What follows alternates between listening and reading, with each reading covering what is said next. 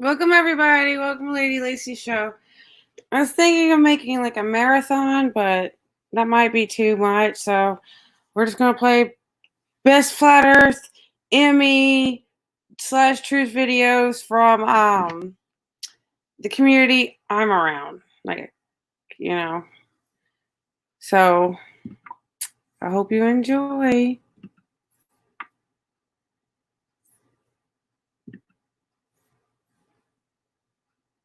Come out saying I'm a flat earther, you gotta understand it's like a big deal. It's a big, like, you know, so I gotta just,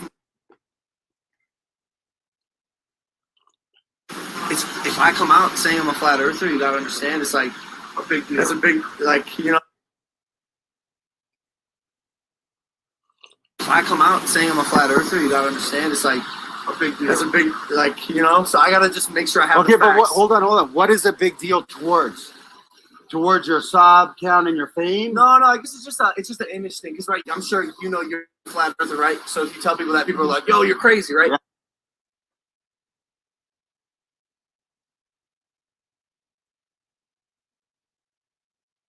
I'm at the Flat Earth Conference 2018 in Denver, Colorado. Should I keep streaming here while we go to dinner? There he is, celebrity Logan Paul. What the daddy lines for? We're going on a date. You're gonna go on a date?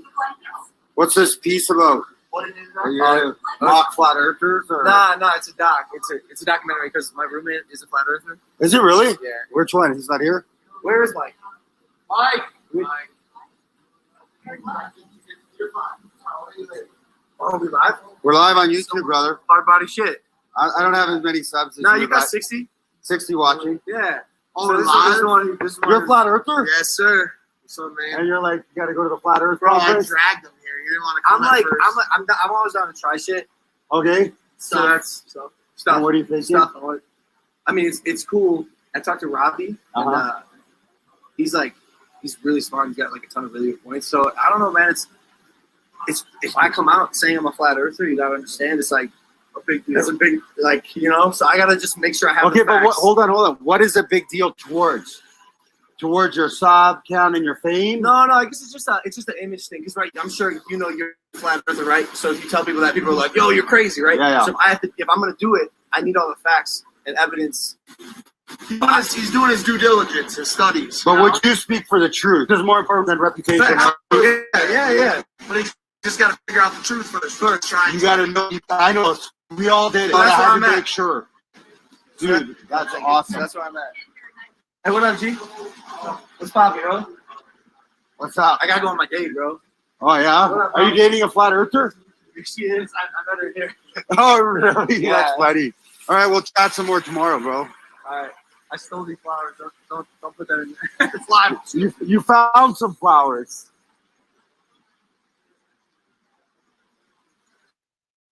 There's a little celebrity. I ran into him at the elevator. Sorry, guys.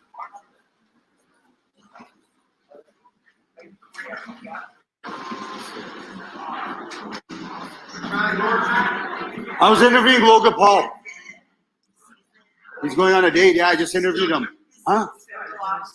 Yeah, he's going on a date with a flat earth girl. I don't know which one, but apparently he's got a date. Really? So he's going on a date. Say hi to Hunter Peace Chat. We're on right now? Yeah. Oh, and Come hang out for you. Logo? Who's on there? It's your brother Jared and Music for Truth. Awesome. Fred. Yeah. Awesome, guys. I just interviewed Logan Paul. I thought he was going to be on your show. So I just flat smacked him, and my live stream going on right now at about 1 hour, 15 minutes. I caught him at the elevator. Good. He's considering me a flat earther. I don't know if he's lying or not. Yeah. But he said his brother or his friend's a flat earther, so he's here. And I got him, and I said, listen, would you care about your fame? Because he's like worried about his reputation and all that. And I said, okay, so but if you know it's flat, would you speak out for the truth, or would you be worried about your reputation? And he said, no, man, I'll stand for the truth. So I have it live here. He said that. So he goes, I'm doing my due diligence, but once, if I know it's flat and the globe's a lie, I'll come out flat earther to all my subs. Well, the stuff I showed him, he said that it's convincing and stuff, and I hope that he's legitimate. But I told him, I was like, dude, I know you're great at making spoof videos, but I hope you're legitimate and tell the truth about this. And he goes, oh, yeah, always. Yeah, By him saying but you never always, know. I'm like, wait a second, I've seen your videos. It's not always. Always, no. Celebrities Definitely not. lie. They're, Yeah. fame's more important, right? So we'll see. But apparently some flat earther girl here is going on a Here's date with- Logan. I'm going to bring you over. You all can say hi. Who's he dating? Oh, wow. Hi. This is the Poncho Pete Flat Earth Jack. They just wanted to say hi. Oh, what's up? What's up, guys? Hi. Were you supposed to debate Poncho Pete today? I heard a rumor. No, I'm not debating. I don't really know much. Or you were supposed to go on the show. Yeah. I don't know. There was a rumor, I guess, that you were going to go on the show. Oh, really? So that There wasn't is that no true. debate. Here is flat. Scientifically, visually, it's flat. Hey, what's up? All right. Enjoy your day. Thanks, guys. Appreciate it. Talk to you tomorrow. Let's love y'all. Holy smokes. She's fucking hot. He wanted to. Earth is flat and stationary, bro. That means it doesn't move. When confronted with the proof, liars get uncomfortable. Because it's true that the truth can make a liar lose his cool. When Kyrie Irving comes to school, science teachers run away. Flyers not too much. And they're afraid to debate. When he says it to their face, that their NASA picks a fake. The expressions that they make always make my day. Yo, NASA's been tricking us all. Gravity isn't a law. Ha, ha. Your whole reality's flawed. Thinking you spin on a ball. But, yeah, it isn't your fault. You just repeat what you taught, repeating and teaching your students this small. And they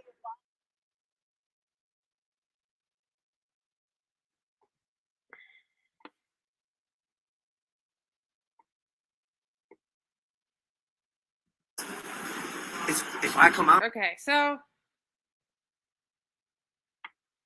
that was a great one by Flatter Fokker. He really got him there.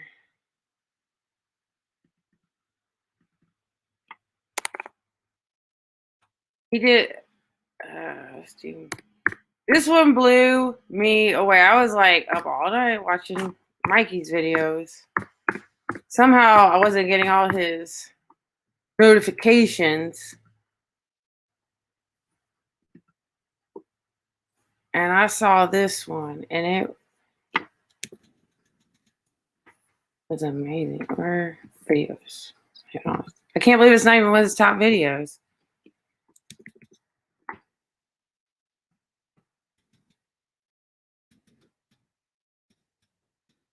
Yeah, subscribe to Mikey and get a load of this. Should be in science books. This is amazing. Yeah, this is a really busy road all the time.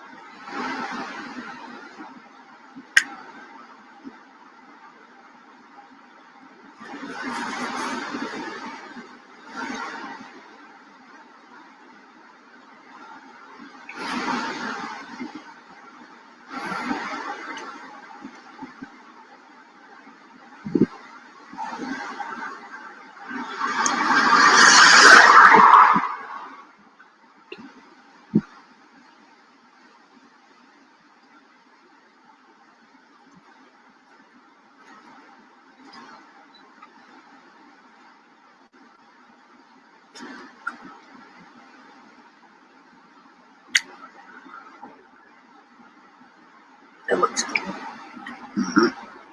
Are you hope to send me these good? It'll be on my channel. Let's stand up and get more wave. See.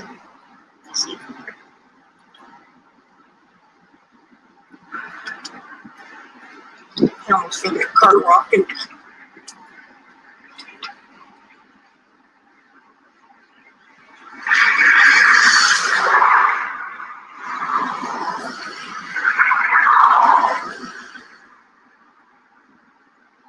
Please.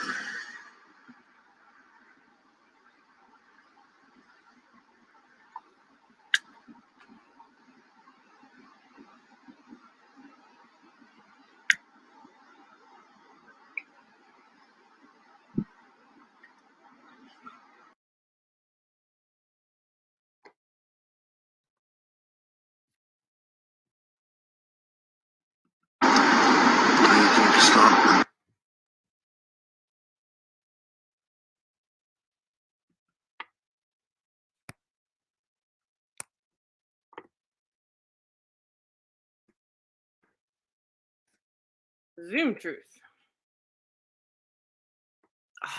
Oh, this one's great. Oh my goodness.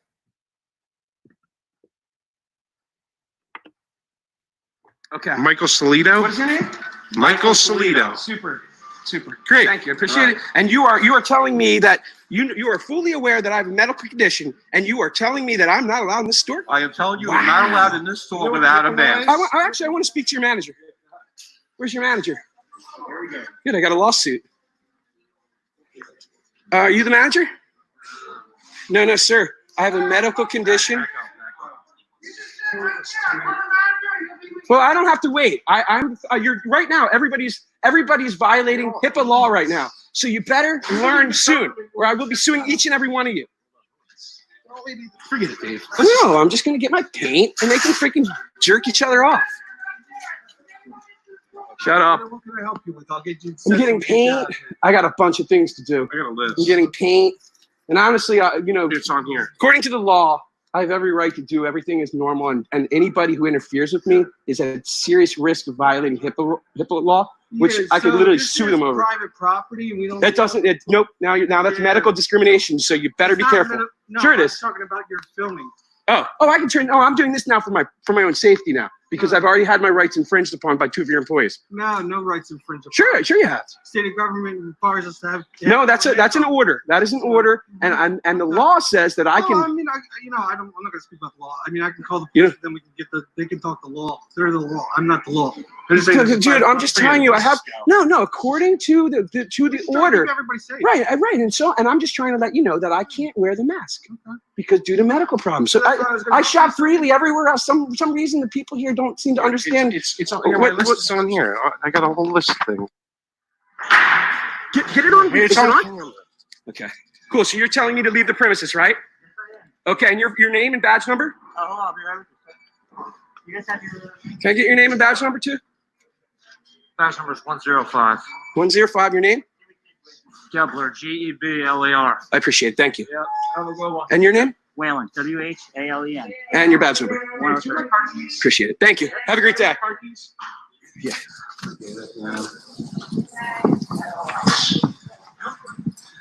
Where are my car keys? Wait, I just want to get this clear. You guys actually are forcing me to leave this building, and I have no mask and I have a medical condition. That is your understanding, right? This is a private establishment, and they have the right to refuse business to anybody that doesn't wish to follow the rules. Okay?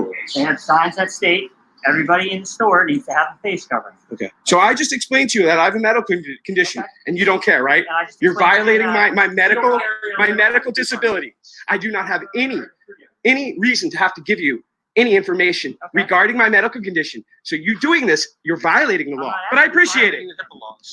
Wow. Zoom truth is still around, people. I saw him in the chat today. Tommy Chilling. I handed the immigration department a stack of paper, of documents, okay, with all of my history from the day that I was born to all my immunizations in my home country, all the way through. They knew everything. I'm pretty sure they even had pictures of what I Come the ate. police. Okay, I'm kidding. Come to join us.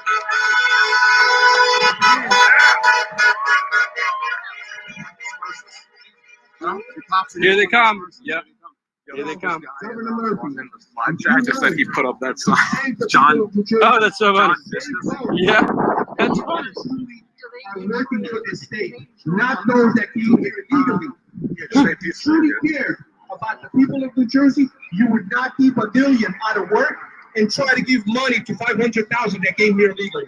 God bless you. God bless America. Here comes the tyrant. Oh wait, what is going on? Excuse me. Okay. Your right to protest. However, as per Executive Order 107, you need to socially distance, and you cannot be in a group of 10 or more. Okay? If you fail to abide by Executive Order 107, That's a violation of the oath. That is a violation, clear violation of the oath to the sworn oath to the Constitution. Wow!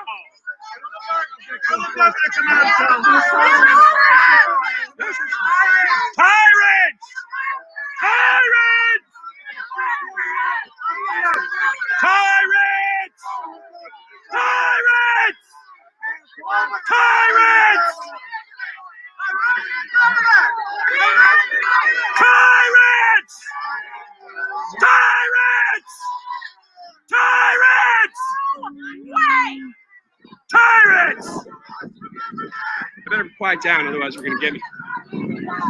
Mike, back up! Hey, Mike, come on, Mike. Come here, come on. You did good, you did good. Don't let yourself get separated from the crowd, man. Murphy will shake you out.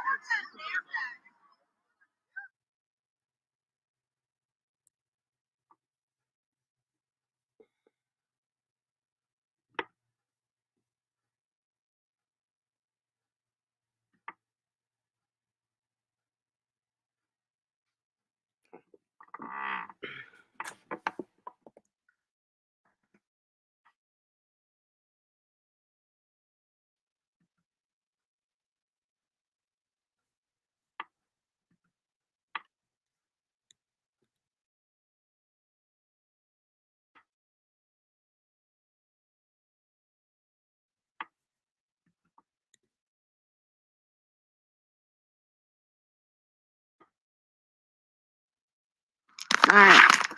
See if I can see y'all. There you go. Right?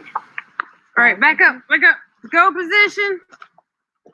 Cheer position.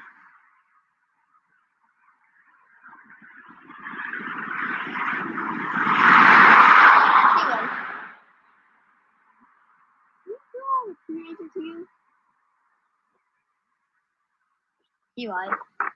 Video's recording. Say, Open Tennessee. Open Tennessee. Open Tennessee, Governor Lee. Say, Open Tennessee, Governor Lee. we want to go to school. We want to go to school. We want our daddy to go to work. We want our daddy to go to work. We want enough money to. We ain't scared. We ain't scared. We have Jesus. We have Jesus. Go position. Cheer position.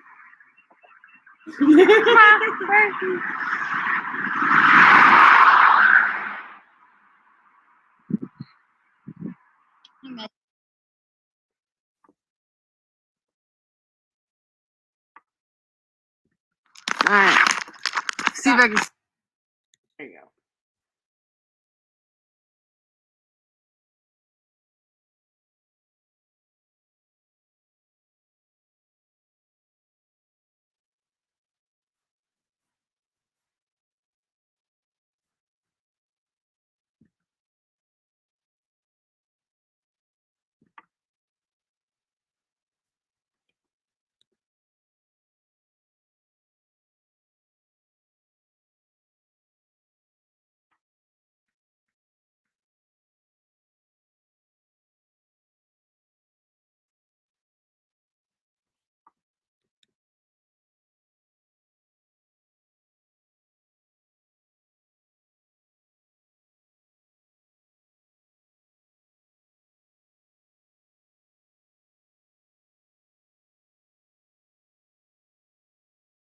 The top gun. Welcome to the Lady Lacy Show. We got Autumn here. Hi. She is 21. So she wants 21 reasons why the Earth is flat. Yep. Let's. My forehead is shining. You can see the future in that thing. Mine is awful. You put the light on. Maybe we should put both lights on. There you go. Ah! I got a bright ass future. All right, while you're doing your hair, we got 21 things. So. Okay, well, I was just putting it in a ponytail, so a muffin top bun. There you go. She wanted 21 because she's 21. Yeah. And Legal to drink. she's legal to drink. All right, number 1 reason. And if you disagree, we'll put disagree on it. Okay? We'll see. Okay. We'll see how many you disagree with. Oh, We'll see how many you agree with and how many you disagree with. All right. 1. Water is always level. Yes, water is always level. Okay, then. No, I didn't know that. You didn't know that? All right. Well, hey, they didn't teach you that in school? You know what they taught us in school? The water cycle. Have you never seen a leveler? Yeah, whenever the thing rises, like in those movies. No, Is that no. what it's called? Like someone's building something and they buy this thing called a level and it's got some water in it and a little bubble like goes in the middle. Oh, something else besides water. I know the best video. It's water. That's me, dude. That's what I do. Oh, it's fun. All right. They don't teach us much, you know? They don't teach shit. It's not her fault. All right. Airplanes don't dip down for the curvature. Except for when they land. I mean, they gotta land, but that doesn't mean it's curved. I mean, if there's hijack, of course, there's just gonna go. Yeah. But the Earth. Okay, you might have to block that one out. The Earth is 24,000 miles in circumference. That's what they tell us, right? So They tell us that the Earth spins on the axis or the axle. yeah, I know that. But okay, so the airplane's circumference is 24,000 miles. An airplane goes 500 miles per hour. So it has to adjust for the curvature. How fast does that helicopter go? It's like the same amount. I don't know, but probably they have to adjust. So they don't. They always fly level. So, do you agree or disagree? Agree. All right. She agrees. The sun and moon make their own individual light. Did you know that? Is it the sun a star then? That's what they tell you, but that's not what I'm here telling you. I'm telling you that the sun and the moon have their own distinct lights, which actually I messed up because it's like 20 and 21. The sun is hot. We can go out of order. Well, these three kind of go together. The sun is hot, and the moon is cold. The moon gives out a cold light, and the sun gives out a hot light. If you travel to the sun and you burn up, I'm sorry. Yeah. So, just like a hot ball. Yeah, this is like an experiment we can do on our own, which I need to do one night. Is like on a full moon, you take the temperature of because like normally with the regular sun during the daytime, the shade is cooler. How is it like? Okay, so you know how like the sun comes up and stuff, but you still see the moon. I figured I'm gonna watch videos. Why do you think that? That's another thing. Let's get on the flat earth. Like I can't take you to geometry if you haven't done pre-algebra yet. You know what I'm saying? Like I did all those shit. The X's and the freaking A's and it all this. sucked. But yeah. So I guess I'm just telling you that you don't have to agree, but I'm just telling you that the sun is hot. So with the shade in the sun-time on the daytime, the shade I know that because cooler. like you get close enough to it, I feel like the shit will like fucking burn. Yeah. But the moonlight is different. In the shade, on like a full moon, the shade is warmer than the other part. I'm gonna have to get a thermometer. Or yeah, something. we're gonna do a thermometer. Like, right. You're good for the camera, you know. Yeah. She's gonna experiment. I'm gonna go places with my shiny ass forehead. Okay, you don't have to agree with that one, so because you didn't know. All right. Since I knew about the ball, I mean, I'm tired. The sun being hot. The sun is hot. Okay. Hot like me. Number 4, we don't feel the earth move. Well, not that. All right. Except for earthquakes. So you agree with that one? Heck yeah. Tectonic plates. I've never felt an earthquake, so It's like we have small ones, but it doesn't really do any damage. Disney and NASA are best friends. Did you know that? No. Yeah, a lot of the stuff from Disney and a lot of stuff from NASA match each other. They work together. That's weird. That's why they push to space on kids. Disney has that part, but again, that's a good one to think about. The moon landing is a hoax. I feel like that one was real. Just use a weekend. I would really recommend using a weekend on that one because that's an easy one. But yeah, the moon landing was a complete hoax. I'm gonna make it a real thing then. Yeah. If I blow up in space, pray for me, please. Because I will die. I mean, obviously, if you blow up in space, you're gonna die anyways. But pictures of Earth from space are just paintings. yeah, some really good paintings then. And that's where Disney comes in. Yeah, they're just paintings. There's some good paintings, but they're just paintings. I can't believe Disney's been going on so long. Like Walt Disney. Oh, yeah. All right, 8. No pictures of upside down people. Or upside down cars from space. There's no picture of like Australia with upside down people and upside down cars. Shouldn't they give that to us? Since we pay them $52 million a day for all their satellites? Why will they be upside down? Well, if the Earth is a sphere, like they tell us, and Australia's on the bottom, wouldn't those people be upside They're down? not like technically on the bottom, they're like to the side. But if they're to the side, we don't have a picture. I don't have a picture of either one. Why will they be upside down though? That's what I'm saying. Well, I'm not saying they're upside down. Bro, I'm gonna go to space just to see. Schooling, Disney and NASA is saying there's a sphere and that people are walking upside down in certain parts of the world. Okay, my mission is to go to space and see. Oh God, here we go. I'm gonna have an astronaut suit. I'm gonna come into work, and then after work, I'm gonna fly into space. I'm gonna use my magical powers. All right, it's called the Hello Waffle House. Blast off. This one's a thinker. The Earth. Okay, this is what they're telling us. The Earth is spinning. You got planes going. How's a plane, if it's going east to west, how's it gonna land on a runway north to south if the ball is spinning so fast? If it's spinning so fast, I mean, we can't feel it or nothing. I'm laughing because I'm so bad at this. I have her. That's them telling you Bless to her admire heart. I'm gonna pray for her, Jesus. I mean, we also just got off work and we was slow, we was dead, and you know what that does? It makes you even more tired. And I don't know how the fuck that happens. You're lasting a lot longer than most people. Really? Yes. Hell yeah. They would have already been done. Ah. They'd already been done. Yeah. But you wanted 21, so here we go. Which one are we on? Okay, so I did that. I did the plane landing one. The moon and the sun are the same size. From our point of view. Not from what they tell us. But from our point of view, the sun and the moon are the same size.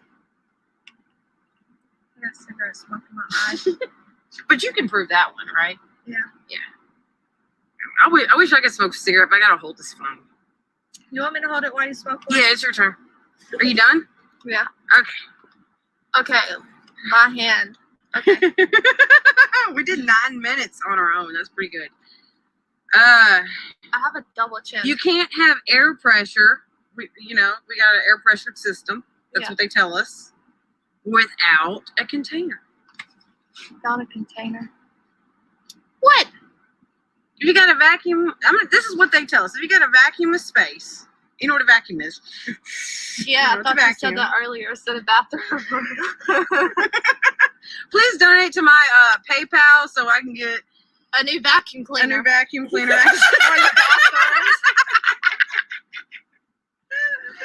Oh, good. But yeah, you can't have an air pressure system next to a vacuum without. I still haven't got something anything on my PayPal. You know what you That's need? okay. What? I'll get my vacuum cleaner Yeah, one day. something to set it up.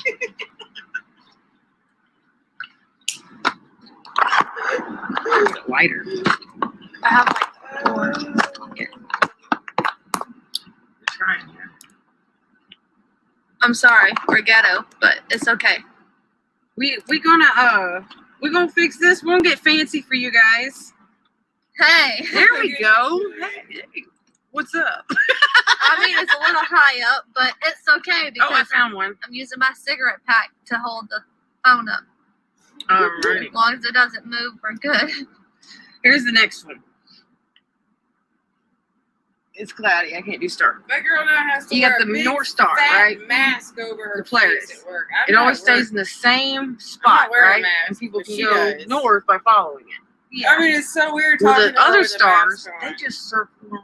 She wearing what? I mean, The North Star, like in this. we'll have to do like a checkup. So, On if we're on a her mask. globe and we're spinning around the sun, that's spinning in the Milky Way, we should be changing up stars all the time. We shouldn't be like seeing the same stars. How do you know we Over do and see over. the same stars though? I mean, that's astronomy, and we can look more into it. I like astronomy. But yeah, if you look at the, I mean, look at the astronomy, Like it's the got Big Polaris Dipper in and the shit. middle, then everything just goes around. That's how we tell our seasons and stuff. Yeah, by the way, my name's the season. So whenever it's autumn, just think of me. Oh yeah, I you are. can't. Yeah. What time of the Aw. month versus very months. We see too far. Again, the world's only, they say, 24,000 in circumference. We should be able to see this curve, but we don't. No matter, we see for long. I've heard of people seeing Mexico from Alabama. Like, I'm pretty There sure it's is- possible. there is no curve Isn't in that- their way. to Isn't see there a that. spot where you can see like 4 different states at once? Yeah, I went there, made a video on it. Yeah, Really? yeah. I want to go to that. So It's bad. flat. Yeah, I mean, I totally took my kids. I and want we to go to rode the Grand train, Canyon. and we did that. Hey, you ever been to? Oops. The Grand Canyon. If y'all been, let us know. Let us know. Put it in the comments. And if not, we're all taking a trip. The Bible is a flat Earth book, which makes sense because it was written before the time of, when they were saying it was written before the time of they came up with the curve and the globe system. So it is read the whole entire Bible. It had too many big words in Well, there for me to like the first page is most important. Genesis, you know how God created the earth. And, the lies and Yeah. everything. You shall have light. yeah, you shall have light. If you don't read anything in the Bible, I recommend just the beginning. Okay, so I read the Just beginning. I just couldn't read the rest of it because the words kept getting longer and Yeah. longer and longer, and I'm just like, I'm too dumb for this. Number 14, horizon. You know what the horizon is? Yeah. It means horizontal. Well, no, it didn't. If it's a curve, it wouldn't be horizontal. But the horizon is so pretty. Though. It is. Yeah. Take pictures of the horizon and drop it down below because I want to see that shit. The horizon always follows your eyesight. No matter, like, when I went up to that place where you could see the 4 states, the horizon followed us up there. So if it was a curve, it wouldn't be able to follow our eyesight. But since it's a flat plane, You're just confusing the hell out of me now. I'm throwing a lot at you. Because you wanted 21 reasons. Okay, well, 21 reasons for me being 21. That's not like a good reason. We're on 15. Okay. Surveyors, engineers, and architects. You know, you spent a minute on each one almost because it's 14 minutes. Yeah. Okay. I am sur- tasty white. surveyors, engineers, and architects are never required to factor in the Earth's curvature. So when they build streets, when they build tunnels, they're never considering curvature. don't see why. Because they were never taught it in school, and it's not a problem because there is no curvature. You know what they should teach in school? Financial shit, taxes, how the real world is. When you're broke, don't have no money, you think you're gonna be this and that. And let me tell you, half of the people in my class did not even go to college. It doesn't matter. It doesn't matter. Okay, that was a side note. All right. Go to college. I repeated one, so I guess I didn't give you the full 21. I did the air pressure again. That's good. Ship captains never navigate with curvature. You're never going to see a ship captain pull out his globe and be like, hey guys, we're going to go from here to here. They always pull out their maps, their flat maps. They pull out a compass. Or a compass. But they don't pull out the globe and they don't say, hey guys, we're going from here to here. They pull out a flat map and it goes on the flat table. That's how they negotiate.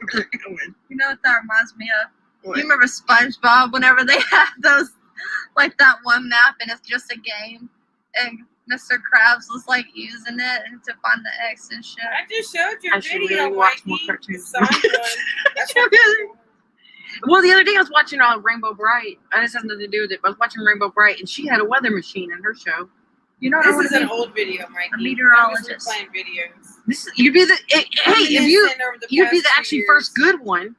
If you would accept flat Earth, you would be the first good one because You know, I can tell because of my headaches. I feel like I have a headache. It's going to rain. I'm sleepy. That's me. I get sleepy. It's going to rain. Okay. I can replace that one because one time I did the research and I found out that weather channels and all that, they don't use satellites. You know, they use like they use a Doppler that shit. The Doppler system, but really what they use, all of them across the whole country, use weather balloons. Really? Yeah. I found one video on it, and it sure does prove that they just use weather balloons. So you could be your own meteorologist. Anybody can do it. You know, we ought to do that in 6th grade. We had to pretend to be a meteorologist, and I did mine in the snow. And I'm just like, by the looks of it, it is snowing outside. Oh, aren't you cute? All right. Sorry, we're getting off topic. Sorry. Well, no, we stuck to it, Donna. NASA lies about what? Can you not read your own handwriting? Oh, NASA lies about what stars really look like. Could be so funny, Autumn. So what you've ever seen of like Jupiter, Mars, and all that, none of that's true. Can you buy your own star and like name it? They say you can. Because you can. I would buy a star and name it Autumn. And I got my own season. season. So let's. Oh shoot! You got a phone? Yeah. Look up. Like which one do you look at? Mars, Jupiter. You want to look Venus? Which star do you want to look at? I mean, I've seen all of them basically. You've seen them through NASA. And I'll show you what it really looks like. Okay. Pick one. Let's just do stars. Mercury. Well, that's kind of far. Let's do Mars. Venus.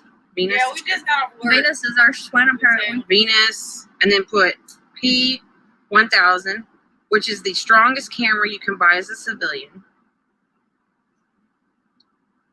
Are you gonna go to images or videos? It's pulling up. Let's do images.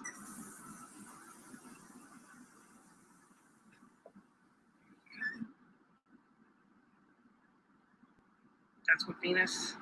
You should really watch it on video. It's cute how they dance. But see, that's not a solid object.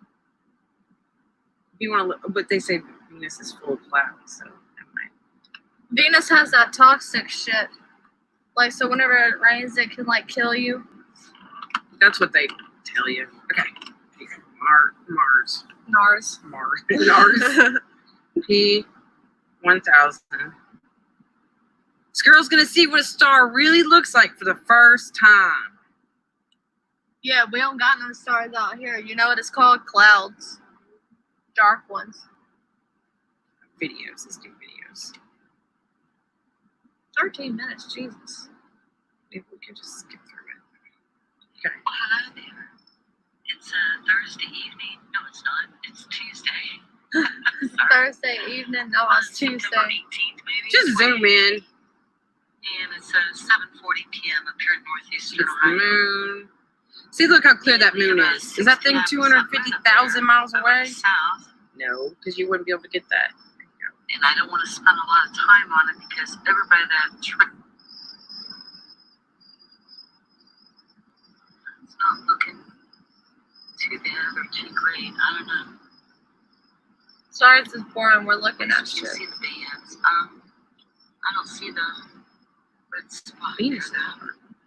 Anyway, I think we have Europa on the lead tonight, and Costa's way. Oh, I don't like her already. Hold on. Oh, we got to do this. Or I could just do this. I don't like her. I could just turn this thing off so where you can rotate it. Let's just do stars.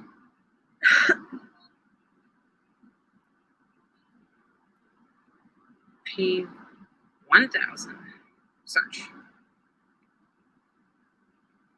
Because you gotta do the two-step. There you go. That's what a real star looks like. This is that whole entire shit. That's people using their own cameras, not NASA. Not they're using the best cameras they can get, zooming in on stars. And it's nothing like what NASA told us. That looks like a fucking CD player. Isn't that amazing? That's hurting my eyes. You're on video, man. I don't want to hear that stuff right now. But yeah, if you're on drugs, that's amazing to watch. Watch stars. Don't do drugs. And don't do drugs. It's not worth it. It'll ruin your teeth and your body and make you ugly.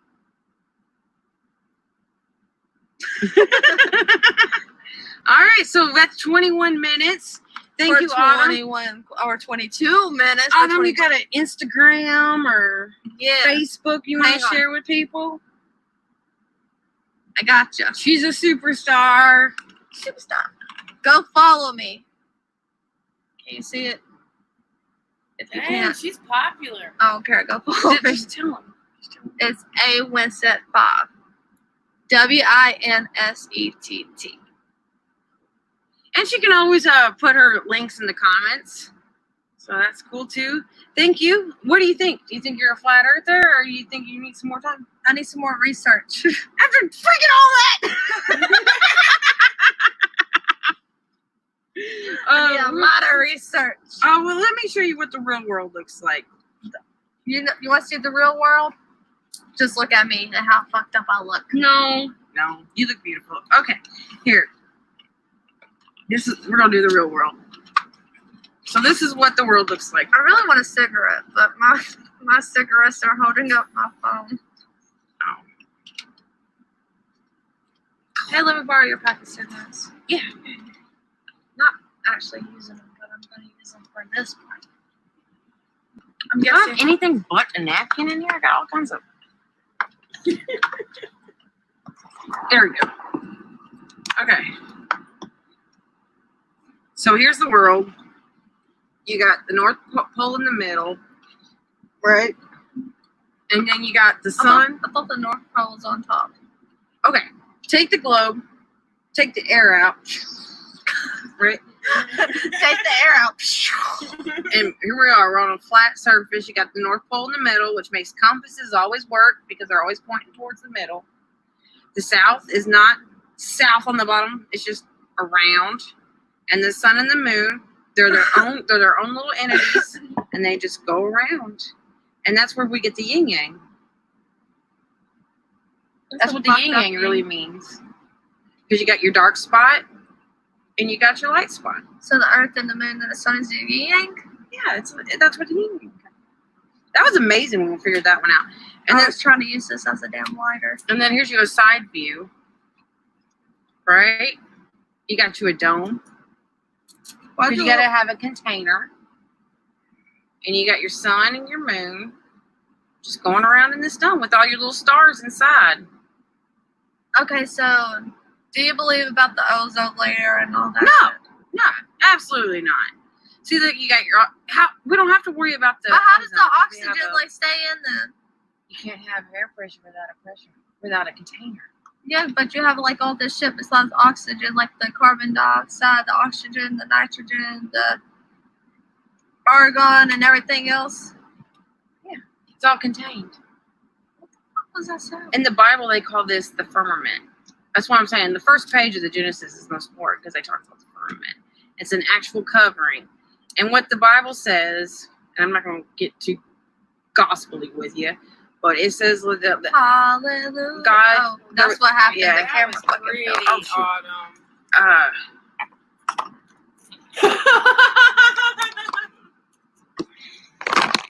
Okay, I'm sorry. But as you can see, Damn. Well, that was a terrible crash. sorry, guys. Okay, so if you see, from what the Bible tells us, there's God separated the waters and used the firmament to separate it. Let me just show this for 1 second. It looks like one of those blob monsters that you find. It's like the scariest blob monster I've ever seen. But that is probably closer. That's closer to reality than what It's a blob monster. That blobfish, where it's just like that's exactly what it looks like. Oh, so let's give Autumn a hand. Thank you very much, Autumn. She did very good. She sat through more 5 times as much as anybody else would have put up with. And we thank you and we love you. And we'll see y'all later. Peace. Peace. Is it gonna stop? Stop. Hey, stop.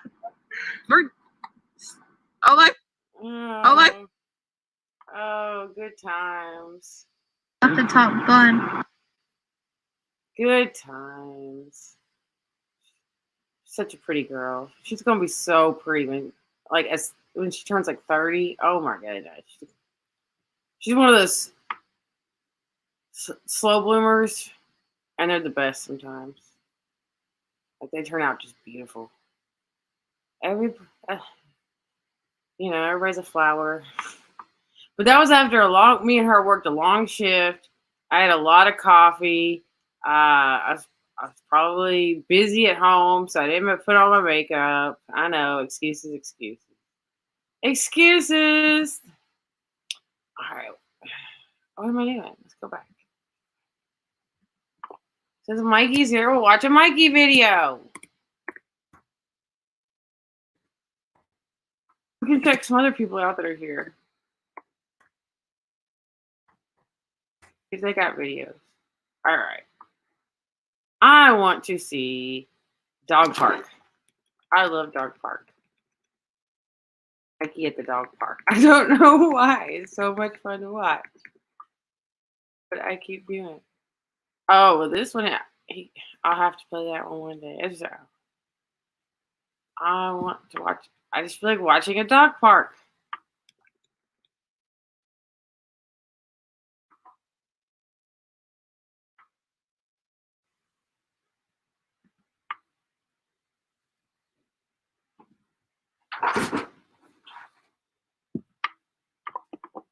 Get down from there.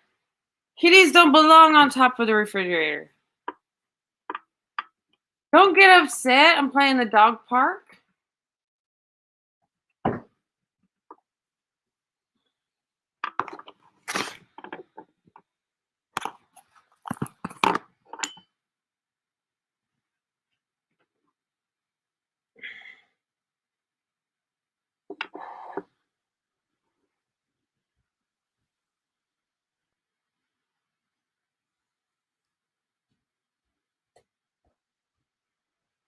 Where'd you go? Come here. Mommy loves you. Mommy loves you. She good. You want to say hi to the whole world? We're live now to millions of people. Don't get nervous. Don't get nervous. No. They love you. They love you. Don't have to, friend. They love you. You are the most famous kitty in the whole wide world. Hold up. No. Come back. I love you. Mommy loves you. Come back. Okay. No. Why do animals do this? You're cute. You could get views. Anyway. Okay, back to Mikey. See, I want to watch the dog park because my own animals don't love me.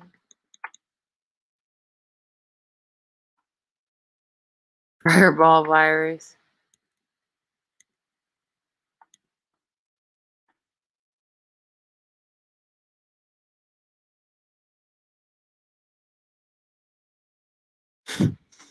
Oh, I like phoning in the hospital. He has so much nerve.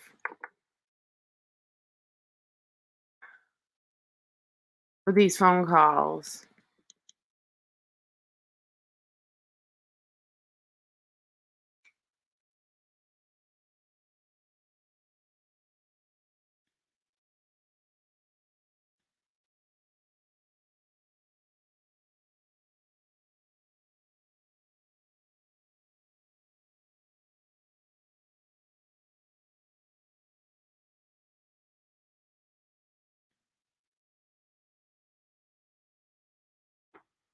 That looks like a dog park. I don't know.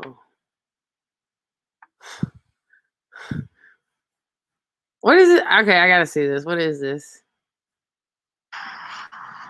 Hey guys, I just want to make this quick little short video. They're doing some kind of obviously stupid experiments out here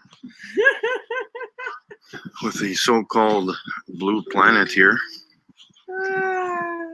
which makes absolutely no sense. And I'm assuming that this is the sun.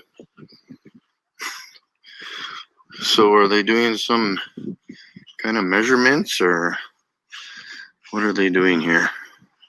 I thought it was a dog park. I thought they were about to have a little contest. See, that's where the dog would jump over and everything. Just a bunch of zombies getting together. This isn't for children. Just want to point this out to you guys. He's wrong. This is Here's your fake wrong. sun.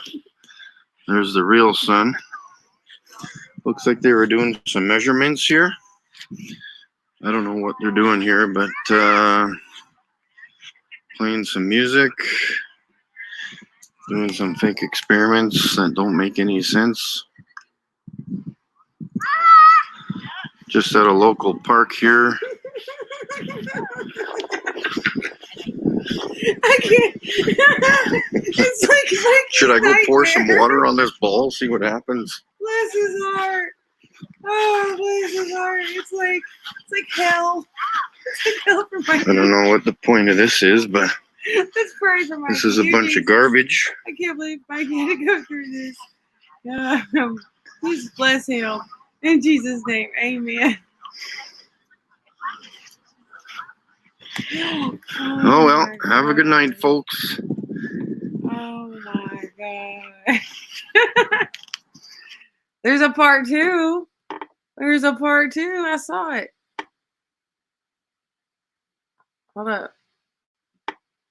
I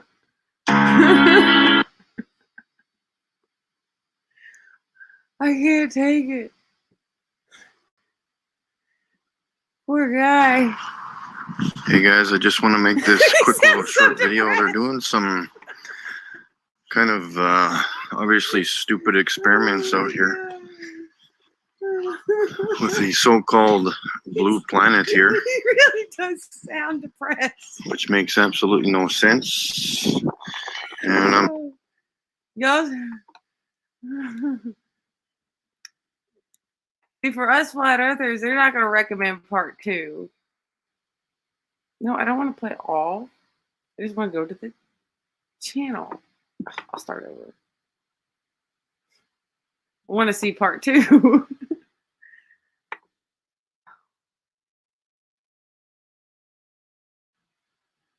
Videos.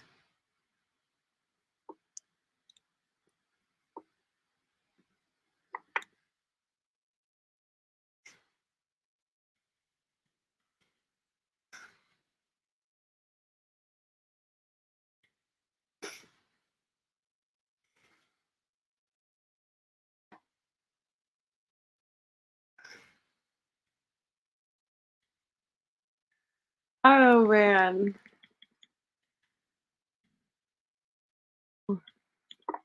That's a cool chemtrail. Y'all, the chemtrail videos never get old. Keep with the chemtrails.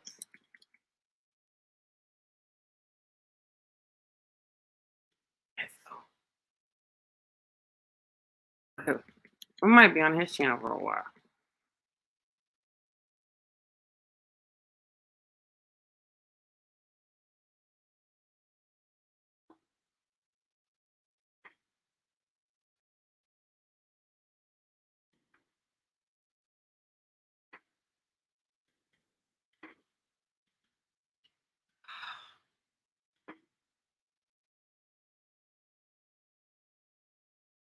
Where was it?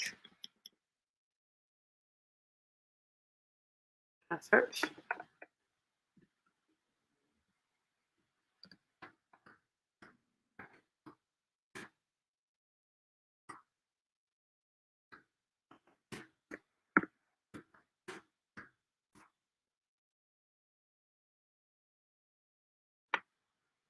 I found it.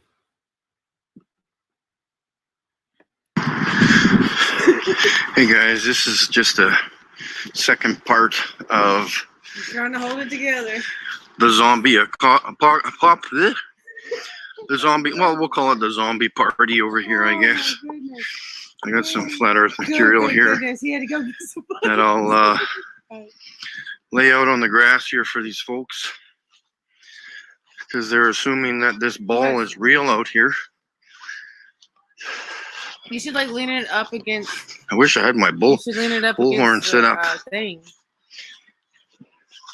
That way it's not littering. But they don't understand what's going on in their own reality, so No, they don't know anything.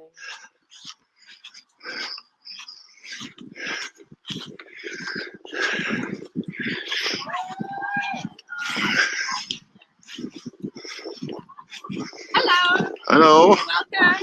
what's going on here? So this is Theater in the Park. We're about to do a play Okay, right outdoors. so what's the deal with the ball here? These are part of the show, and if you stay to watch the show, you'll see when they're used.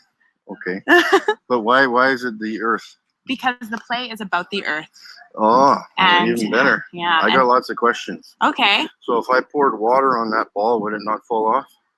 What do you mean? Like water, like the Would it- water on the Earth, Oh. like oceans? Um, Would it not just run off the it sides? may. I don't know. There's only one way to find out. Yeah, well, Mhm. water remains level, so That's it wouldn't be on a ball. I guess. There you go. There you go. Well, I hope you'll stay and enjoy the play. I'm an Uber driver. I was just Oh. driving by and I noticed the Something's going on. Yeah. yeah. Well, I noticed the fake ball here, the fake cartoon ball. Yeah. Well, until you get a call, you should join us. It'll start in about 5 to 8 And so what's that? Is that supposed to be the sun? That's the sun. The Okay. Earth. Well, it's good. The That sun. well, it should be closer, really close. I know. They move though. They move, and then you'll see it. There's a whole sequence where they come alive and they start moving. Interesting. Yeah. Well, I shouldn't stay because I'll ask too many questions. You. Well, I would love if you. I'd love if you stayed. You can watch. I can answer. What's the talk? Like, is it like a science experiment? No, or is it's it a just- play. It's Oh, like it's a play. like theater. Yeah. Oh, It's just a theater play. some So of there's the a bunch of other actors and musicians Yeah. who are back there who are about to get ready, and then the whole thing will start in a few minutes. Cool. Yeah. And it's all But about Mikey it's like stays all about professional, even under climate change. grim How circumstances. the Earth is suffering. Well, it's not And really how- suffering. Well, it is suffering. How? How is the Earth suffering Yeah. from the effects of climate change? But what's happening? Well, lots is happening. But what? Well, weather is getting more extreme. Things are That's getting just- more dry. Okay. Well, where is it dry? Well, a lot all over the world. People are dying from lack of water. Yeah. Yeah. Well, it's climate change, but it's not global warming. Sure. It's just it could be climate change. Yeah. So It could be just going through stages of. Yeah, things, for yeah. sure. But that's what the show is kind of wrestling with. But it's like a family friendly show. Yeah. Yeah. Cool. Yeah. Interesting. Totally. She likes My thing that brought me on was this thing because we don't see that in reality. Nope. No, but So theater it should be flat. is what theater it is should be. make believe. So is that. That's Yeah. good. That's good. You're using Theater that is for make believe. right? Yeah. We gotta imagine these things. Okay. Right on. Did you give her? All right, guys. We got the full scoop there. I'll just leave this flat Earth information right there for everybody to read. Good job. I feel better. Well, okay. Well, I did my duty for tonight.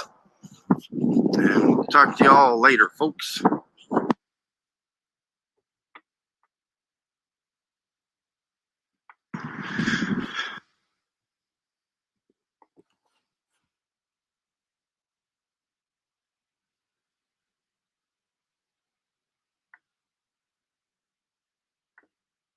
Oh my gosh, thanks. Oh, that's his channel. I was like, thanks for the likes. Let's see how many likes I got. One. I got one like. That's okay. I still like you guys. You don't have to like my video or anything. It's not. Oh, these aren't my videos. These are Mikey Smith's space horizontally approved. Or approved? I feel like an idiot now.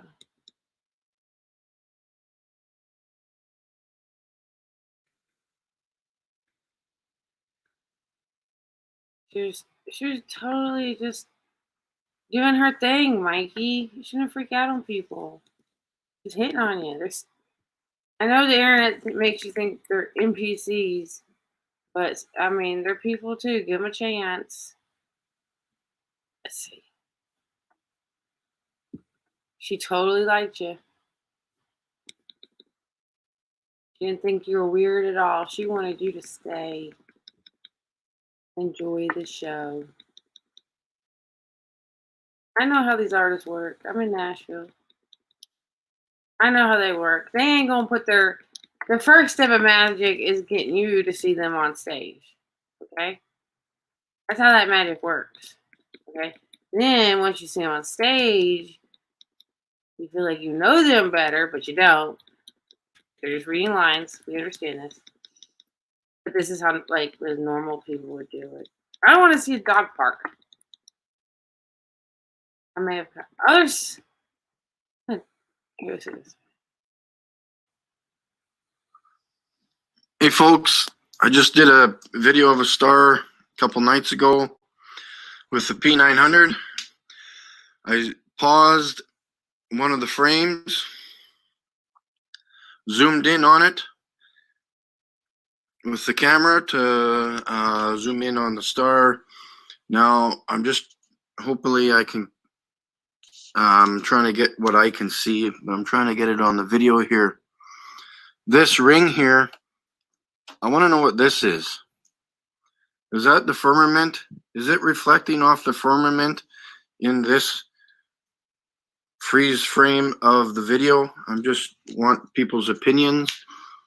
Because according to me, like when I'm looking at it right now, it is not going this way. It looks like it's kind of it's not going this way. It looks like it's beyond the star, reflecting like this, like the lightning sprites do off the dome or the firmament or whatever is up there in the sky.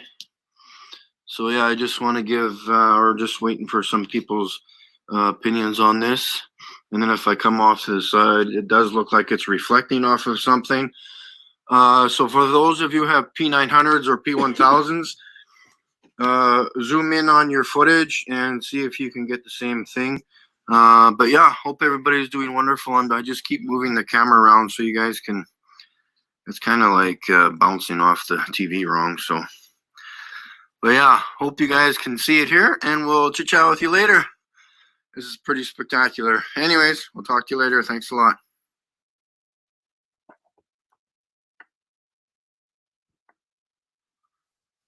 Hey, folks.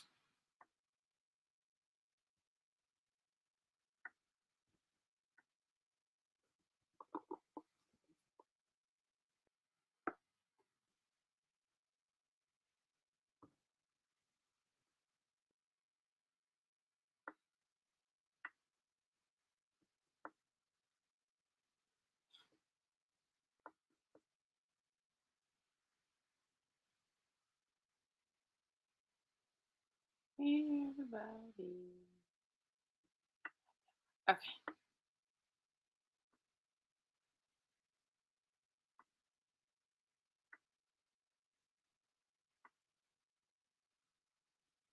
So I got this book.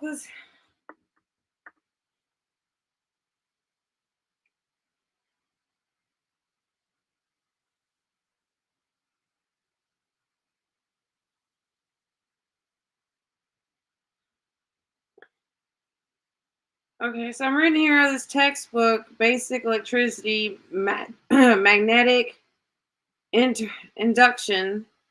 One of the basic laws of electricity is that whenever current flows through a conductor, a magnetic field is created around the conductor. The direction of the current flow determines the polarity of the magnetic field, and the amount of current determines the strength of the magnetic field. All right, so what just got my attention is the polarity. And you got Polaris, the North Star.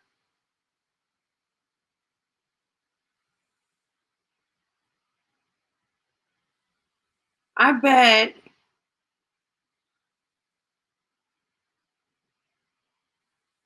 you got like of course, something's in the North Pole.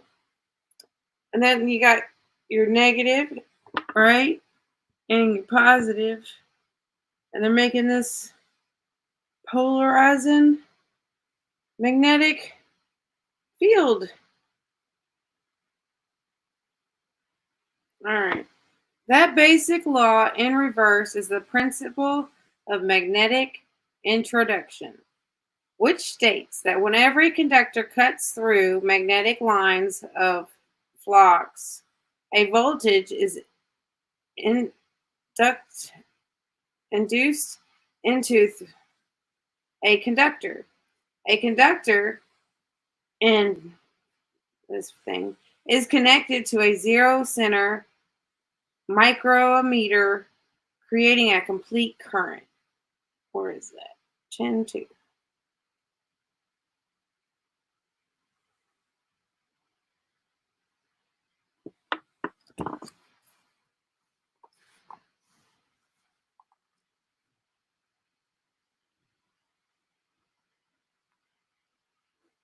So that would make sense. That's horrible. One day y'all are going to beat me up for all this. Right here is this one. This one. Okay. So you got to have your north and south, right? And your zero center meter to have that current. So that would make sense if that North Star was putting down energy, and then you had something from the Earth putting down energy, and then that's why you would have and then like it'd be electricity, it makes lights, so that's how you got the lights in the sky in the summer and the winter, whatever. That would make sense. And then I guess that's where the electricity comes from. That's the plug-in for the electricity is in the North Pole. Wonderful.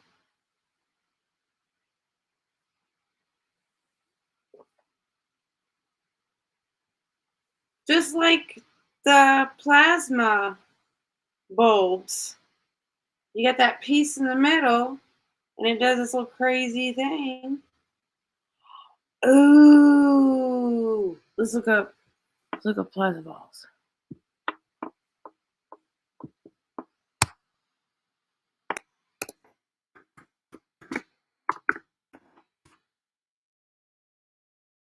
Okay. So like, yeah, this thing, you got that part in the middle right here, and it's doing its thing, right?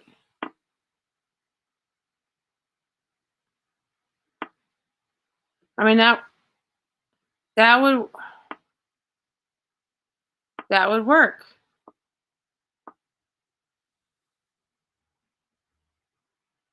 And you got your land in the middle.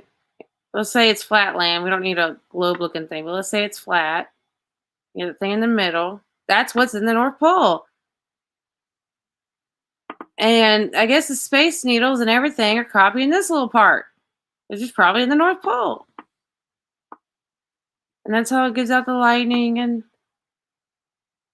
then if God wants to strike you down, all he's got to do is just like touch the top. And you remember how like when you touch it, it all focuses in, right? To that one spot. God could be like, strike you down, and just touch it. And that electricity would go straight to his finger, to that thing. To what? Oh, wow.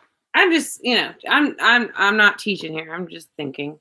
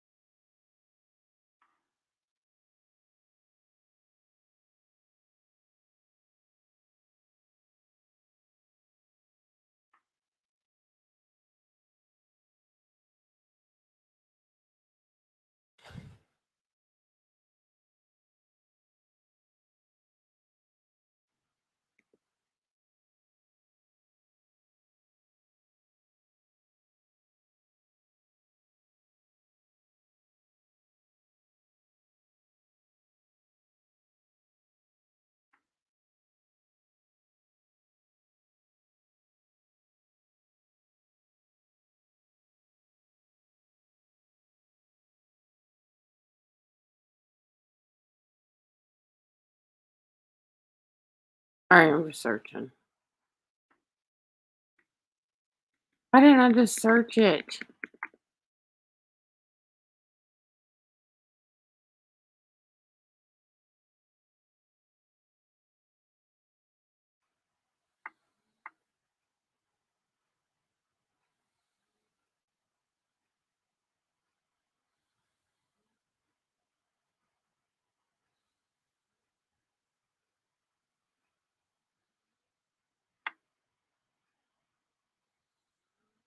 Why is this happening like this?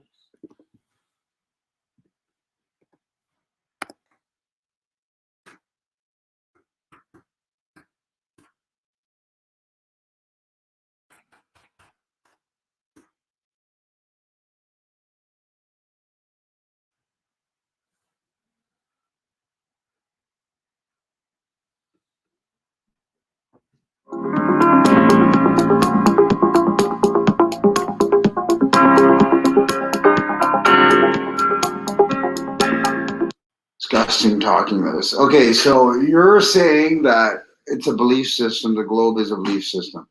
Now, we're talking about objective reality. And I asked you, when have you ever, I wish I could have had the last one. When have you ever experienced curvature? Okay, yeah, you want me to say that again? Or I said I Oh, make your big dramatic. Well, okay, like, here's the reason why I see, like, a belief system is because, well...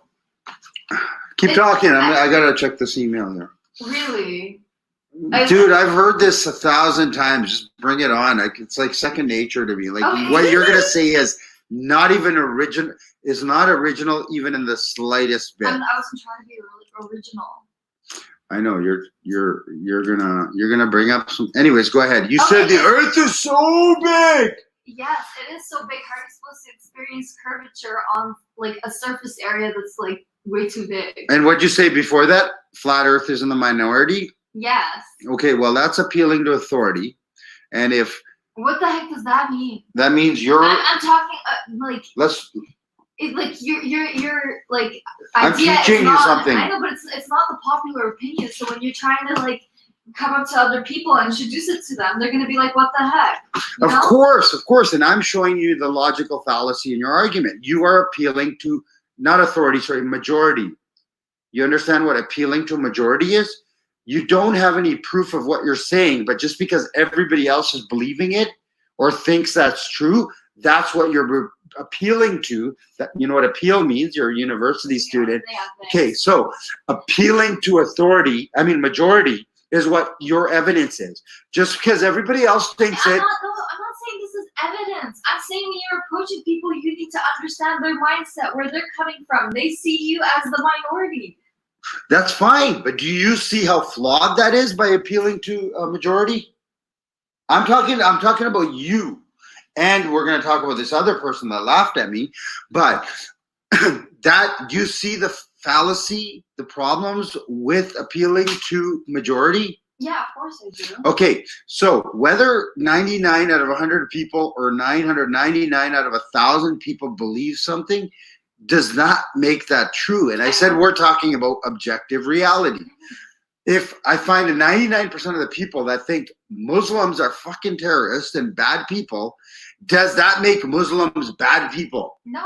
Exactly. No, I understand your point, but that's like completely irrelevant to what I was talking about. Okay, now you're saying the Earth is so big. Well, how big is the Earth? I don't freaking know. Okay, so you made it a statement that you have nothing to back it up with. Wait, so the Earth isn't big? No, you don't know how big it is. You're just claiming it's big. So who has the belief system? I know how big the Earth. I know how big we're told the Earth is.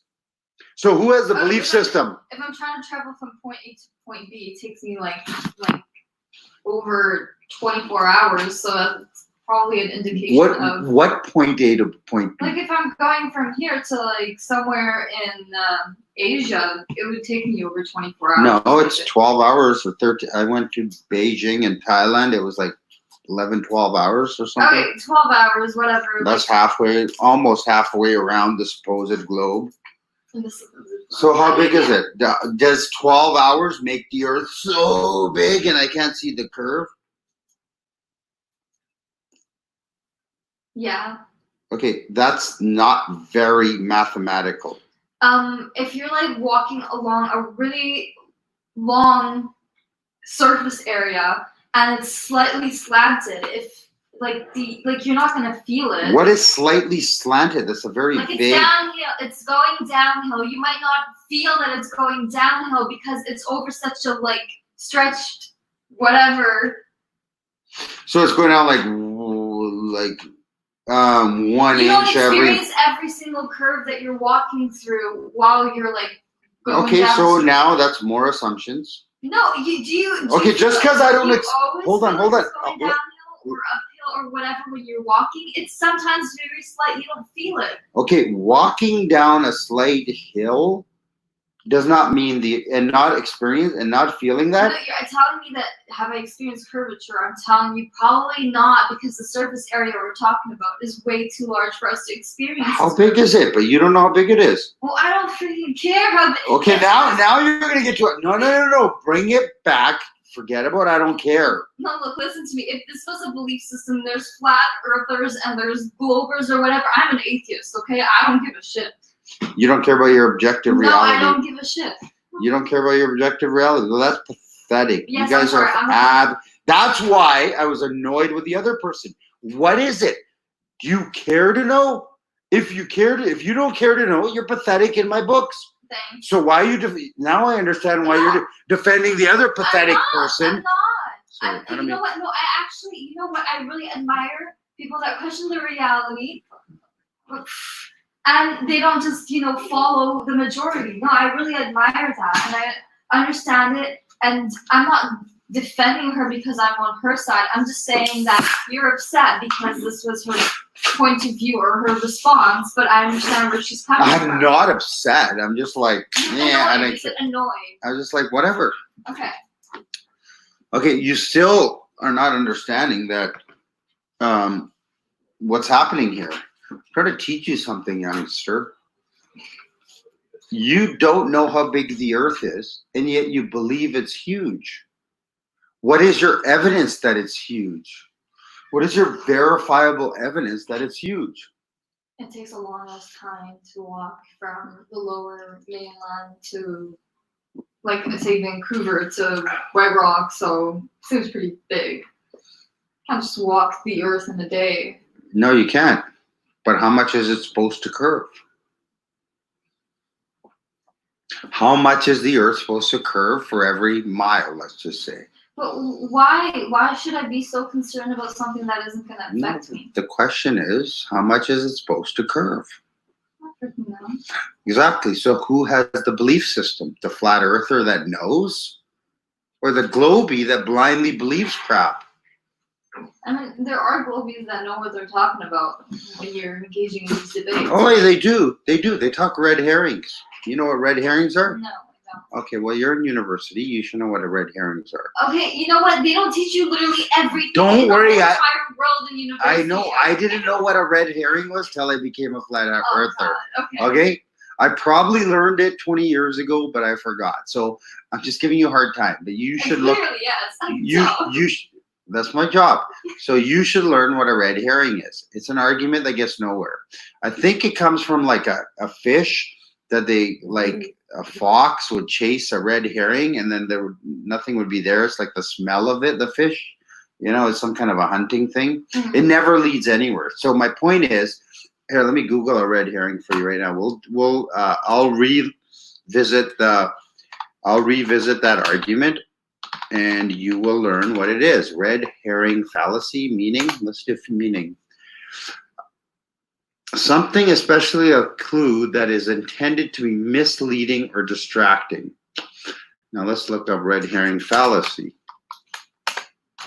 Or it's the first definition was a dried fish or some shit. While it is similar to avoiding the issue fallacy, the red herring is a deliberate diversion of attention with the intention of trying to abandon the original argument.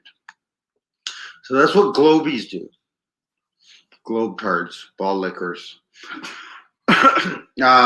So you're saying, forget about I don't care for a sec, because if you don't care, you're just a mindless cuck zombie, and then you can get out of my office. And that's All right, fine I can get out right now. if you want. We'll have this discussion, I guess. You got to have this flat smack.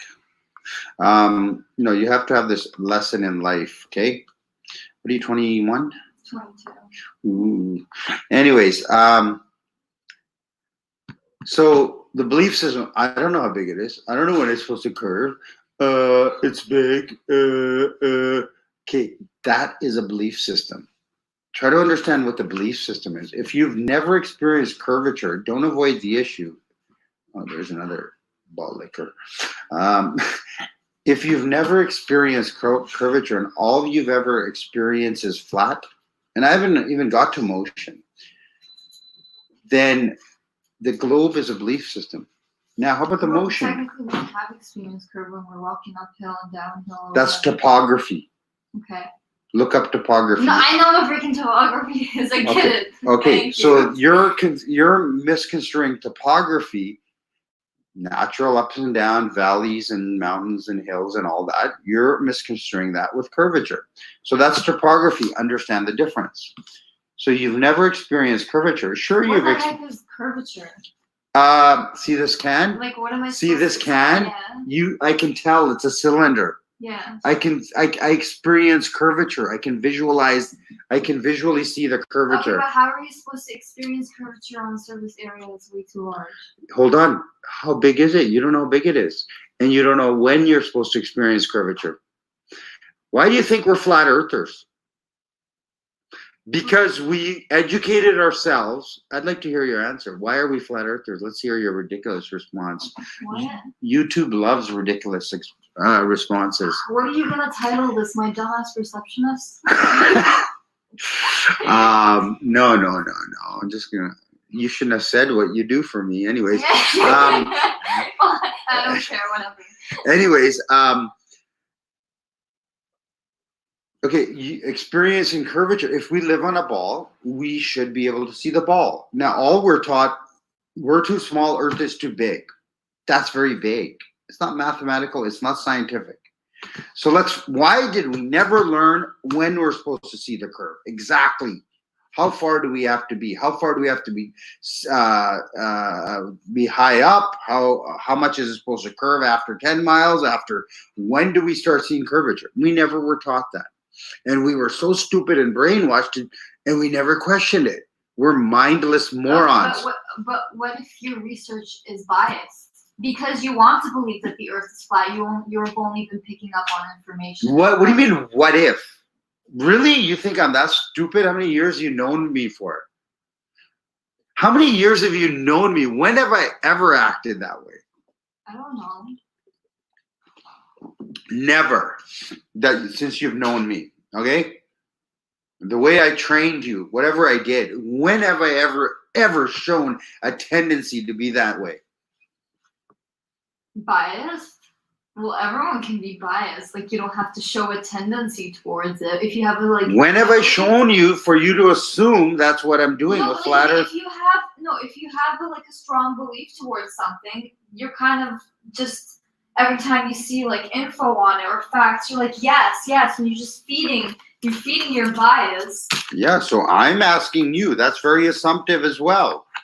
I'm saying, what if? I didn't say you are that way. So, I mean, prove to me, I guess, that you're not biased. Well, so you want me to prove a negative? That's another logical fallacy. What? You want me to prove YouTube, right? You want me to prove a negative. So you're saying you're claiming that this is happening, but you're saying prove it's not happening. That's another logical weak argument. You're the one claiming what if. Oh, prove you're not. No, that doesn't work that way. Proving a negative is the hardest thing you can do in an argument. By me, which I used to do, I used to fall into that trap. That's that's what weak argument people do to try to win an argument. They ask you to prove a negative, and it's impossible to prove a negative. Prove that I'm not a pink elephant. Hold on. Prove that I'm not a pink elephant. Well, you're not pink and you're not an elephant. No, prove it though. You're human. But I'm a pink elephant. Okay, no, what I'm trying to say is, okay, I guess I don't know if that's the best example. If I'm a university student, we spend a lot of time on research or whatever. Yes. So when you're conducting your research, you have to prove, you show in your research proposal that your research, your study design isn't biased in any way. So how are you controlling for that bias? You're controlling for these variables that you know are going to impact the results or whatever. Yeah. So in your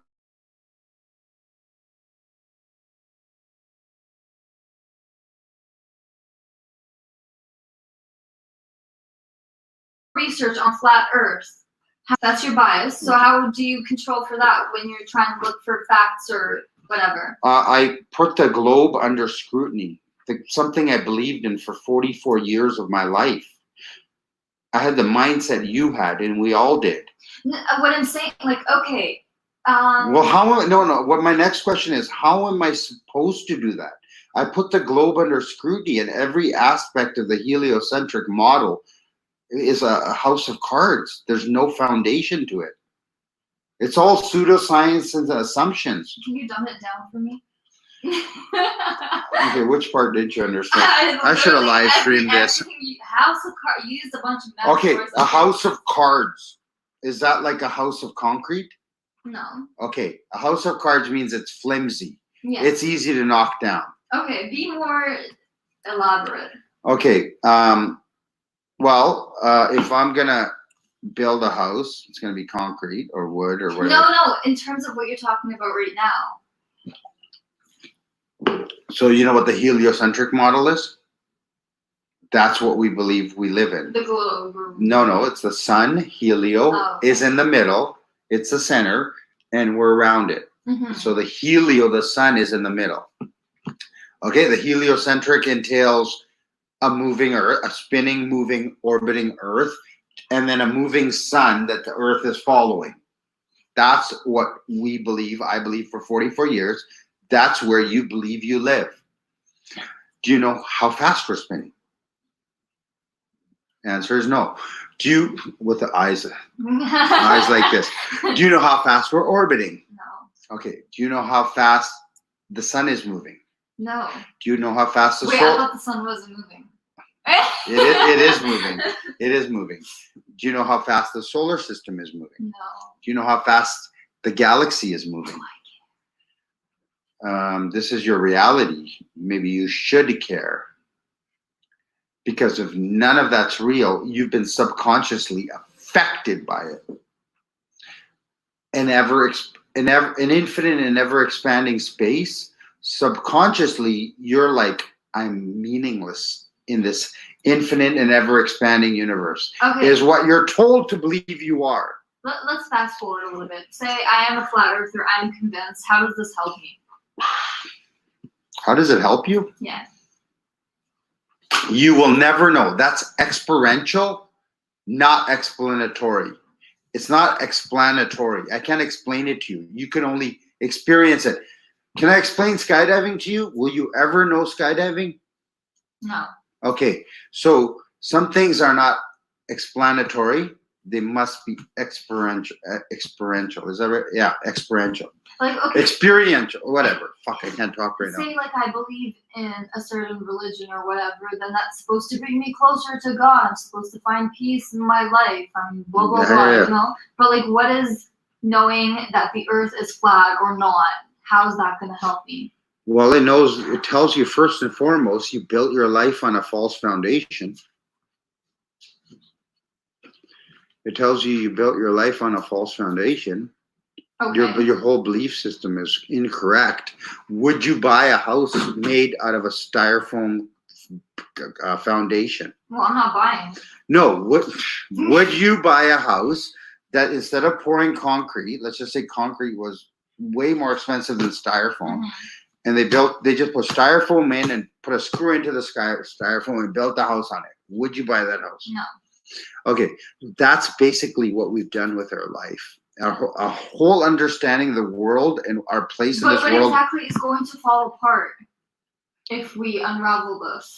It's experiential. Oh my god! Until It's not helping me. you're being a mindless cuck millennial retard right now. Sorry.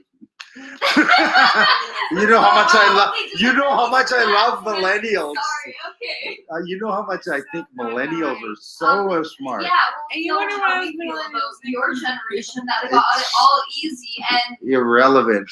yeah, irrelevant. It's irrelevant when it's about you, okay? But when you're talking about millennials negatively, then okay, that's relevant. No, it's not about how I admit you guys have it harder for us in some ways, and that's why flat Earth is important, because I care about my daughter. I care about the next generation. That's why flat Earth isn't so important. I understand your hardship. As a millennial, we are exposed to so much out there. Like you said, we're going to school, we're going to university, we're working like 3 jobs, we're meeting all these different people, and everyone's just throwing shit at us and like take Hold this, learn this, blah blah blah. Like Hold on. I'm trying to simplify that for you, because it is hard for you, and it's harder than it was for us. Unfortunately, what you guys don't understand is you are mindless. They've socially engineered on purpose to make you have less critical thinking skills than I did. And I have less critical thinking skills than the generation before I do. And the next generation is going to have less critical thinking discernment skills than you do. So basically, what you don't understand is happening here in humanity is you're becoming a mindless slave that is not able Critical to. towards what? Because in my opinion, I feel pretty critical about certain things that I Because feel. you don't know what you could be. You don't know your potential. Yeah, So right. But this is what I'm passionate about, so this is what I'm going to be critical about. Why should I have to be critical about everything? No, you don't have to be critical of anything. Be critical about the ground you stand on in your reality, the basics. How is that going to help me? Because I told you, the whole life you're gonna build is gonna be a false I can construct. critique who is in power and how and what keeps them in power, and that's important because that's how we reshape the system. But whether I No, see, that's where you're already wrong. I am. Yeah, because that's all a lie. You haven't stripped it down below that. The people in power, you think that's fucking reality? That's your reality. That's a reality they want you to believe in. What? Politics is a fucking is in the sham. There's comments below. none of those people And are so in is, control. Mikey Well, Smith. yeah, I know that Make sure you because sub it's to their actually channels money that's so they don't that keeps get mad at everything me running. playing their video. It's the people with the money that get to dictate what the people that are in power, what kind of rules they No, come it's up not with. about money. Money's they Then print what's it about? they can press a button and create $10 billion. It's about it is about power. It is, but it's about you. It's about you. But you don't create money because it's based on the value of what you have. Dude, they can click. You know how they create mortgages? No. They press a button and put $2 million, $500,000, $1 million. While in Vancouver, $1.5 million into your account. Okay, that's how they create money. There's nothing backing it up. Money's irrelevant. What is important is that you don't question and try to find purpose in your life. The true purpose of your life. They want you chasing a rabbit hole or a path that's the wrong path. They want to send you on that path and have you think that that's what your life meaning and purpose is when you should be going in that direction. What are those directions and where are they taking me? They're taking you into slavedom and to be their slave and work 3 jobs and not pay your bills and never own a house and fucking pay $2 a liter for gas. That's where they're leading you to.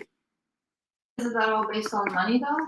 No, that's a false belief. They want you to think it's economics. They're going to teach you it's supply and demand.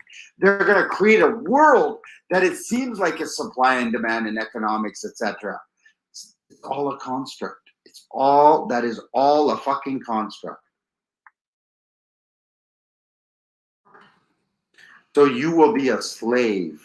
And because when we are slaves, Who is they and what did they gain out of this? I just told you. I can't tell you that. That's the final chapter of the book. It's experiential. What book? Oh. It's that, you know what I mean? Are you the one who reads the book and goes to the last chapter and puts it down? You must experience the whole journey before you know why. So I come Do you know why? It doesn't matter. It's my why. Yeah. Oh, I can't okay. share my why with your why. Because it's like this. Here's what you're trying to do. If I punch you in the face, which I would never hit a woman and a girl, just so you know. If you don't know why, does that mean I didn't hit you in the face? What? If I hit you in the face, Yes. but nobody knows why I did it, Yeah. does that mean I didn't hit you in the face? No. Okay, so the why is irrelevant. There's a backstory. No, it's relevant. What if So I didn't? So if you can... I deserve to get hit in the face? Where there's a why to it. Okay, I'm not saying it's right. It's okay to just hit people. Because but they if you deserve it, don't but know then the why, see, now you can guess whys. Maybe you did something wrong. Yeah. Yeah, maybe I'm a sociopath. Yeah. Maybe I hate women. Okay. Maybe whatever could be the reason. So you're going to speculate. Mm-hmm. So go ahead, speculate on the why. I don't care. Speculate on your own whys. I speculated on my whys. But the fact is, I hit you. That doesn't change. The fact is, the globe is impossible. The earth is flat. You've only and stationary. You understand? What are we founded on? What is up there? What is below us? Like, if we're flat, are we just like some space disc? Or like, again, I don't have answers to that.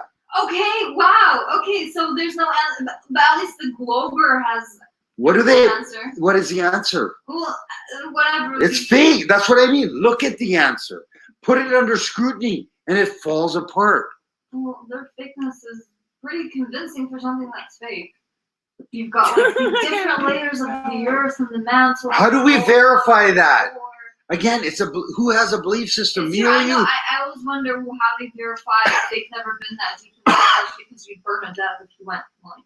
You know what the deepest we've dug is, human beings? 7.6 miles, 11 kilometers. Yeah, so to me, yeah, that part doesn't make sense. Exactly. So who has the belief system, me or you? Yeah, that's a different. Who has a belief system, me or you? I don't have a belief system. You believe you're on a globe. Who has a belief system? system? No, I said I don't believe in anything. I told you everything's full of shit to me. My whole life is a joke. So, do you want to keep your whole life a joke? Bye. Do you want to? Do you want to keep your whole life a joke? Well, that's what I'm trying to instill into you. Well, I'm trying to empower you. I'm a slave to the system right now. Yeah, you're a Matrix script zombie, is what you are. Okay, but 20 years into life, it's a little bit too late. I've got my student loan. I need to go get a job. I need to. You want to suck more of Satan's whatever. Well, there's not. Can I do something about it? If I know that. Yes, you can. You can. Is it gonna pay my bills? All that mentality, that's important. We do have to care for that because it's survival of the fittest. It's not going to help you. Survival of the fittest again is a lie that you. It's not going to help me survive to fight for the truth. It's not going to pay my bills. It's not going to put food on my table. It's not going to pay my rent. How do you know? It's not. But is your purpose in life? Here, let me talk really serious. My purpose in life is to feel content and happy and at peace, and that's all I care about. How can you be at peace when you're struggling to buy groceries? Well, I'm not struggling yet. You will be. You will be. How can you be at peace buying bread and cheese? Maybe one day I will, like in 10 years if I have a stable job or whatever. Again, maybe. Maybe. But what are the chances of that being likely?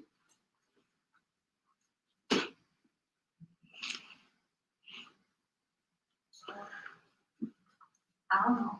I might be dead before then. So apathetic, man. This is why I hate millennials. No, this is why I seriously hate millennials. Because of the answer that you gave me. It's pathetic.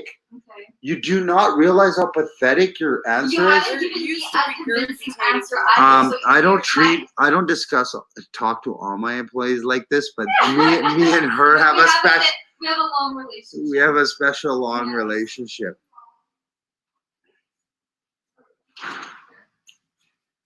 I'm in trouble with my other boss. You're okay. I'll override the other boss. So this is why I hate millennials. This way you don't understand how mindless you are, how apathetic you are in your philosophy. You're saying this stuff coming out of your mouth. You have to really listen back. You have to think about what you're saying and evaluate it and think about how pathetic it is. Honest to God. Oh, okay. So you're resorting. You haven't been able to convince me. So now you're just gonna put me down and make me feel bad. No, I'm not gonna put you down. I'm trying to empower you. I'm trying to empower you. You think I'm gonna get anything by saying that? You need to look at your behavior. What I think of you is irrelevant. Whether I think you're great or not great, it's irrelevant. You need to identify that yourself. Whatever I think of you, don't take any stock in it. I'm just giving you my opinion. Because you know what my opinion's worth? $0. I still need $3 to buy a fucking coffee. So don't worry about my opinion. You should look at your own actions is what I'm trying to instill inside of you right now. In your mind. I mean, my actions haven't caused harm. So I feel like my actions are fine. They're not always the wisest, but no, you're a good person. But just because you're a good person doesn't mean you have critical thinking and discernment skills. Doesn't still mean you have an apathetic attitude. I've got. I have most people. Apathetic. Their heart, their morality, their character is great. It doesn't I'm gonna start mean bringing a dictionary and we that, can they're find out what all the big words are. smart and able to critically think and examine their reality and really care about life. Because if all you're going to do is be like, oh, I'm going to pay my bills, this doesn't affect it. That's very limited thinking. And I'm trying to teach you and others is we have been socially conditioned and programmed to be limited thinkers, and life and human existence and who we are is much more than that. We're meant for much more. We deserve much more.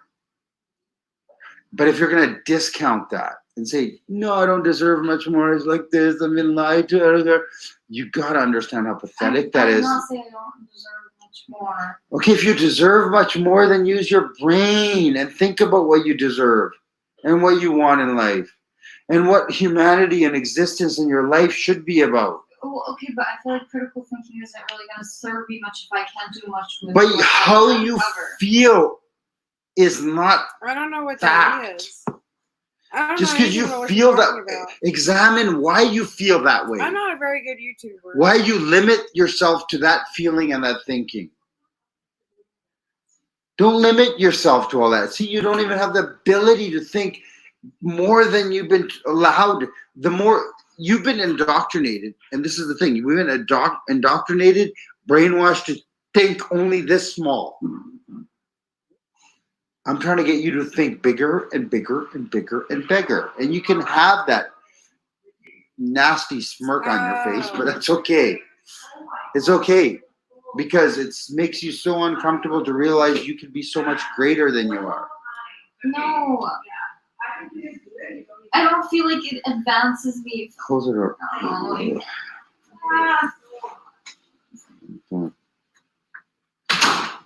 What was I saying? You What don't were you feel- saying? I was saying expand your thinking in your world. Okay. I can't believe you're getting paid to get fucking educated on life why- right now. I should clock out. Well, you can write it off less. Yeah. You're getting an education worth. It's priceless, the education I'm giving you. You will never ever get this 100%. education at Simon Fraser University, just so you know. I know that. So you should be paying me. Ooh. One day you might come back and say, oh my God, you used to give the wise. I don't know if you remember all our other talks, but go on, expanding your mind. That's what I'm trying to help you Okay, do. if I've expanded my mind, how does that help other people? How does it help us get out of being enslaved? Okay, you answer that question for yourself. No, you're not helping me. Okay, that's called being mindless. See, this is proof in the pudding that Okay, so This is proof in the pudding. Proof that I need someone to always guide me. Is that like the? Yes, Okay. tell me what to think, not how to think. Yeah, you're right. Okay. You are the victim. That was a classic example of tell me how to think. Google, Siri, blah, blah, blah, blah. Okay, thanks. Yes, I feel like this is a great therapy session, but it's not really. It's not Google Siri. It won't help you right now, but it might help you tomorrow or next week or next month. By the way, I ran into a Freemason today, and because he saw my shirt and he knew the shirt, and he was like, "Oh, you're a flat earther?" And we talked about masonry for about half an hour, and he said, "No, there's nothing in masonry." But I didn't want to record it, but I had a good half an hour conversation with this guy who's like master mason at his lodge. I'll do another video about that later, but go on. So you answer your own question. They're not live. He recorded this. Yes. You can't expect me to like answer a whole question about my reality and like. Well, the question is, how is this going to help humanity? I mean, the answer is so simple, but it's unfortunate It doesn't unravel the whole system. Even if enough people start to believe the Earth is flat or whatever, then it still doesn't. It's not about the Earth being flat. It's about realizing that we've been lied to. Okay, realizing we've been lied to, does it unravel the system? You know what tipping point is? No. You don't know what tipping point? Well, I know what a tipping point is, but what do you mean in this So, context? same with humanity. There comes a point where there's a tipping point where, like, if it's balanced like this, there comes a point where it's just going to tip over. Yeah. So, that's mass consciousness. When mass consciousness happens, What are you drinking? Are you drinking beer? yes, I am. I'm on YouTube. Oh, are we going to your mom's house? Yes. You're gonna Mother's Day. Just go stop nagging me. Ah. I'm trying to block the camera for you so I don't see you. Nag. You should stay for this lecture too. You might.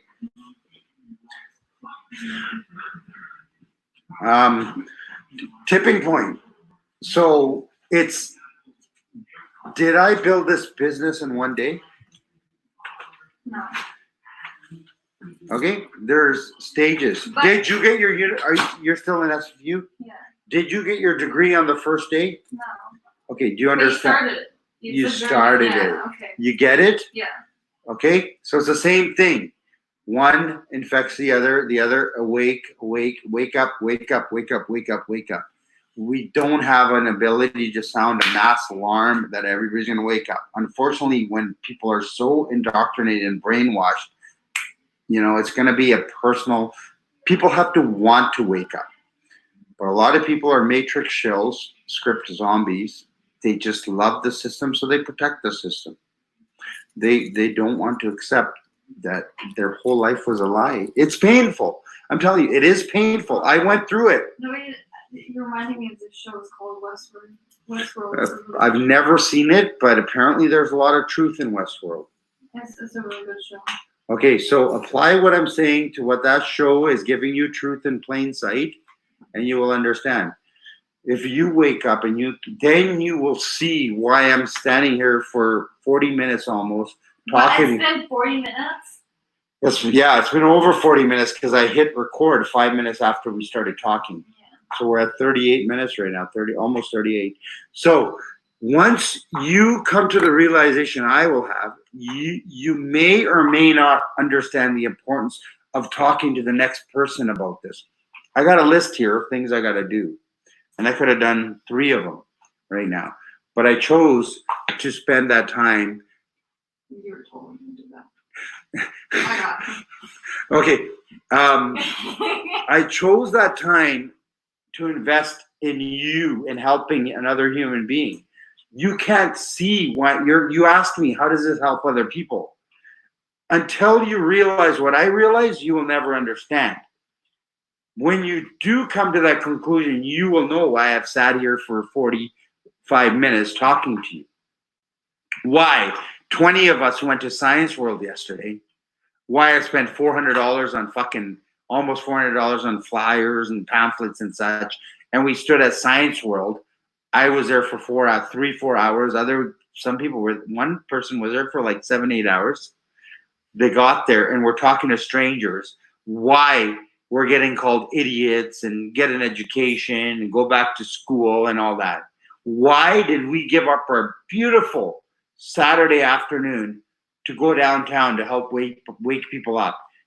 That's helping humanity. When people are asleep, if you see your friend's boyfriend making out with another girl, would you want her to know or would you not want her to know?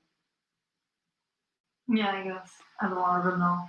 Okay, so a real friend would be honest. Mm-hmm. You don't know if they have an open relationship or whatever, but you would want to be like, hey, did you know this is happening?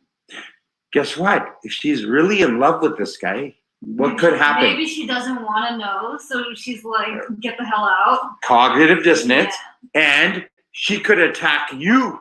Yeah. You fucking bitch. Mm-hmm. How dare you? You want my boyfriend? She'll start lying and attacking you. Yeah. That's what people have. That's what happens to people. Yeah. Am I supposed to have a response to this? I don't have a response to this. I'm just watching your facial expressions to see if you're absorbing this. I don't know. Yeah, I'm absorbed. This is my absorbing face. Right? Sometimes we got to do good, and we're gonna get slapped in the face. We're gonna get ridiculed. But once you feel it inside, you know it's the right thing to do. And you may walk away. We've had, what, 6, 8 of these conversations before? Useless, waste of my time. But God will decide if I wasted my time into helping my daughter out, like, let's just say my sister, my brother, fellow human being. You're half my age almost. You are half my age. I am qualified to be your daughter. Yes, you're half my age. So God will judge my actions, whether they were correct or incorrect, moral or immoral. So you asked about how to help people, but guess what? Guess what? The people that woke me up, I'm thankful and grateful for these people and for having that information out there. One day you may come to that realization once you understand and let go of your cognitive dissonance, like your friend who might attack you because she suffers cognitive dissonance if that situation was real. Okay. But going back to our starting point is that when you are going to go spread truth to other people, you are like a Jehovah's Witness, which no one likes. No. We're there. People come talk to us. The way you're talking right now, oh, God is going to, I'm doing what's good, I'm spreading good for humanity, and God will be the judge of that, whether it's useful or I'm not saying God will reward me. Yeah, no. I'm still admitting I could be wrong. Yeah. That's not Jehovah's Witness. Yeah, no, but it's intention. You're talking about, like, God will judge your intention, basically. Yeah, I could be wrong. What I'm doing here with you right now, God can be like, you know what, Mac? You're an idiot for doing that. You're not supposed to wake other people up. But you know what? I'm grateful for the people that presented this information to me. So there will come along. I think I may have to go through 100, 200 people. Somebody will benefit from this information that may appreciate being awakened.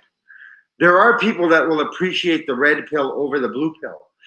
The majority of the people are like, reject the red pill and just want the blue pill. Watch The Matrix tonight. Yeah, I have no idea what you're talking about. Watch The Matrix tonight, and you will this is the second time in 2 days. People don't know the red pill versus the blue pill philosophy. What do you call it? What do you call it? The analogy. Oh, okay. Watch The Matrix today. Okay. I'm just thinking I have an assignment due at midnight. At midnight? But you're up till 4 in the morning, so at 12:01 after you submit your assignment. I gotta pack my sister's bags, and then we're trying to binge watch The Office because she's leaving soon. Get her to watch The Matrix. Do something good for her. And then I discuss. can't even get her in the yoga room. That's okay. The Matrix, you gotta watch. Sure. You can't even get yourself anywhere. How do you expect someone? First, get yourself somewhere. Then you can get someone else somewhere. Yeah, yeah. Do you understand? That's true. Yeah. Yeah. So who has a belief system now? Let's tie it back to the beginning. I still feel like an atheist. I will start to question my reality and do my research and investigate what you brought up today. But for now, I reject belief systems. That's fine. But I understand which one is the belief system. I don't care. I don't care if you What is a belief system? A belief system is something that has nothing that we can verify. Is that what every belief system is? Well, if it's really a belief system. That's not what I was trying to refer to when I said belief system to begin with. You have to understand the globe heliocentric model is a belief system. Cartoon Earth pictures, CGI, are what people believe is their reality. Where's a picture of flat Earth? Where's a picture of flat Earth? Right from your eyes, you see flat Earth. Videos, the one video of, there's no videos showing the Earth's orbit. There's CGI showing the Earth's spin. That's a belief system. People are not able to identify that as fucking CGI garbage. Okay, that's somebody's reality.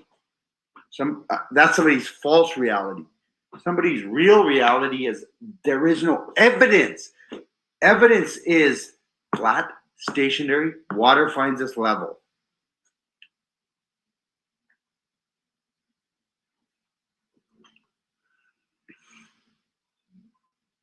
Interesting point of view. Yeah, you can't claim that I have a belief, flat Earth is a belief system. Okay, not belief system. Call it a point of view then. Point of view? Okay, you're closer. But which, do you not understand the globe as a belief system? If you've never experienced the globe, is it not a belief system? Yeah. Australia is 2 flights away through Hawaii. Okay, that's a belief system until you go verify that it's there. But you have the ability to go to Australia or Africa and verify that it's there.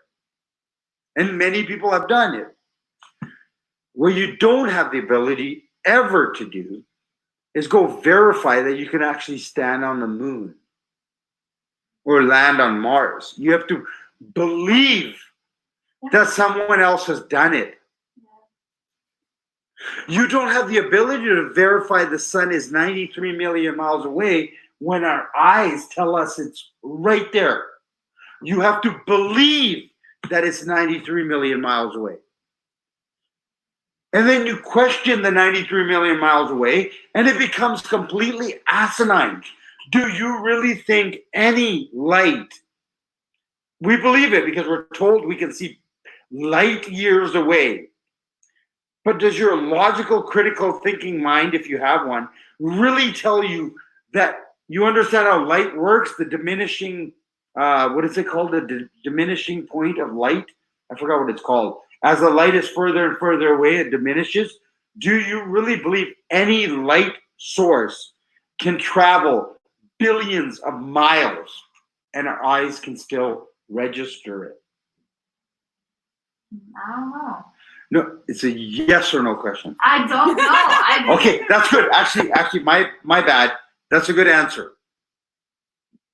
Question that. Question. You don't know. Because I've never experienced it or whatever. I have never actually measured it. I've never seen it. I've never like gone all the way to the So does your logical mind tell you that's possible? I don't know how to plug my That's mic. reality. Well, you know what? Everything doesn't make sense to me. Good. Yeah, nothing makes sense to me. Honestly, if you So you can't possibly measure the Voynich. distance I just from started here this to the like a sun, week because ago. if you even got close enough to measure, you'd probably burn to death. How do you know? Oh, I mean, if based on their model of what the sun is supposed to be like. you'd burn. Exactly. So who has the belief system now? Yeah, whatever. Yes. Okay. You're right. You're right. Your stupid receptionist is wrong. There we go. But honestly, like, that's not what I meant. Like, I just was trying to say point of view. This really spiraled and went. Yeah. But you know what? You stand there in your shoes and you listen to it all. Yeah. And you know what? The fact that you're uncomfortable is how growth starts. Now you can go suffer cognitive dissonance, put your blinders back on, and forget what I said. Or something inside you, a spark got fired that you will want to know more. Or you can be a mindless moron for the rest of your life. Can I?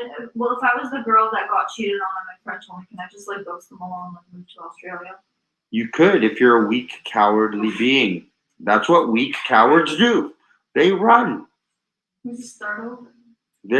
That's what cowards do. And if you want to be a coward, you can go and do that. You have all the right to go be a coward. Okay, nice. I love that. You should love that because that is reality.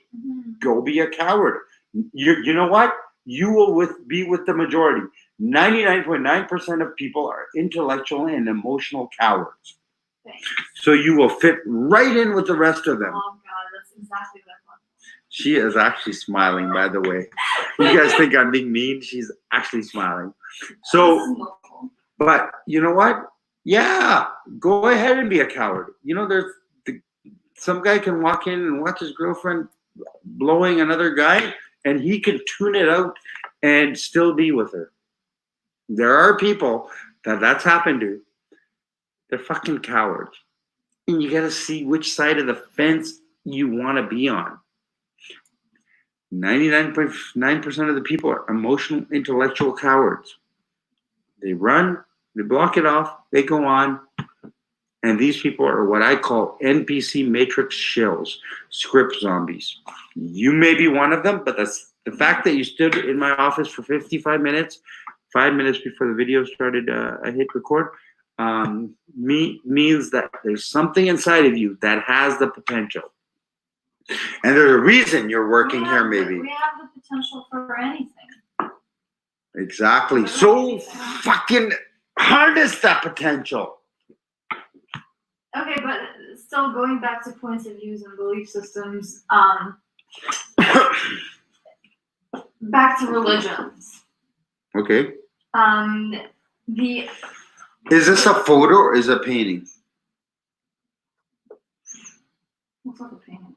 Okay. This is where you think you live, on a painting. Yeah, I know. So I've seen who it. has a belief system? Anyways, go on, going back to Yes.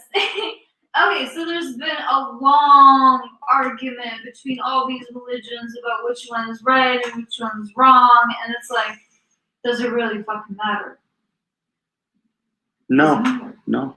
Okay, What- so does it matter whether the earth is flat or it's round? It matters. We've been lied to.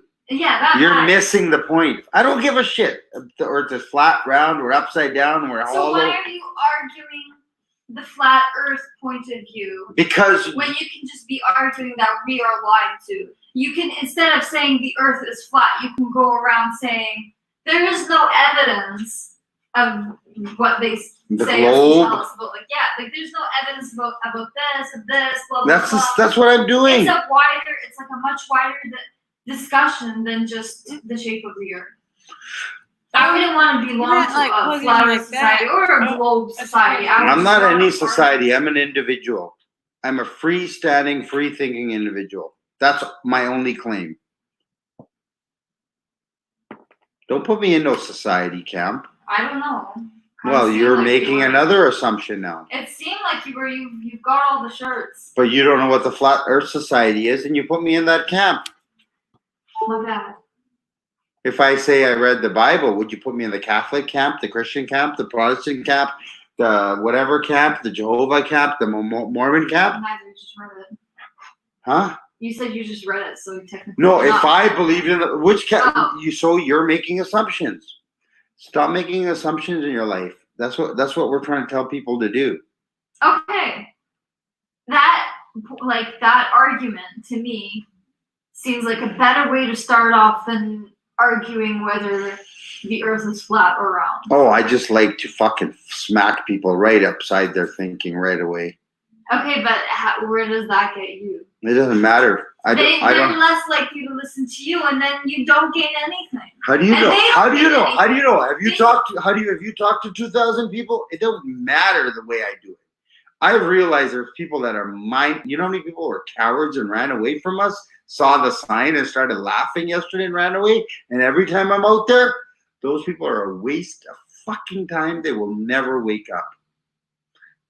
How many people can stand right here like you did, squirm, and engage in a conversation for an hour? Well, that's because I know This you. is a wrenchless It change. doesn't I'm matter if willing you- to engage in the conversation. No, no, but no. If you were some random guy like a freaking Jehovah's Witness that's trying to stop me while I'm trying to go on with my life, I get really annoyed. No, but you can walk away. When we were downtown, go watch the video on my channel from yesterday. I didn't force anybody to talk to me. Some people laugh. It's rude. It's rude. You don't just be like, oh, I don't want to talk about this. Bye. Well, watch the video and see how many people did that. Well, it's easier to do it to a stranger. You had all the opportunity to walk out of here. There's a fire inside of you that's still alive. There was an 8-year-old kid that spent 30 minutes talking to one of my friends, Flat Earth friends, an 8-year-old kid, while his cowardly mom stood 50 feet away waiting for him. Really? She didn't want to get educated, but an 8-year-old kid yesterday asked every and all questions that he could. We basically had to say, great, you understand, your mom's waiting, you have to go. That's what happened yesterday. That's cool. Because he's not fully indoctrinated yet. His senses, his intellect, his everything tells him that the globe is ridiculous. So now he's got to question what authority teachers are telling him. No, I don't feel fully indoctrinated or I understand. I agree with most of what you're saying, but it's just I'm way too far into this system, you know, like. What a pathetic response, but go on. Like. I'm way too. You're in my office. You're not too fucking far gone. You can save yourself. Yeah, I know. Okay. It's up to you whether you choose to or not. Are we done? I guess we will continue this maybe later next week, 2 weeks.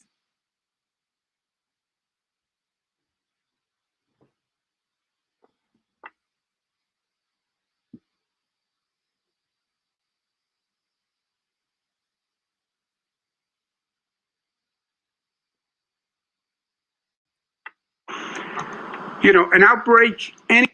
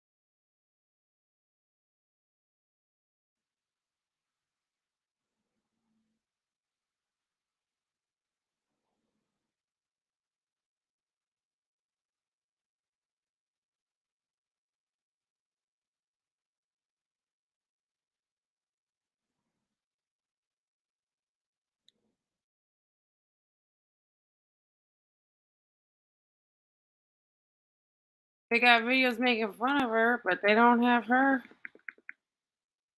channel.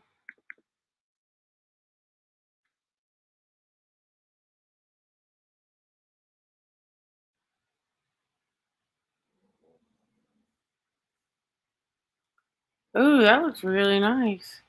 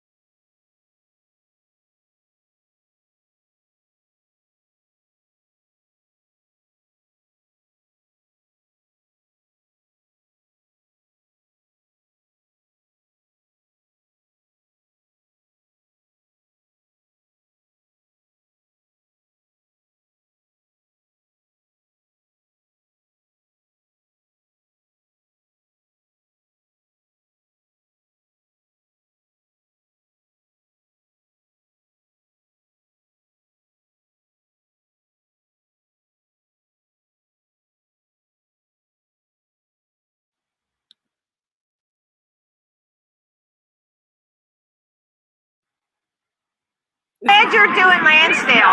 It needs it. Lansdale started this whole ministry thing that we're involved with. Started off with us protesting a drag queen. Yeah. And then we figured, you know what? I couldn't get down to that. We were going to Virginia. I think that was what it was. Were you? I got a hold of that. There was some good fruit because of that. I sent it to Diane Gramley. Yep. Okay, Diane. And she said, thanks for the heads up. And then, Good. but you told me about Marilyn was there. And then I looked it up and I was like, okay. And then I sent it to Gramley. So, you know, it's like a little That's what you need. That's what you need. We figured, you know what? I think we were outnumbered down there. There was like 35 or 40 of us and 100 of them. Yeah, we got a lot of work to do. If you think about it, it's good. We want them to outnumber us because, for example, let's just say, yep, they have their side, we have our side. If they're not going anywhere, they get to talk to them and preach the truth. That's how I see it. Bring them to us, Lord. You know?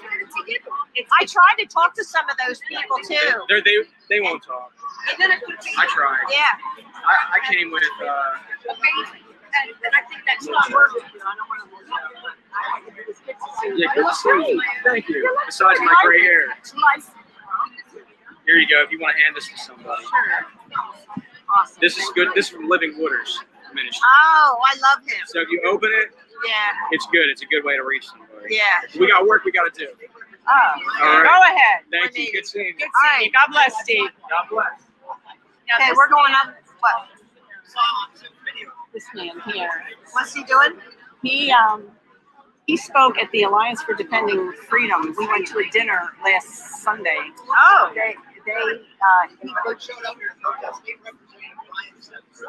Yeah, I think this is the guy. They were doing like Bible clubs in Philadelphia schools, Philadelphia area schools. Okay. And they were saying you can't have it. Childhood evangelism. Yeah. And ADL set the school straight. Alliance for Defending Freedom. So. Yeah. Okay, it's great. All right. Well, where are we going to go? Where are we going to see this? Well, 10th and 15th Chestnut or something? Is that where, Yeah. Jane said she was? I got to get walking. Oh, they're standing. It's get a little stiff. Yeah. Here, you know what? Can you hold these for me? I'm going to take this off. I'll just go over here. Give me that. Okay. I'll hold your bag and you can take it off while we're walking. I'm not going to Come on, you can't walk and chew gum, girl. What's the matter with you? my back. It's all static standing. Yeah, I know. It hurts me too. Yep. Well, I turned around to someone and I said, "How many people do you think are there?"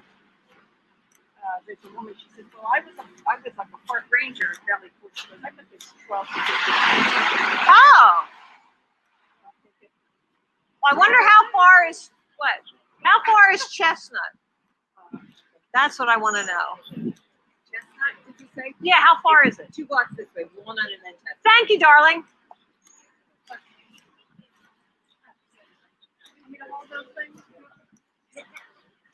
So if we go 2 blocks left and then turn right. He wasn't.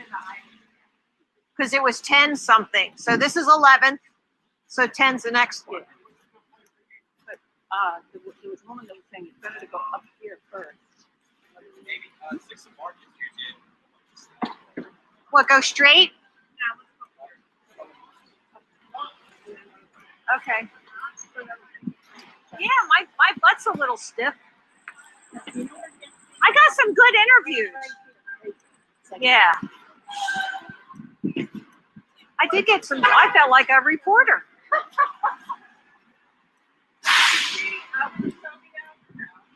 Yeah, I got an interview. I'll send you the video. I put them up on YouTube and then I'll send it out. And my followers, the subscribers, there's a lot of Christians on there, so they're encouraged to see this.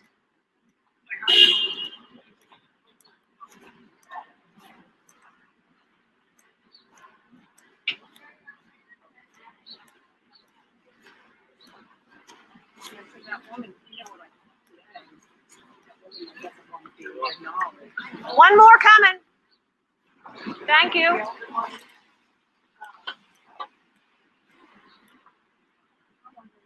This is the way my mind works. Yeah, I don't think so. That's what maybe if somebody talked to her and they're like, she's gonna bring a suit and Yeah, I'm going to turn this off, and then when I get up there,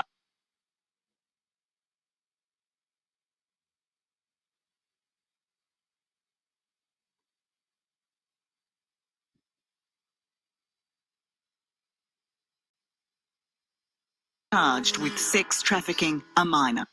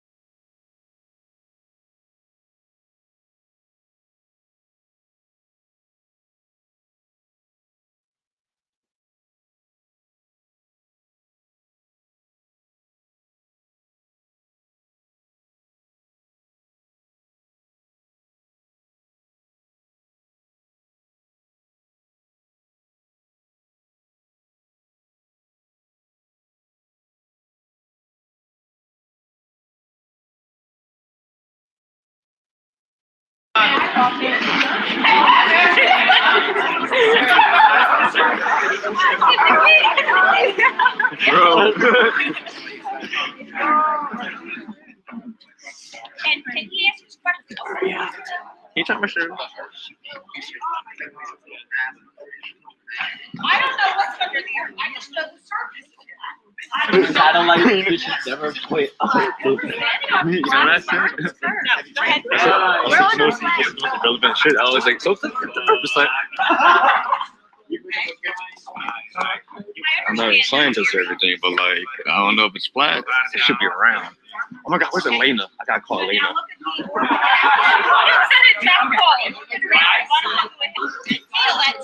It's cold outside.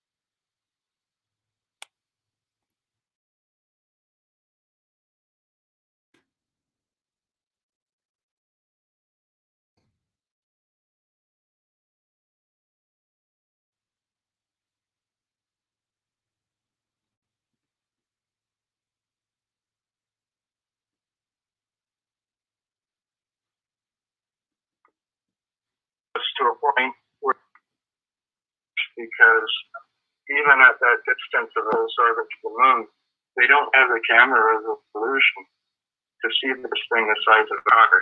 They just don't have that much. Yeah, but that's okay. Like, but in relation to that, that's all secondhand information. Like, we have to believe what they're saying is true. You know, like I've. My suggestion is build a ship. I think you're kind of stuck. There's no other answer except do it yourself. Actually, somebody died a couple months ago doing that, I believe, too.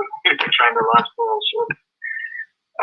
Yeah, that Mike guy. Yeah, the Mike guy. Yeah. But he wasn't trying to go to space. He was just launching rockets because that was a passion of his. You know? Yeah, absolutely. I didn't have anything to prove except that he could do it. Unfortunately, it didn't work well. But I mean, the problem is it's like religion. You can say there's a God. No. You can argue there's not a God. Nobody, unless you're standing face to face with God, you can't argue either way logically and come to a conclusion. There's no data. Okay, so like I have a. It can really be solved. Yeah, like but that. I have a question too. So my camera is able to zoom in on the stars like Venus, like and the other stars. Now, Venus is a planet, actually. yeah, but it's not what people are telling us. Like, if I'm zooming in on the star and it's supposedly millions or trillions of light years away, or thousands or millions or billions of miles away, my camera can zoom in on the star, and my camera can capture a whole video of it dancing in the sky. It looks like a strobe light. Now, Yeah, it's atmosphere distortion. no, but it's not atmosphere distortion because I can do that with every other star when there's no atmosphere distortion whatsoever. So if, Well, there's always atmosphere distortion. but That's I, the nature of the atmosphere. well, but you have to provide proof of an atmosphere. I would call it an atmosphere. We're alive. I think it's pretty good proof. If there's no atmosphere, we'd all suffocate and be dead. Exactly, because of the vacuum, right? Yeah, I mean, if there's no air, you're going to die. But you can see atmospheric distortion. If you look on a hot highway up ahead, you can see heat waves running through it, and that sort of thing runs through the whole atmosphere from the ground up. So technical limits of optics for one thing, but you'll never ever approach that in reality. But the thing is, like my camera does not take pictures of things from trillions of light years away. They have to be local in order for my camera to do that. It depends how bright it is and how large it is. Yeah, but we're talking about trillions of miles here. My camera cannot focus on something trillions of miles away. Well, cameras work, like once you focus on something fairly far out, then you're essentially talking about focusing at infinity.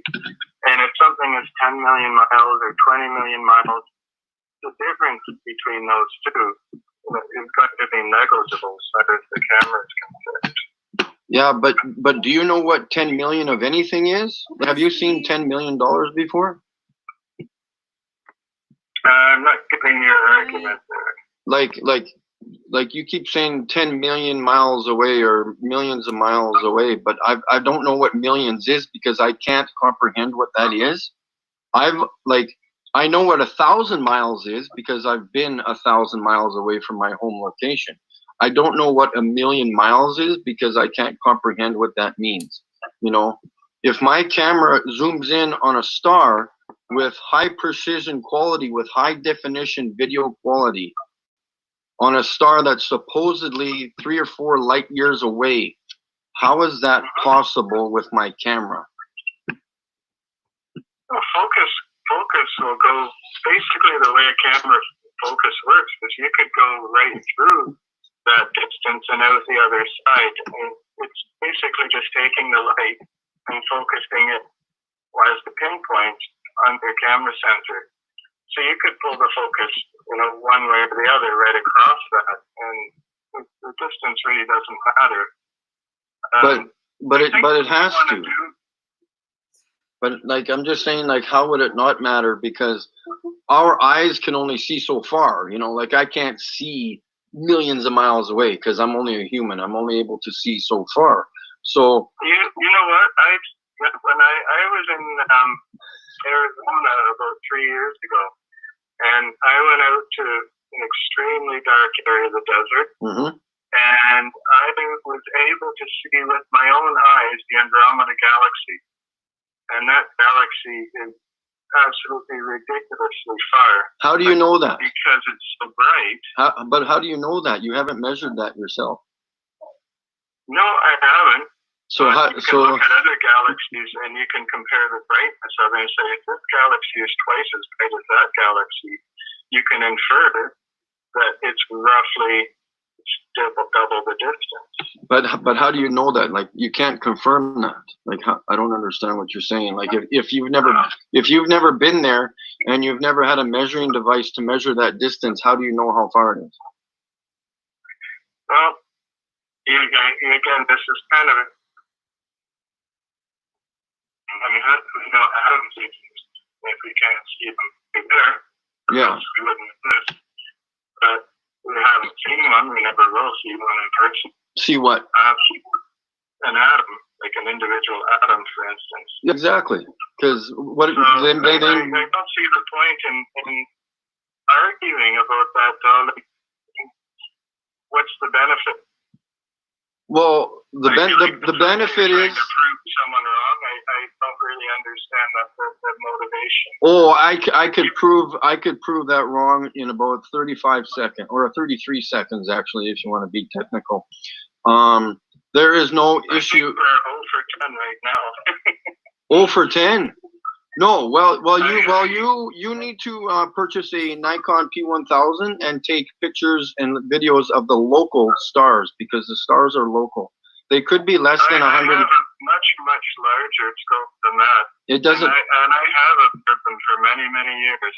Yeah, but you don't. Tell you what, can you look something up that might help you a little?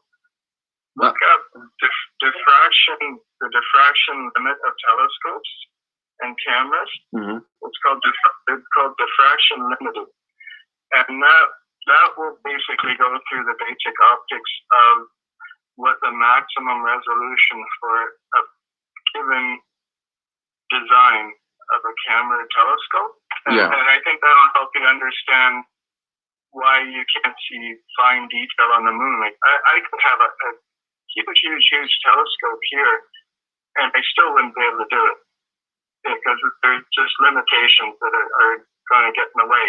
I mean, I'd love to be able to do it, but it's like a lot of things in life. Like, you know, you have a theoretical limit, but you're never going to get that theoretical limit. Well, yeah, but I don't want to talk about theories. I want facts. Like in theory, the stars are really far away, but facts, they're not, because first of all, we can see them. Second of all, light does not travel. You need to research how light does not travel. Just because I turn on my flashlight does not mean in 14 hours that the beam of that light is going to be further. The beam of that flashlight only goes to its maximum capacity and then stops. Why would it stop? What would stop it? The maximum power of the light. I don't know. I don't know how flashlights are working, but the light only goes so far. Like the city from next to you, the light doesn't eventually hit you by morning. You know, like it doesn't work that way. You know, we need to start asking questions on things that we have been told. You know, like it just doesn't make any sense. Like the moon's not far. Like you can see it with your own eyes, especially in the daytime. You can see the moon in the daytime in the sky, supposedly in space, but yet we can still see it during the day. You need to ask yourself that question, and you need to ask yourself why it's transparent, because it is.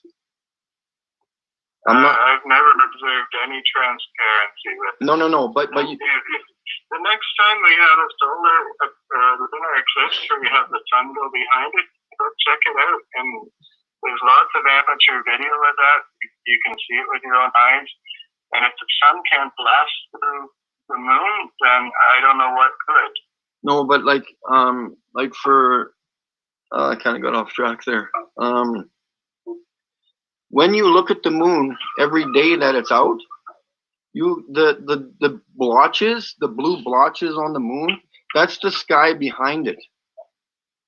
That's atmospheric, the scattering of the blue and red light. No. Blue light scatters. That's why the sky's blue. What about at nighttime when it's dark? Then it's not blue.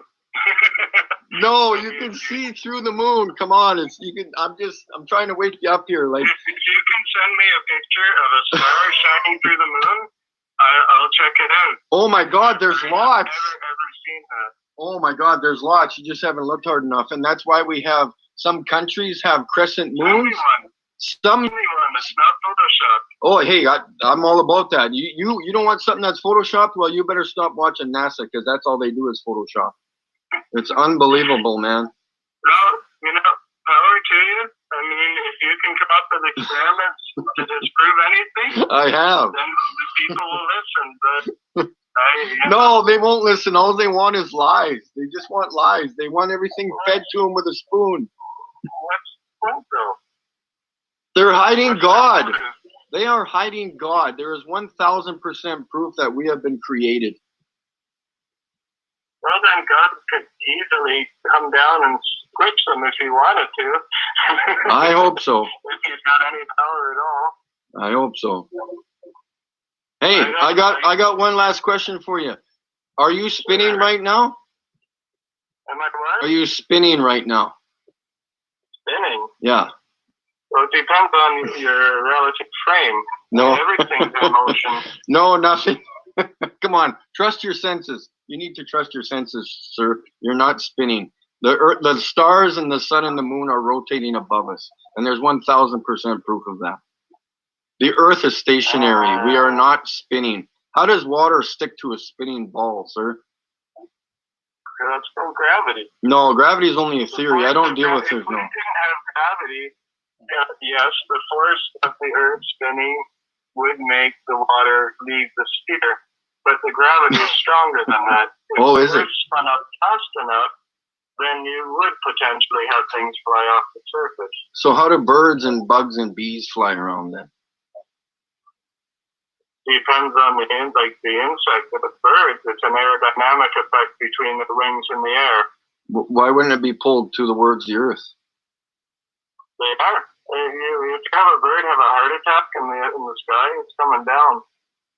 What about helium balloons? Helium is less dense than air. Exactly. So it's just like if you have a balloon and you put it in a swimming pool and you're under the water, it's going to want to come up because it's less dense Exactly. than the water around it. And Yeah. the water's going to push it up. Yeah, exactly. So buoyancy and density. So helium is less dense than the nitrogen and oxygen in most of the air, so it's going to be pushed up until it gets to a point where the air is the same density as it's in the balloon. Yeah, so buoyancy and density could explain gravity, could it not? It works against, they're opposite forces. No, but nobody can provide any proof of gravity. I've never seen any proof of it. I've fallen down and hurt my ass. I think that's pretty good proof. But that's only because your body is heavier than the air that surrounds it, just like you explained. If I drop a rock, it's because it's more dense than the air that surrounds it. Yeah, that's what I mean. That is one of the forces acting on us for sure. Yeah, but it's not gravity, because if I take a basketball or a soccer ball and I drop it on top of a pool or a lake, it's going to fall until it hits the lake. Now the water is more dense than the ball, so that's why the ball floats. So why doesn't why doesn't gravity pull the ball down to the bottom of the pool then? Because it's not as strong a force as the buoyancy. Yeah, because it's more buoyant than the water. Buoyancy and density. Right. Yeah. Yeah, there's multiple forces acting on objects, so the strongest one is going to win out. Yeah, but it's not gravity, it's just density. The rock has weight, and so it goes down. You know, it's not going to go, because that's impossible. Why would it go up? You know? Weight is the function, mass and weight is the function of gravity. No, a function. Explain how that works then. Nobody can explain gravity right now. Exactly, because it's fake. Somebody should learn how to explain fake objects. You can't explain fake forces. Like it doesn't make any sense, you know? Like it's just not there. It's only a theory. It's always been a theory. You can't provide proof of a theory. Well, I guess that all ties in with things in space too. If you're in a vacuum and you can see, for instance, Mars's moons orbiting Mars, there's no atmosphere, there's no buoyancy, it's 100% gravity acting on it, and the moon visibly orbit Mars. So something other than buoyancy is acting on them. I don't know that for sure because I've never been there. So you train your camera on it, you can see the Mars and its moon. But I don't know that there's no atmosphere there, because I've never been there. So I just have to believe in someone's theory, you know. I don't know how you can get around that, to be honest. It's just, it's a circular argument, really. Well, but there are no facts on it, you know. Like, if I want somebody to go to Mars to provide proof that there's no atmosphere. Experiments to disprove or prove them, and that's the only way. Yeah, well, that's the thing. All of us should be doing that, because none of us will be able to do it. So there's hundreds of thousands of astronomers out there, all doing their own things, all on their own time for fun, and nobody out of all of them has raised a red flag. And I can guarantee you the government has not gone around to everyone's backyard and paid them all off. well, I'm just waiting for them to come to my place, because the moon's not far, sir, and I can provide proof of that. Anyway, I have to run. I apologize. It's 4 o'clock. I have to get into a meeting. Yeah, for sure. Just remember to ask questions. Yeah, well, thank you very much for your time. And all I just want you to do is try to ask questions and critically think about things. That's everyone who's interested in science. That's their nature. So Yeah, but you need to critically think. You need to rewrite history and think about stuff that you have not been told, you know? The moon is not far away. I would bet money on it, 100%.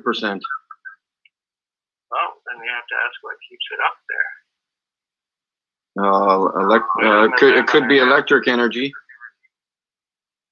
Positive and negative, because the sun is positive, the moon is negative, and the moon is also a cooling light. It generates its own light. It's not reflecting from the sun, and that's 100% proof. You cannot provide proof that the sun is reflecting light off the moon. Actually, you can. If you No, have a you can't. spectrometer, you can take the light from the moon and you can take the light from the sun and you can compare it. And you can see, is the spectra the same or is it different? And if the moon is emitting its own unique light, the spectra would be different. Yes, exactly. It is. Have you actually done that? No. So- Are you taking someone's word for it? No, I measured the light with in the shade of moonlight is warmer than the light from the moon is cooler. It's the opposite of the sun. You want to stay cool, you go in the shade of the sun.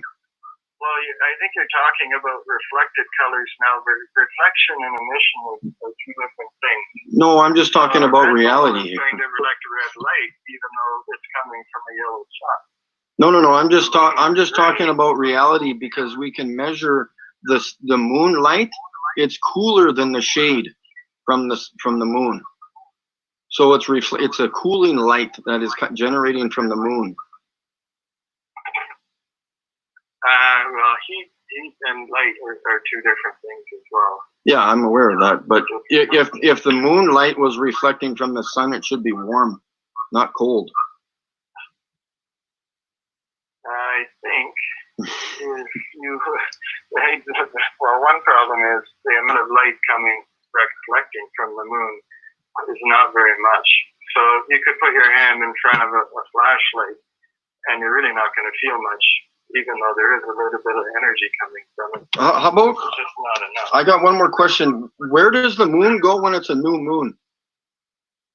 The sun's behind it. It's still there. You can see What? it obscures stars. So the moon and the sun are moving at the same speed? No, not at all. Well, how does the moon go behind the sun? Phase would never change. How does the moon go behind the sun? The sun, I have never heard that before. You're making shit up now. Come on. everything is in motion. So, Yeah, the stars and the moon are in motion. Yeah.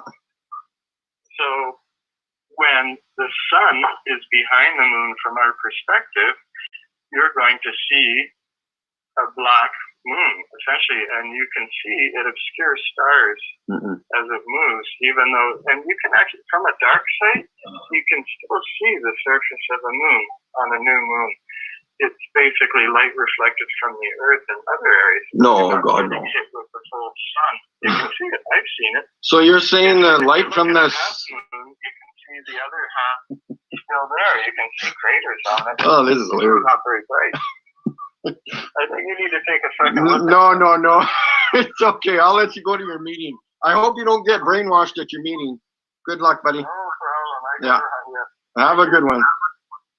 Bye-bye.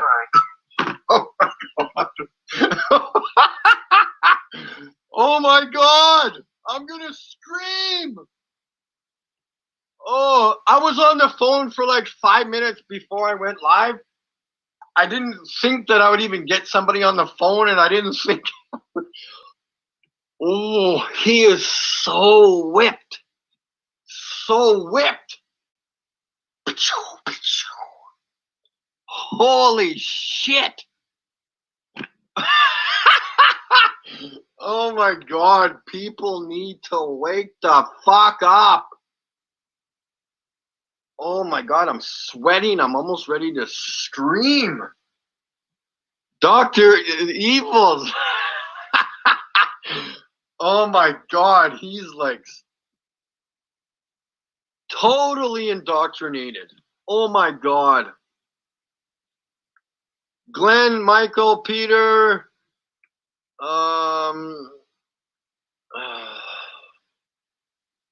Germaine, if that's correct.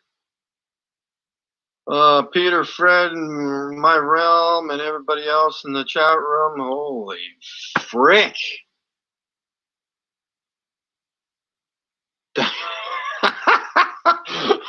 Oh, he said that. What did he say? The sun goes behind the moon. That's why we can't see it.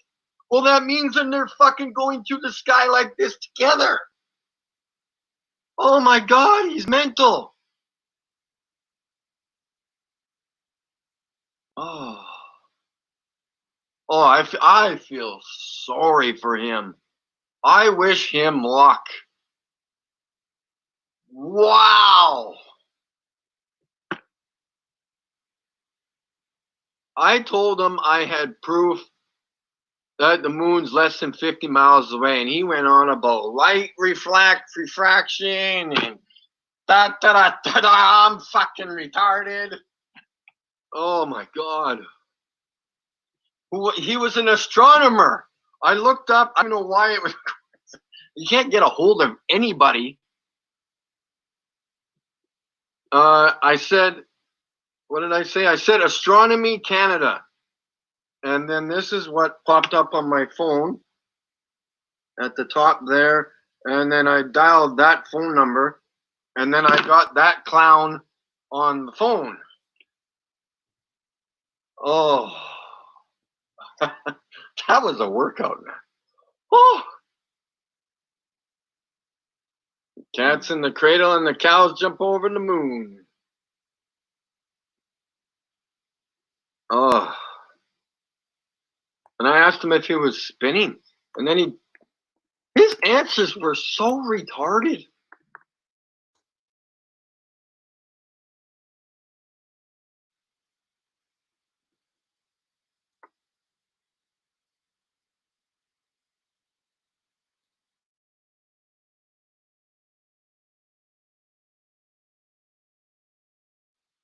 If you manage a team, you should be using Monday.com.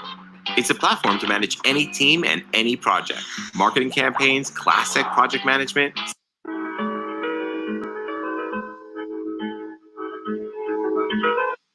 think that's about all, so we might as well get started. Robin Quayle and I last year about this time, and Sherry McCord sitting over here, the three of us brought Bill in last February, had a real good turnout, and we decided to do it again this year. Robin and I have been talking with Bill for over the past several months, and we found out that he's got a lot of brand new material that you people, if you were to the one last year, it's going to be the new material. And one of the things he said last year, he said he was going to touch from kindergarten to about the 4th grade last year. And it made some people mad, but it made them mad enough to want to come back. Now, this year, he told me the other night, he said we're going to hit from about the 7th grade to the 10th grade, so we're in the junior high. So maybe in 2 more years, we'll be at the high school or college. So this is some of the things. Bill spent about 7 years in naval intelligence, and he'll get into a little bit about what he did in there. And then he spent the last 17 years putting together what he is going to share with us this afternoon. At this time, I'd like to introduce Bill Cooper.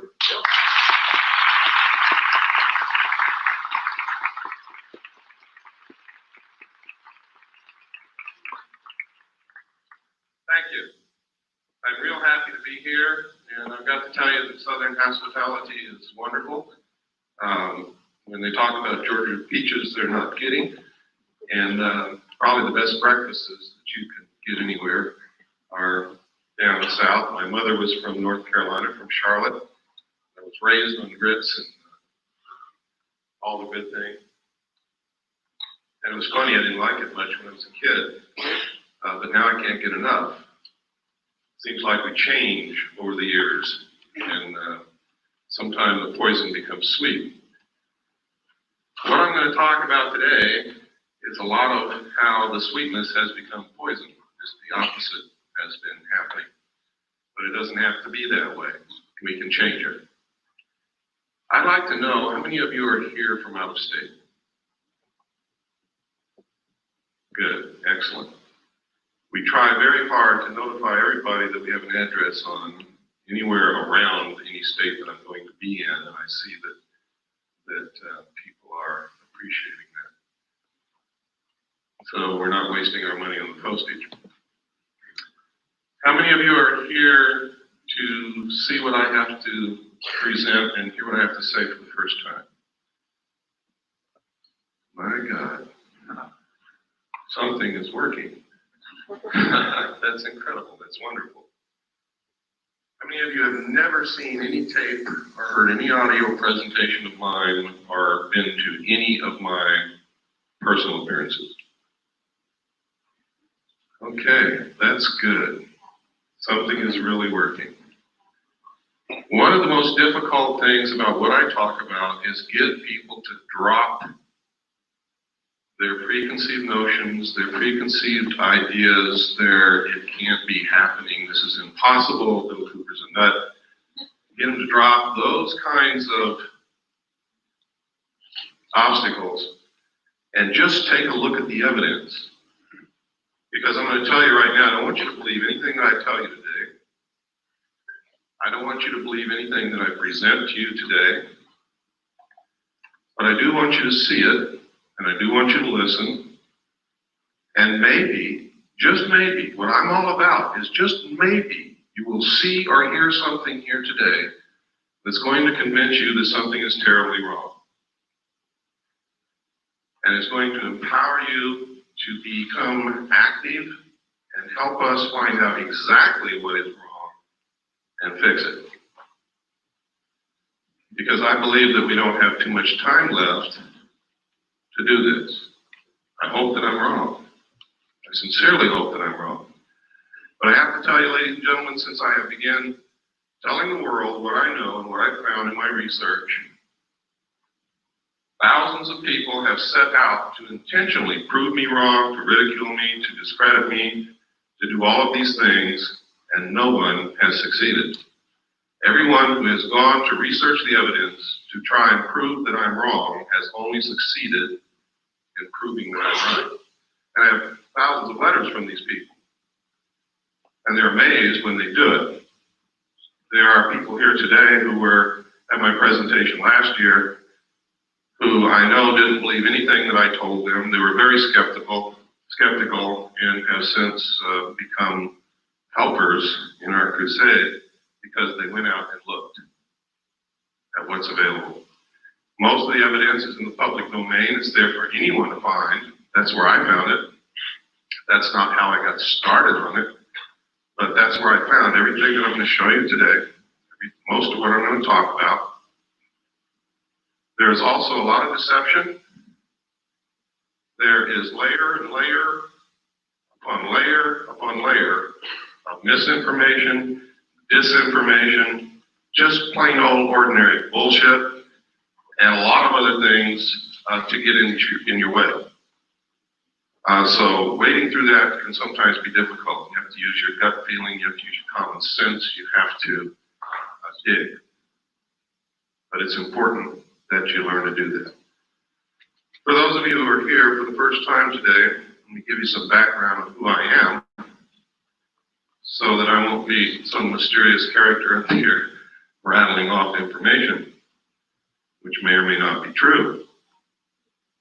I was reared in a military family. My father was a command pilot in the United States Air Force. He is a retired lieutenant colonel. He lives in the state of Texas now.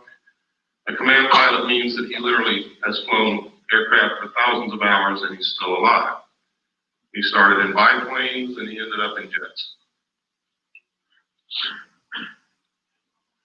When I was a child, I can remember, I think I've scrambled through every airplane that the Air Force and the Army Air Force ever had when I was a child. My dad used to take me out to the flight line to see these planes. I've flown in many of them. I used to eavesdrop on the pilots when they sat around the kitchen table, talked about UFOs and Foo Fighters, dog fights, and things that went wrong with their airplanes and everything that you can think of, until they would get sick of me and my brother and sister and send us out in the yard to play. And then we would play what we heard.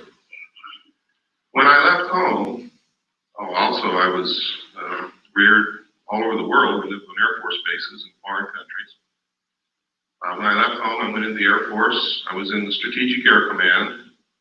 I worked on B-52 bombers, KC-135 refueling aircraft, and Minuteman missiles as an aircraft and missile hydraulic technician. In the Air Force, of course, you have to understand I was a young man at that time, went in when I was 18. I spent 4 years in. I got out when I was 22.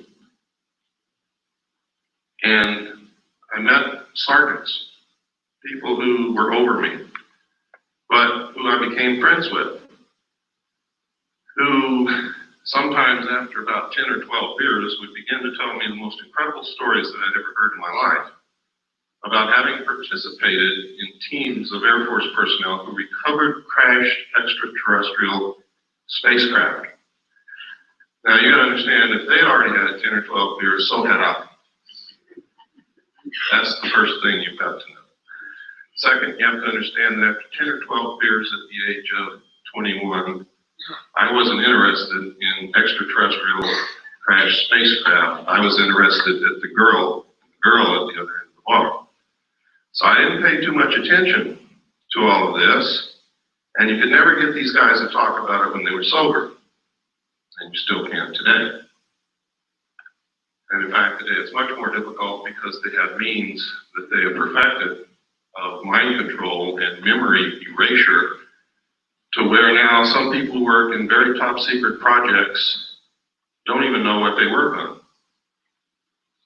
They know that they go to work in the morning, they get off of work and go home, they don't remember anything that they did all day. The technology for this is well documented, it's in the public domain also, and it's one way that they've figured out how to keep projects secret. If you don't believe that the military can keep things secret, consider this. You just recently heard of the stealth fighter for the first time. This is 1991. I think the first mention of it publicly was in 1990. Did anyone hear of the stealth fighter before 1990? What year did you hear? Early 80s. Would anybody like to venture a guess on when the first flight of the stealth fighter took place?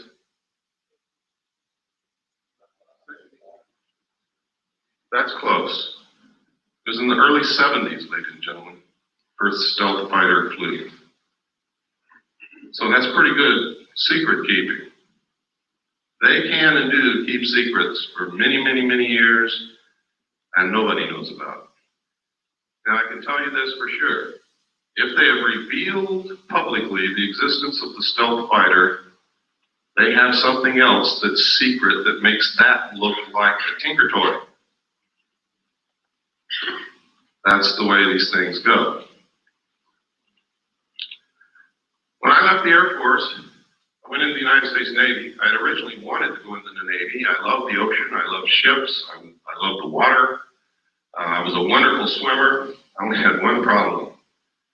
I got terribly seasick when I just looked at a boat. So that's why I really went into the Air Force. But when I left the Air Force and had not satisfied my sense of adventure, I still loved the ocean. I still wanted to go in the Navy, so I did. And I volunteered for submarines. I was stationed aboard the USS Tyru, SS-416, stationed at the Pearl Harbor submarine base.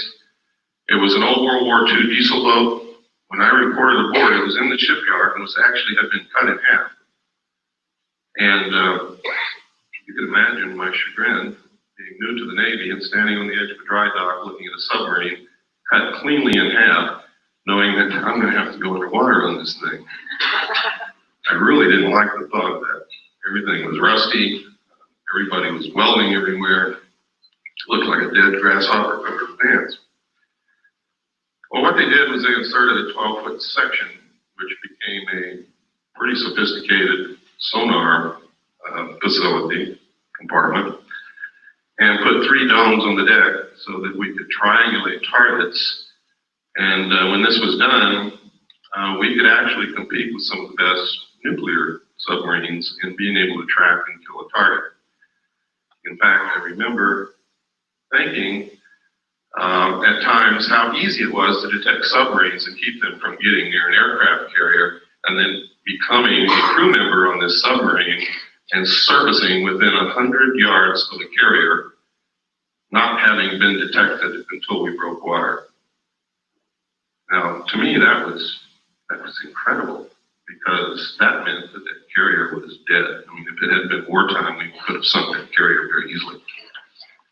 I was acquainted with the state of the art of aircraft technology.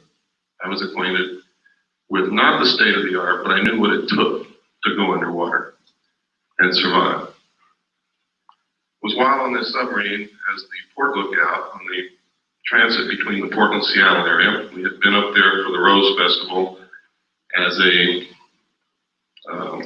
showboat, really. People came down and toured through the sub. We met a lot of girls and had some really neat dates, and then we left. And about 1/3 of the way back from the Portland, Seattle area to Pearl Harbor, I was the port lookout. We were on the surface doing about 10 knots when off the port bow, I saw, and I was the only one that saw it, a huge flying disc the size of an aircraft carrier come up out of the water, tumble on its axis, and disappear into the clouds. Well, needless to say, I was stunned, literally speechless. I started to say something, we couldn't talk. Nobody else had seen it, and I knew that they weren't about to believe what I had seen if I told them. And it scared me a little bit too, because I had never believed in these things, even though I had heard stories about them all my life. And I didn't see a little run-of-the-mill 30-foot flying saucer. I saw something as big as an aircraft carrier. But I had a duty to report this because it could have meant a danger to the vessel. My duty was to the vessel and to the crew. But I wasn't about to tell the officer of the deck that I'd seen a flying saucer. So I told him, his name was Ensign Ball, I told him that I had seen something off the port bow at a relative bearing of approximately 15 degrees.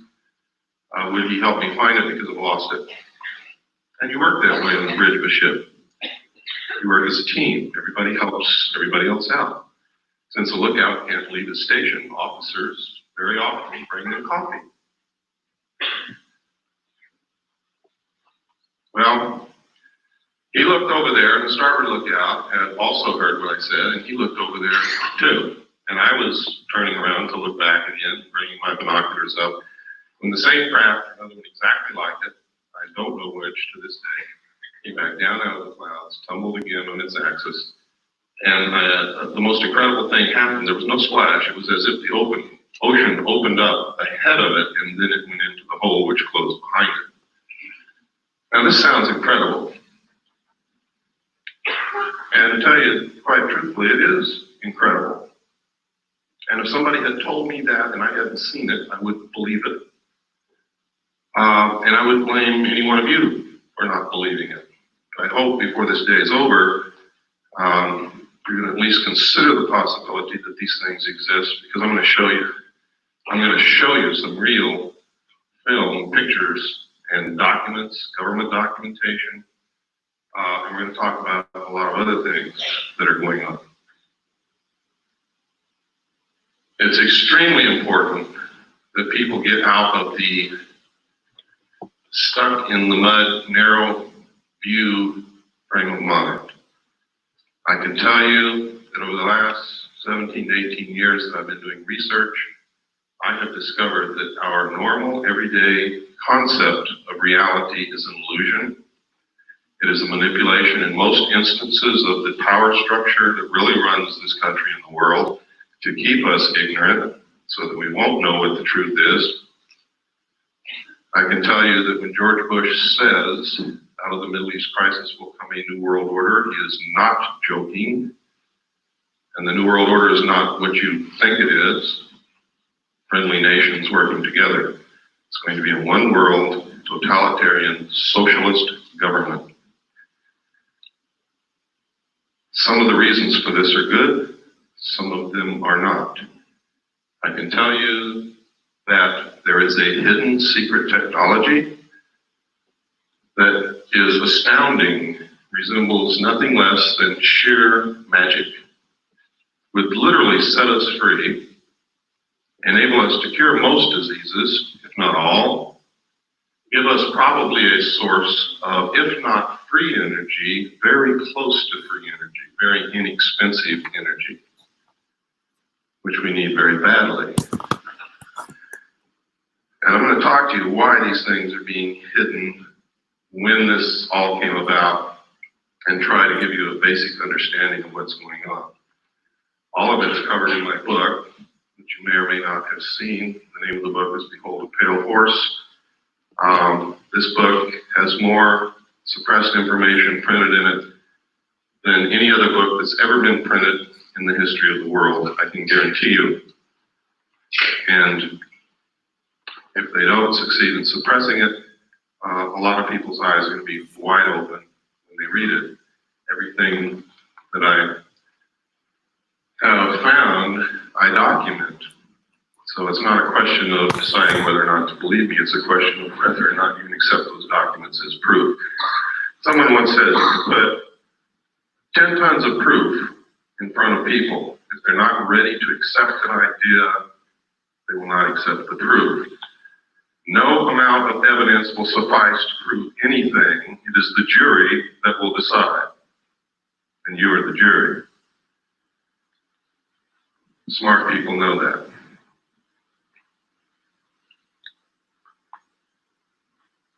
After having gone through this experience in the con on the bridge of the submarine, I was later told by the captain that we were not to discuss this, not even amongst ourselves. I've never been told that in the military. I've never heard of anything like that. People who worked on projects together usually discussed them amongst themselves together. Now, when we reached Pearl Harbor, those of us who had been on the bridge, including the captain, were not allowed to go to shore. An officer, a commander from the Office of Naval Intelligence came on board, spoke with each one of us in the captain's stateroom individually, and literally what happened is he did not tell us what to say. But every time we said the wrong thing, we were threatened. We were yelled at. It didn't take me long to figure out, having been raised by an Air Force officer and having spent 4 years in the United States Air Force, what this man wanted to hear. So I told him what he wanted to hear. Sir, I didn't see anything. I want to get the hell out of here real quick. Please, let's get this over with. That pleased him.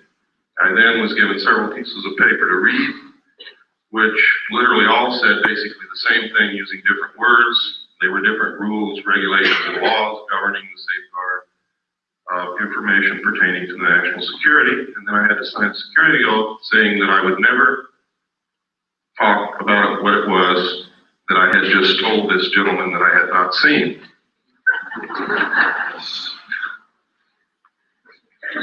And then I was allowed to go. Later I was selected and trained for Naval Security and Intelligence. I was given a secondary NEC of 9545, which is Internal Security Specialist. My job was to safeguard, control classified information, secure perimeters, buildings, naval installations, detect bugging devices, all of these things. I was specifically trained to conduct Pacific Area intelligence briefings. And then after all this training, I was sent to Vietnam and made a patrol boat captain for Naval Security and Intelligence. I was attached to Camp Carter, which was the headquarters of Naval Intelligence and I-Corps. I was then sent to a division of Naval Intelligence, which was the Da Nang Harbor Patrol. I was given a crew, a patrol boat, and a lot of weapons and ammunition, and they turned me loose. And that was crazy, because I was a young man who didn't know what the hell I was doing. But I did okay, thank God. Some others didn't. Later, I was transferred up to the Dong Ha River Security Group, which was another division of Camp Carter Naval Intelligence. And my job there was to patrol the river, make friends with the people along the banks, gather intelligence, and maintain the safety and security of the river. That river was at the DMZ. It's the Takan River. The base camp was Quaviet at the mouth of the river on the southern bank. And it was a major supply route for supplies that went to Khe Sanh, which was under siege. While there, I learned that there was significant UFO activity in Vietnam. A lot. Why? I don't know. There were rumors flying everywhere. We heard stories of enemy troops firing at UFOs, our side firing at UFOs, UFOs flashing back with blue lights that did crazy things, the same things that you hear happening today. I know of one instance for a fact that after UFOs hovered above a South Vietnamese village all night, the next morning there was not a living soul in that village. Don't ask me where they went because I haven't got the slightest idea. But it's incredible. We were told that any UFO information that we sent in dispatches, messages, or discussed over the radio, we were to use the code word enemy helicopter activity. And that's what we did. The enemy had no helicopters in Vietnam, period. So anything you see in the history of Vietnam that refers to enemy helicopter activity is in fact referring to UFO activity, unidentified flying objects. When I left Vietnam, I was sent to the USS Charles Berry D-1035 for a short period with NIS Naval Investigative Service to conduct an investigation on board that vessel. 3 months later, I left, was transferred to the staff of the Commander-in-Chief of the United States Pacific Fleet, who at that time was Admiral Bernard Clary, and was specifically attached to his intelligence briefing team. I also stood watches. In the Navy, you have a primary job. Some people don't know this, so let me explain it. In the Navy, you have a primary job, which you do. You also have to stand additional duty, which is called watches in the Navy. My watch station was Petty Officer of the Watch in the Command Center, which meant I was the senior enlisted man in the Command Center, in charge of the Command Center and the information. I was also the designated SPEAK-AT operator, which meant top secret, crypto, communications that came in under a specialized, compartmentalized category. I was the only one on watch who was allowed to handle that information and direct it to the specific place where it was to go. Now, normally these things are handled by radio men and communications technicians in a communications center. But in a command center where they have to have information instantly, everything that goes to the communications center also comes to the command center, so that there is not a delay in important information, urgent information getting to the right people who have to make command decisions. It was there that I saw documentation that I have to tell you right now could have been shown to me or given to me, or I could have been put in that position in order to see these documents so that I would specifically talk about them later. I'll tell you why in just a few moments that might have occurred. I don't believe that's the case. I believe that the information that I saw was real, was accurate, and is occurring. The documents stated that extraterrestrials were real, that UFOs were piloted by them and had been visiting this Earth for many, many thousands of years, that there was a project called Aquarius that had researched this history and compiled the history from written human records, starting with the ancient tablets left by the Sumerians, the Assyrians, the Mesopotamians, the Egyptians, right up to modern times. These documents were quite thorough and very convincing, believe me. There was documentation that the United States had actually recovered crashed alien craft. The first one occurred near a small town called Roswell, New Mexico in 1947. The crash site actually covered 2 locations. One location was on a ranch belonging to a Mr. Brazel. The other location was approximately 60 miles from there, where the main bulk of the craft had come down, from which they had removed 3 dead alien bodies. I saw photographs of these bodies, I saw photographs of the autopsies, and I saw photographs of the internal organs of these beings. It stated that in 1949 another crash had occurred, also in New Mexico, from which they had recovered more bodies, and that they had found 1 live alien creature wandering in the desert. Now you have to understand, just because I saw these documents doesn't mean that all of this actually occurred. These could have been presented to me to make me believe that this had occurred. It stated that they had kept this live alien in captivity until June 2nd, 1952, at which time he died of unknown causes. They instituted a project called Sigma to attempt to contact the race that this being belonged to. Sigma evolved into the National Security Agency. That eventually contact was made. Landings occurred, communication took place, an alliance was agreed upon. This actually was supposedly happened at Muroc, which is now known as Edwards Air Force Base in California, in 1954. President Eisenhower was on vacation at that time in Palm Springs. During this time, you can see by reading the newspapers that he disappeared. Newspapers went crazy. Reporters were combing the countryside looking for the president. They were told that he had suffered a toothache and was flown by helicopter to a dentist. Well, this was not true. The true place where he was taken was Muroc, Edwards Air Force Base. The base was closed. This is also on record for 3 days. No one could go in, no one could come out. There are witness accounts that say 3 unidentified flying objects flew over Edwards Air Force Base and landed. We have a letter, which I'm going to show you later, from Mr. Gerald Blight, who states that he was there when President Eisenhower was there. He saw the ships, he saw these creatures. And that's just the beginning, but I'm not going to go much farther than that right now. We're going to get into some documentation so that your disbelief can start to see that this is not as incredible as it sounds. And I know what some of you must be sitting there thinking. Wasn't too long ago, I should have been thinking the same thing. Now, over the years, if this is real, it's been suppressed and covered up and hidden for very good reasons in the beginning. Reasons that don't stand up now. Reasons that have resulted in criminal activity, in erosion of the Constitution, in all kinds of things.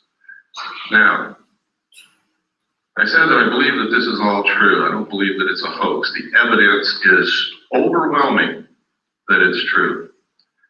And by overwhelming, I mean exactly that. When you get into really investigating this, looking at it, the evidence will overwhelm you. It is incredible that such a cover-up has been able to be maintained for so long. On the other hand, I have found references as far back as the beginning of this century by a secret group of very powerful people to create an artificial alien threat from some other planet to help unite all humanity into a one world government with them at the head. I have found a speech given by John Dewey in 1917 to Viscount Ishiki and the Japanese delegation in New York City, where the first thing that he says in his speech is, someone once told me that the best way to unite all humanity and do away with war is if we were attacked from some other planet by alien beings from outer space. I have found reference in a report called the Report from Iron Mountain to the ultimate method of permanent peace on this earth and uniting humanity, doing away with nation states which cause wars, and substituting for war a tremendously wasteful space program that would unite humanity against an alien threat of an intelligent race from another planet.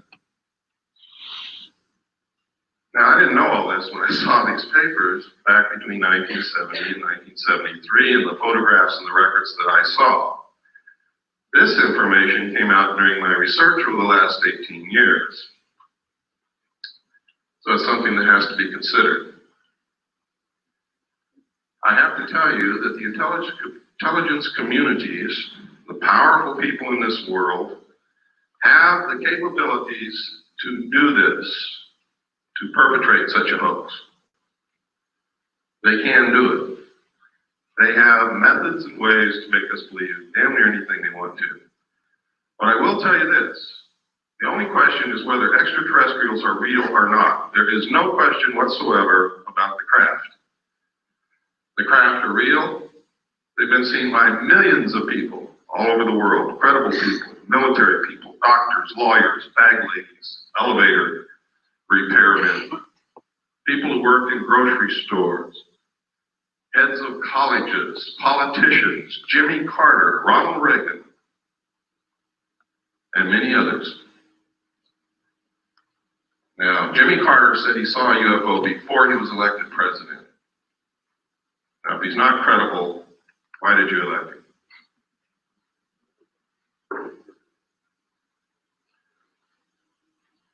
If we can send a man to the gas chamber or the electric chair on the testimony of two witnesses in court, why won't you believe millions of people who are telling you that they have seen these craft flying in the air, that they're metal, that they are intelligently guided, that they are real, and that they demonstrate a technology beyond anything that we know of publicly anyway?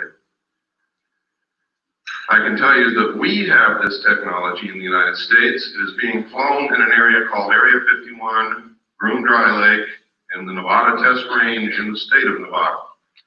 I have seen it fly. Many other people have seen it fly.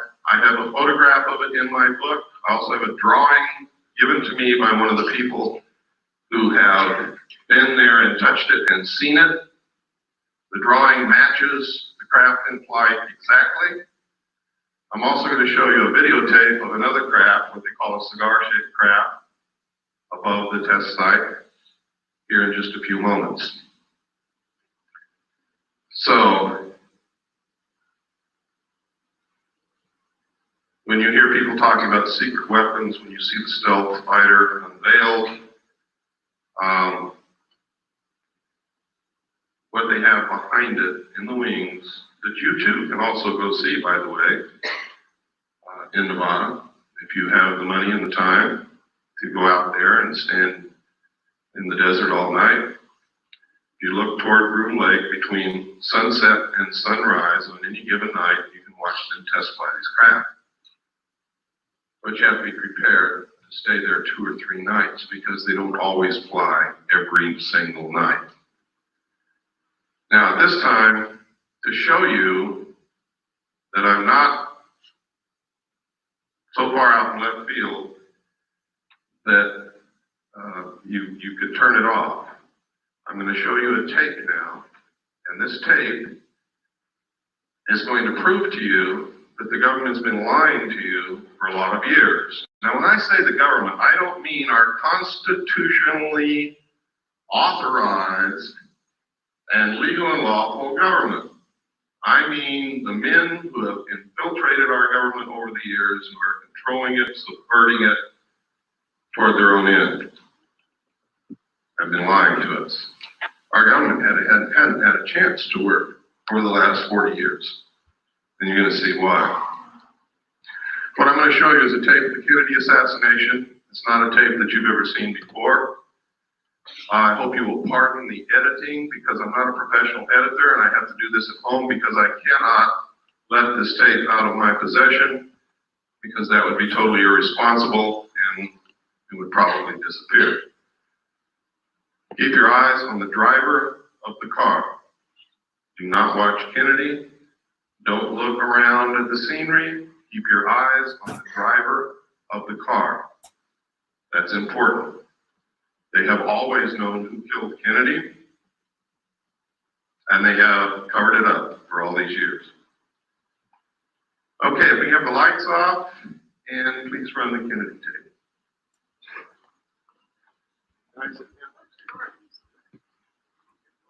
Can that door be closed? Yeah.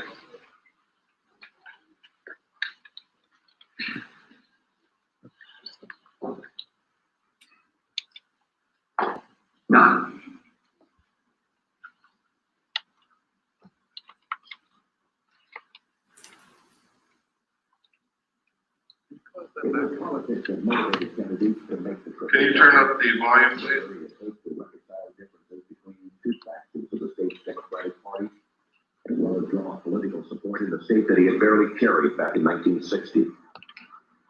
Kennedy, in fact, had felt the presidency so crucial to his re-election chances that he persuaded his wife, Jacqueline, to accompany him. The first day of the trip, which included visits to Houston and San Antonio on November 21st, had been very successful. Despite his mediocre rating of the latest Gallup poll, overwhelming and enthusiastic crowds greeted the president and the First Lady at every stop along the tour.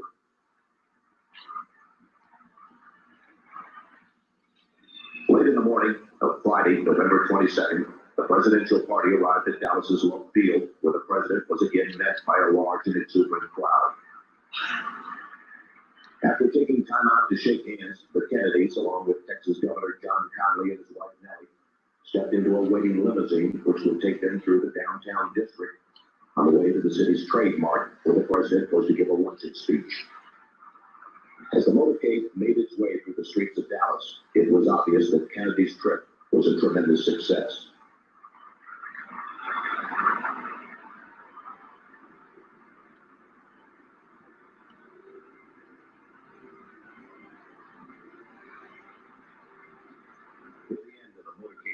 The limousine entered Dealey Plaza, a small open area on the outskirts of the city. After turning right onto Houston Street, the president's car traveled one short block and then turned very sharply left onto Elm Street, where it passed beneath the Texas School Book Depository. It was 12:30 p.m. Central Standard Time. At this point, Abraham Zapruder, a Dallas clothing manufacturer who watched the motorcade from atop a grassy slope to the west of the book depository, turned on his 8mm Bell & Howell movie camera. Focusing his telephoto lens on the president, Zapruder captured the most shocking and sensational piece of film in history.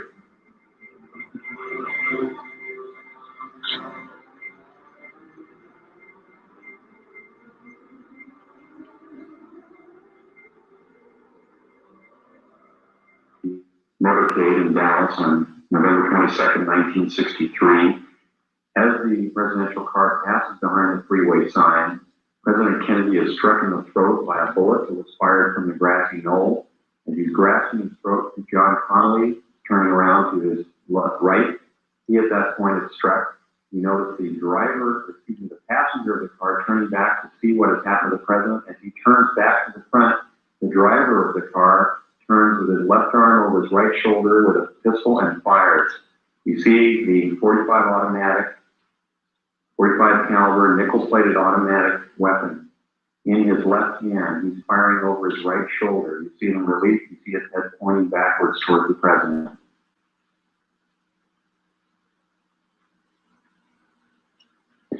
In this enhanced close-up, you see the impact of the bullet upon the president. The force of the shot drives him violently backward against the back of the seat. You see Mrs. Kennedy react in horror.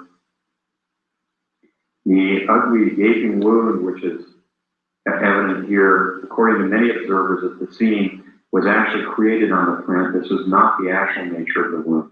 But you notice that Mrs. Kennedy wasted no time in trying to exit the vehicle because she clearly was able to determine exactly where that shot had originated. And it was her personal bodyguard, Clint Hill, another Secret Service agent, who attempted to keep her in.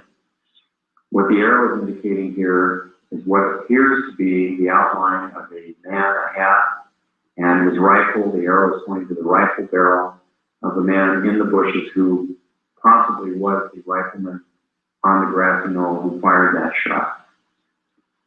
Another view taken by another photographer. Again, you see Mrs. Kennedy trying to exit the vehicle at all times. Here you see the passenger in the front turning back, looking at the president. Instead of jumping back to assist him, he turns forward. The driver is now rotating. The weapon comes into view and he fires. You'll see this repeatedly in these sequences. Kennedy's been shot in the throat. He's leaning to his left. The driver now begins to rotate. His left arm comes over his right shoulder and he fires now. Again, you see the driver rotate, you see the weapon come into view. Rotating again, the weapon is in view, he fires. You can clearly see his head turning and then his arm and the weapon extending into view over his right shoulder. Many of the witnesses indicated that the car slowed almost to a virtual halt at about this point. And here in the normal version, you see how much more quickly they speeded up. It's much harder to determine. Many of the people who asked the question why Jackie Kennedy did not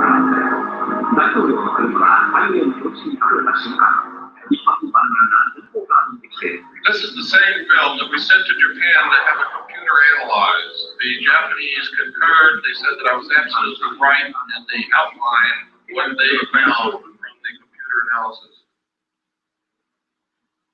They also gave us a very clear, beautiful color cut that you will see following this.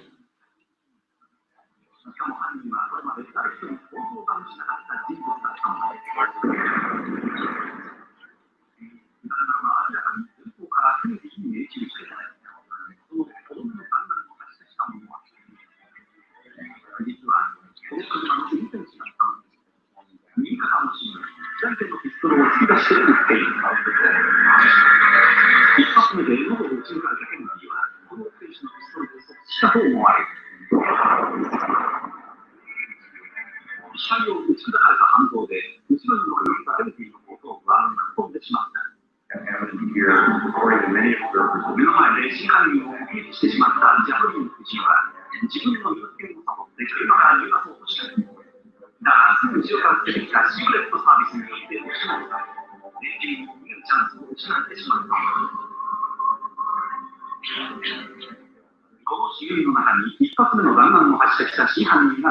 what the arrow is indicating here, a hat, and his rifle, the arrow.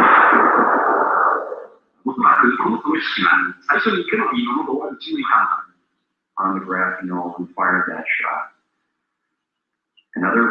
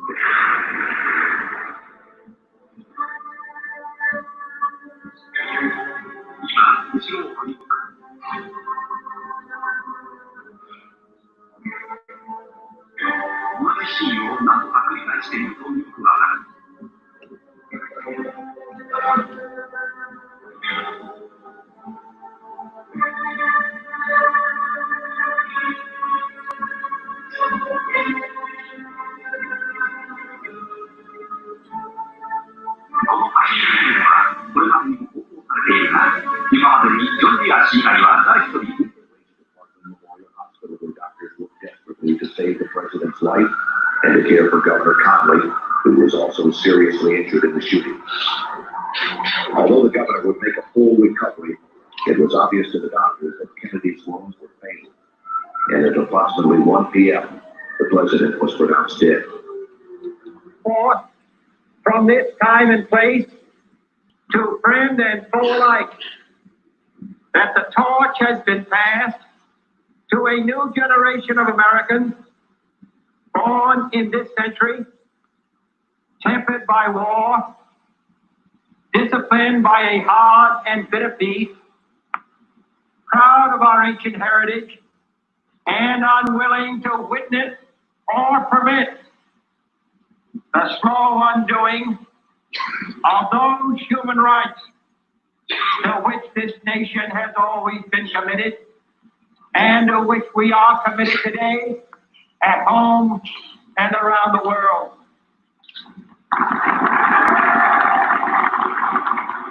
began with such promise, however, would end less than 3 years later in tragedy. On November 22nd, 1963, President John F. Kennedy was assassinated, shot to death while riding in an open limousine through the city streets of Dallas, Texas. The death of such a young and vigorous leader was an overwhelming event which stunned both the nation and the world. In the years that followed, though, the Kennedy assassination became much more than a national tragedy. When viewed in light of later assassinations, the war in Vietnam,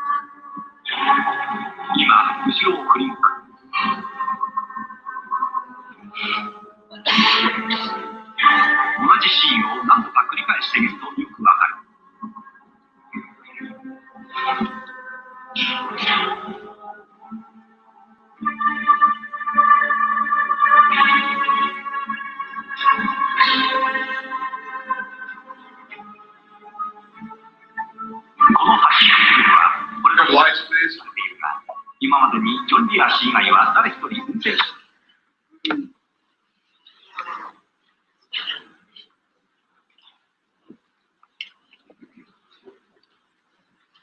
While I was with the Office of Naval Intelligence attached to the Commander-in-Chief United States Pacific Fleet staff, I saw documents that stated with no hesitation whatsoever, with clear understanding, that President Kennedy was killed by William Greer, the Secret Service agent driving his limousine in the motorcade. These documents disclosed to me that the people involved in the assassination of the President from the Office of Naval Intelligence, the Secret Service, Division 5 of the FBI, and the Central Intelligence Agency. The reason stated was that he was a security risk, that he had ordered them to stop the sale and importation of drugs to the American people, and that he had ordered them to develop a plan to disclose the presence of extraterrestrial visitation to this Earth within the following year. He had also ordered a printing of legally constitutional silver-backed money, which is not in the best interest of the world bankers or the power structure of the Federal Reserve, which is not an agency of the federal government, but is a private corporation run, and the stock is held and owned by bankers, most of whom are European bankers controlled by the House of Rothschild. They pay no taxes on the national debt that we pay them and the money that they earn from the interest. So they were dead set against the printing of this money. Kennedy had also discovered what the CIA had been doing for many years. You see, being president, he used to open a lot of drawers that nobody usually gets to open. And he had informed the CIA that he had intended, and he said this publicly, by the way, that he intended to disband the CIA and scatter it in 1,000 different directions. So you see, he made some pretty big enemies. And there were some pretty powerful people who thought that he needed to be killed. Many of you saw this and found this out for the first time today. How many of you are upset by this? I am. I have been ever since I saw those documents. I've been terribly upset. In fact, in my book, I closed parts of my service record in the appendix. You can see the exact day that I found out that the Office of Naval Intelligence was involved in the assassination of President Kennedy. I went over the hill with no intention of coming back. It was my good friend Robert Swan who talked me into returning. so that I can do what I'm doing today. He said, Bill, you can't help anybody if you're in jail, and that's where you're going if you don't go back. So I went back after 8 days. But you can see the exact day in 1971 when I saw the document that told me who killed President Kennedy. Let's take about a 5-minute break. Let's take a 10-minute break.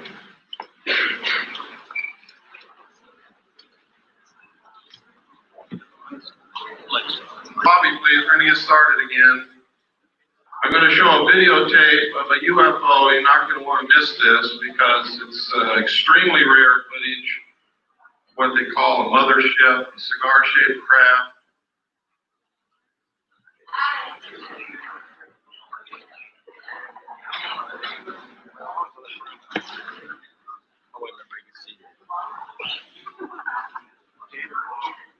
Close that door.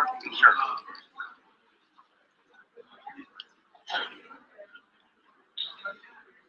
I meant to say this in the beginning, but forgot all about it.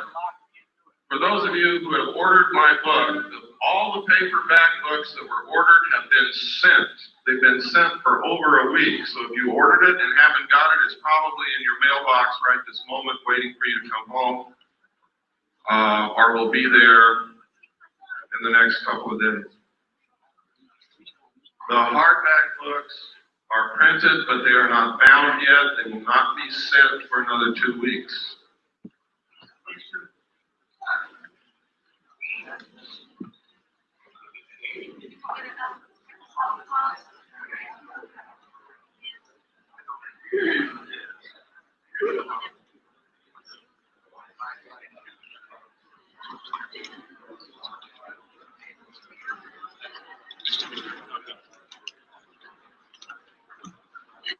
And it needs to be gotten to the bottom very quickly.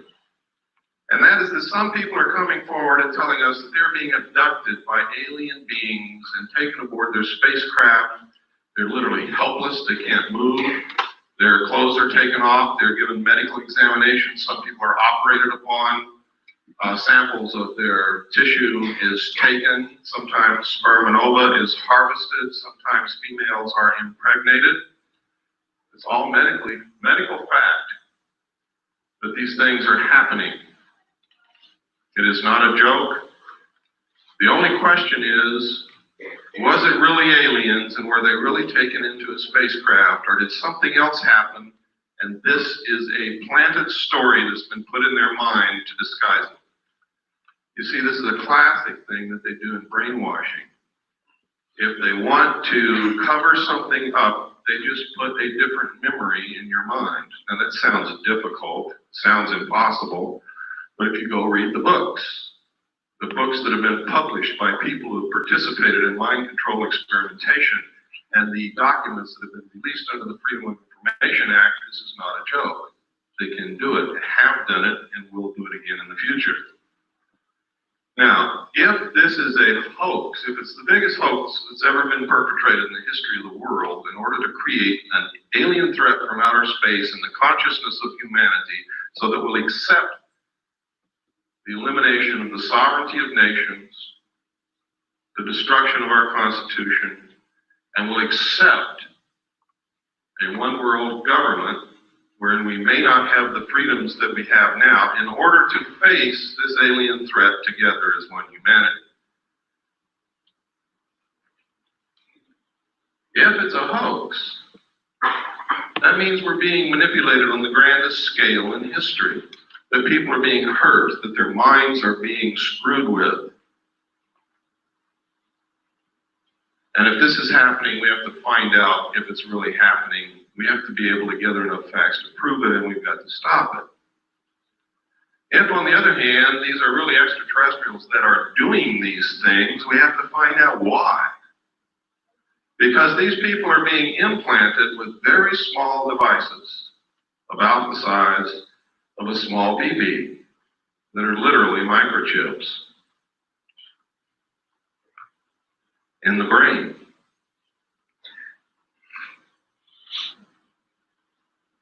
What is the purpose? I don't know. Can these people be controlled through these implants?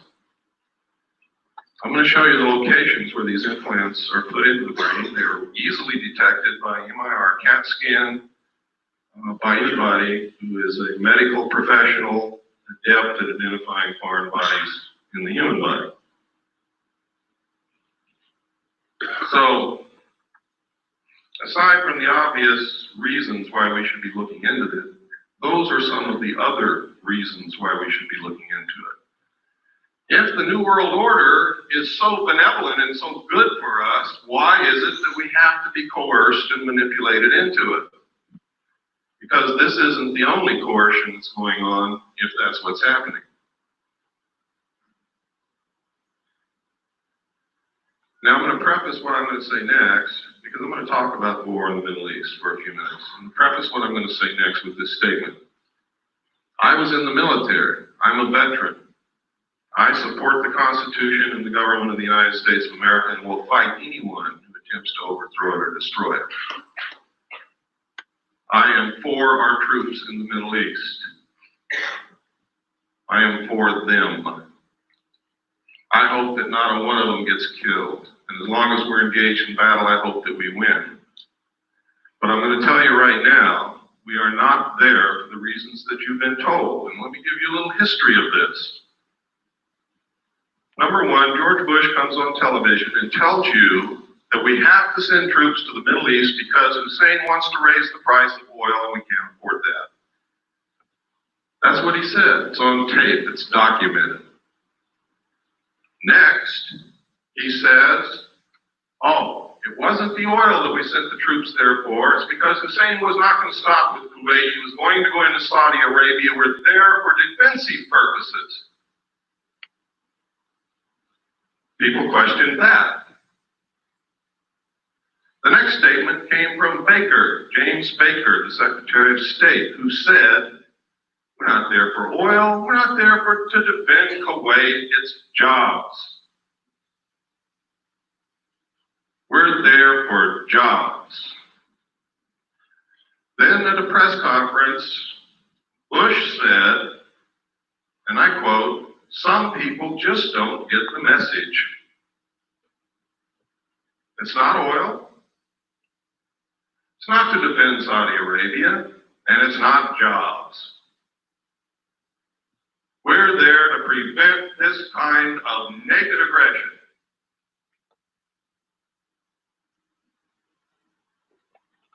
Now, I submit to you that the President of the United States and the Secretary of State don't know why the hell we're there, and they change their mind every minute, that none of the above is true. The truth is, a legal precedent has to be established that says that the United Nations is the ruler of the world. It has to be a legal precedent that all nation states submit to the will of the United Nations and give up their sovereignty to the United Nations and submit to the rule of the law of the world, which is the United Nations Charter and the resolutions passed by the United Nations. And the United States military is acting as the police force for the United Nations to establish that legal precedent. And Bush has said on television, no nation can ever again stand against a world united. And if they try it, the same thing will happen to them. Margaret Thatcher was the last world leader who was opposed to the one world government. And she is no longer the Prime Minister of England because of that. I'm going to tell you now that the only obstacle to the New World Order coming together at this moment is the right of the American people to keep and bear arms. That is why there is such an effort to take your guns away from you. You see, the intent of the Second Amendment, the Second Article and Amendment to the Constitution, was not so that we could go hunting. It was not to protect the possessions in your home or to protect you from burglars. The intent of our forefathers in establishing the Second Article and Amendment to the Constitution was that as long as every American owned a weapon, whether they ever fired it or not, our government could never oppress us just with the knowledge that we all had that weapon in our closet. That's the reason. That's why every time you see a bill to take weapons away from the American people defeated in Congress, 4 more are introduced immediately. It's a never-ending battle. That's why they lie about the statistics. The truth is, in a town where everybody owns a weapon and everybody knows it, there is almost no crime.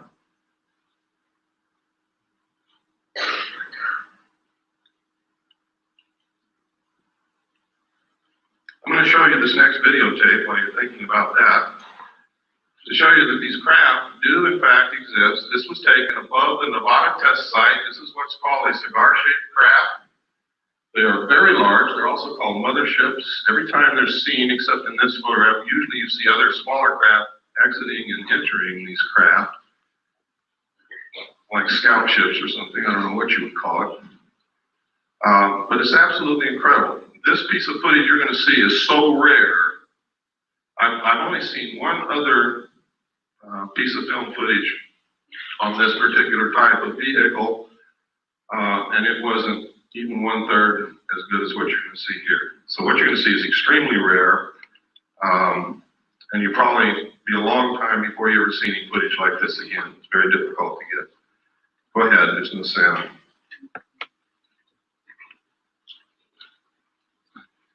Kill the lights, please. And you can see the craft just below the tip of the white cloud. And if you watch, it's going to move from right to left and then turn into the clouds and disappear.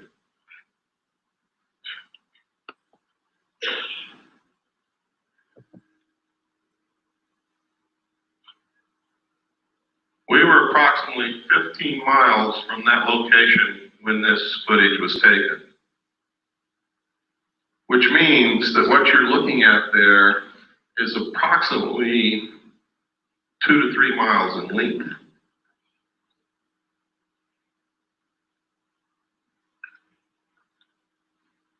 That's very impressive, and to me it's very exciting that someone can make something that flies in the air that's 2 to 3 miles in length. That is the actual time that you see there, those are the actual seconds passing.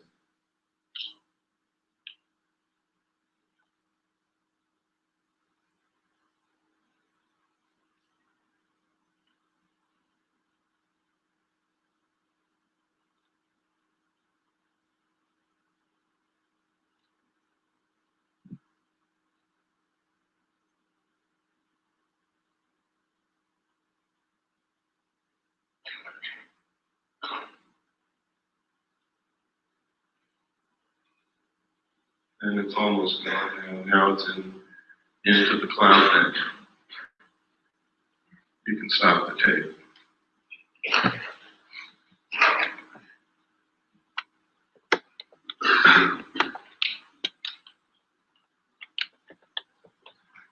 Okay, if you'll turn on the slide projector, we'll get into some of these slides.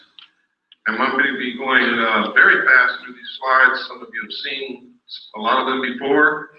You're going to see some very startling information here. You're going to see some documentation that's going to prove to you that the government's been lying to you for many years. You're going to see some documentation that proves who I am and what I'm all about.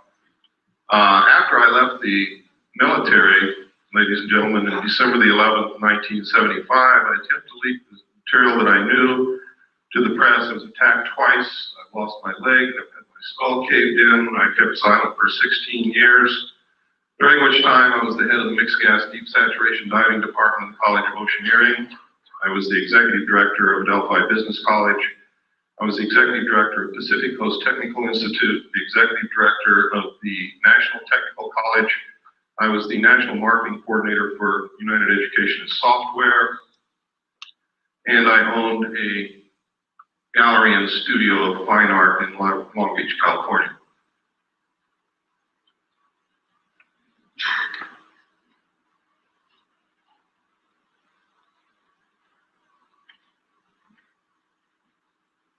Is it on? It's on. Maybe just go forward one.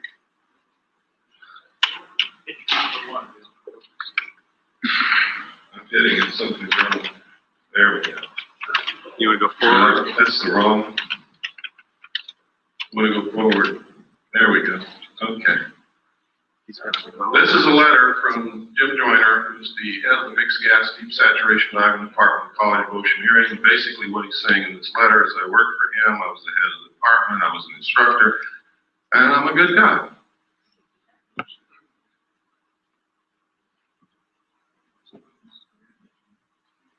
This is not working. It's not. Go ahead and push it. Just say forward and he'll push the button. Okay. This is a piece of research that was done by Bob Exler. In his own research, he verified something that I had not told anybody, and was that when I was with the Commander-in-Chief of the United States Pacific Fleet, I worked directly under Bobby Ray Inman. He verified all of this, verifies that I was there, and that I had reported seeing UFO-related documents under that command. And it goes through to outline Bobby Ray Inman's career path, which is incredible.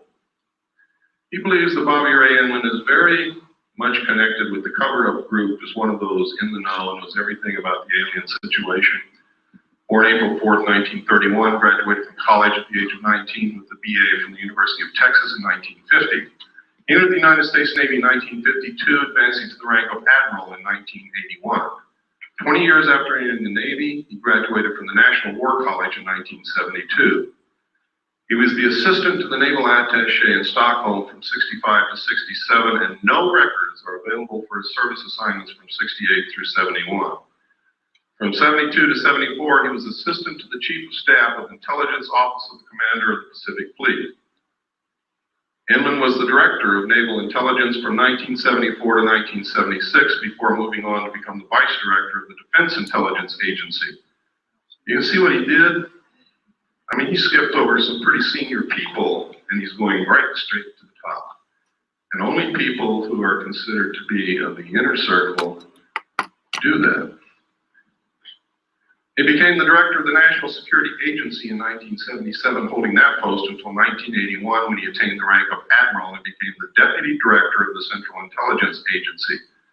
Retired from government service in 1982 and became the CEO for MCC. Remember what I was telling you about implants?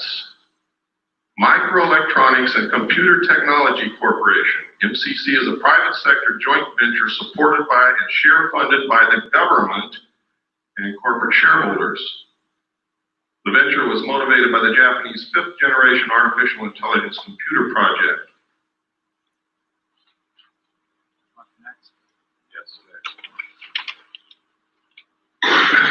This is a letter from Bob. Remember I told you Bob Swan was the one who talked me into going back after I went AWOL. Later, I got married on June the 2nd, 1972. On June the 1st, 1972, I sat down with Bob in a bottle of scotch and I told him everything I knew and gave him a set of documents to prove it. Bob acknowledges that conversation in this letter. He acknowledges what I told him about alien installations on the moon, about the Kennedy assassination, about the fact that I gave him documents that were highly classified. And he says that he doesn't know what happened to them. He doesn't have them anymore. It's exactly what he should say. Next.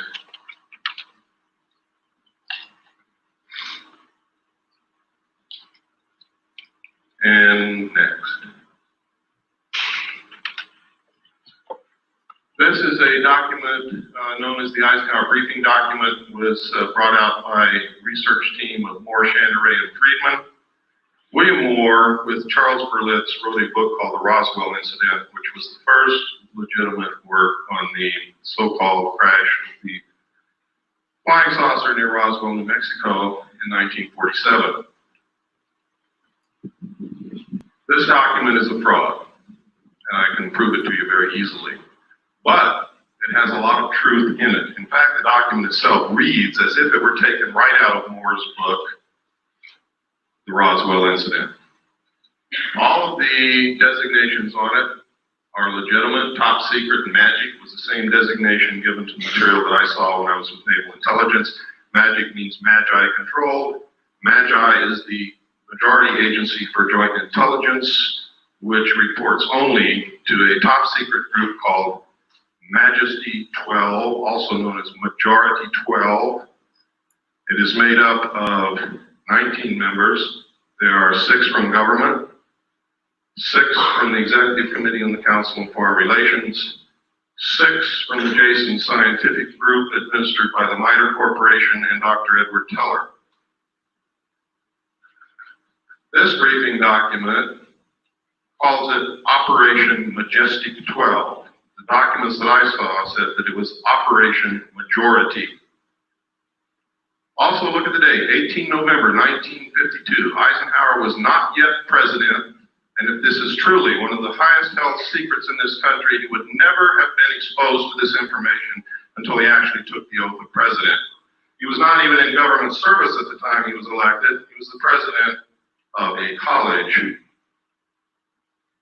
Next, please. I can tell you that of those listed there, those names, Admiral Roscoe Hillenkoetter was the director of the CIA when this group was supposedly formed. If in fact it was formed at that time, he would have definitely been a member. Secretary James B. Forrestal, according to the documentation that I saw, was a member and was the man responsible for the operation of the recovery of the craft at Roswell, New Mexico. And it is really his story that is outlined in Whitley Strieber's book called Majestic. The main character in that book was an abductee, carried the bodies from the crash site to Los Alamos National Laboratory. In the documentation that I saw, that actually did happen to James B. Forrestal. Next slide, please. And next slide. We don't have time to go through every sentence and every paragraph, so I'm just going to hit the major points. Next.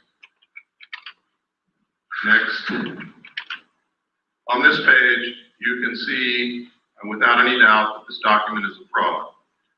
In enumeration of attachments, you'll see attachment A, special classified executive order number 092447 TS/EO. TS is top secret, EO is executive order.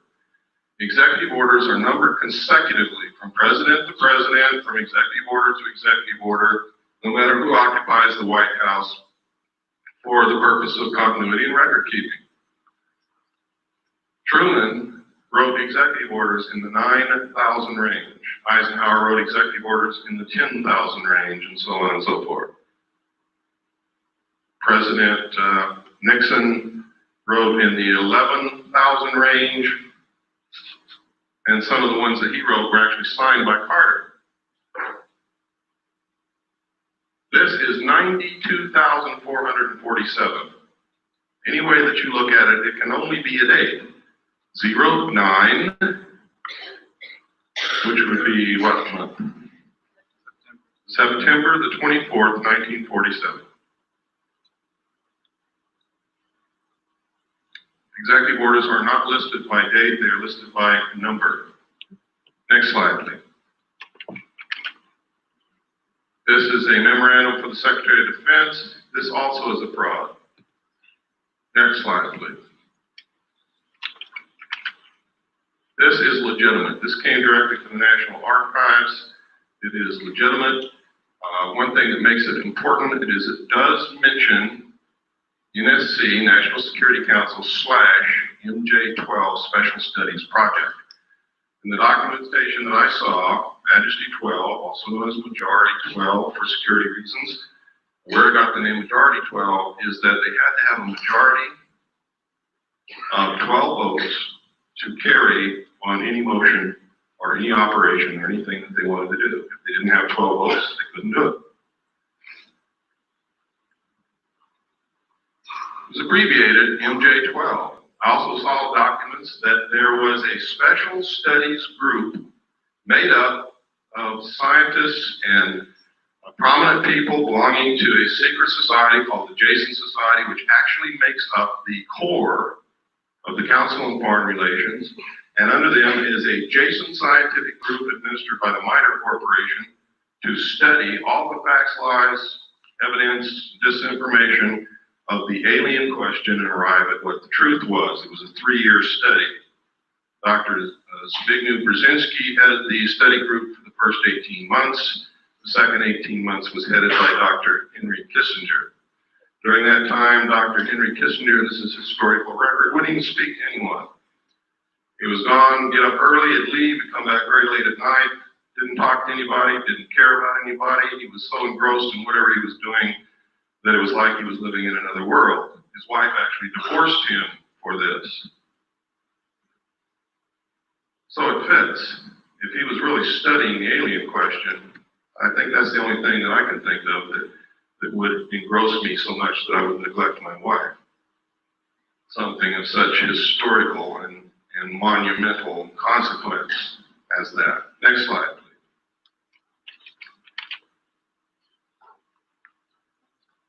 This, nobody knows if this is real or not, but this is one of the documentation that Moore, Chanteray, and Friedman came out with. Next slide. This is a letter from Jesse Marcel Jr. In the Roswell crash in 1947, Major Jesse Roswell was an intelligence officer attached to Roswell Army Air Force Base, and he was the one who was sent out to check out this wreckage that Mr. Brazel reported on his ranch. When he got there, he determined that this wasn't anything he'd ever seen before, didn't know what it was, gathered it all up, put it in his car, took it home, showed it to his wife and child at night, and the following morning took it into the base. That night, when he showed it to his child, Jesse Marcel Jr., interpreted that this was pieces of a flying saucer. Now, I don't know if his father told him it was a flying saucer or not, but I believe that the suggestion was probably planted in the kid's mind because the only thing that the father had was bits and pieces of stuff that looked like tinfoil from cigarette packs and balsa I-beams, although they weren't balsa, it was some kind of metal, but they were very light. Next slide.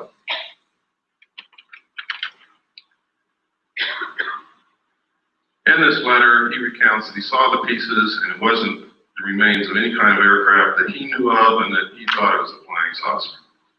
Next slide. This is the results of an interview from Jesse Marcel himself, the father. The father goes through and he makes several interesting points.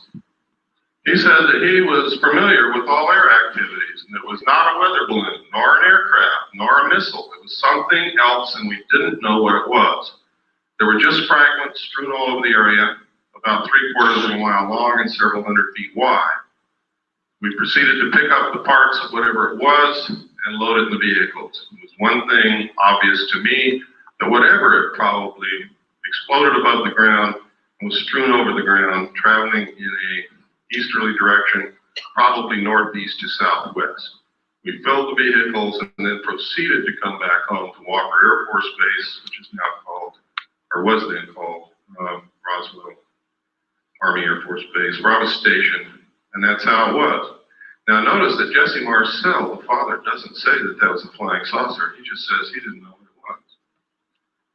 And that's significant, and that's never been pointed out before. Everybody cites this letter as proof that he picked up pieces of a flying saucer, and that's a lie.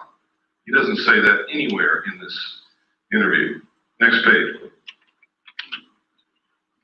And he goes on here, and he talks about the metal and the pieces and what it did. He said they tried to burn it, could not be burned.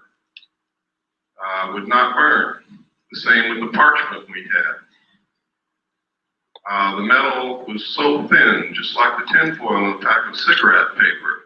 I didn't pay too much attention to that at first until one of the boys came to me and said, you know that metal that was in there?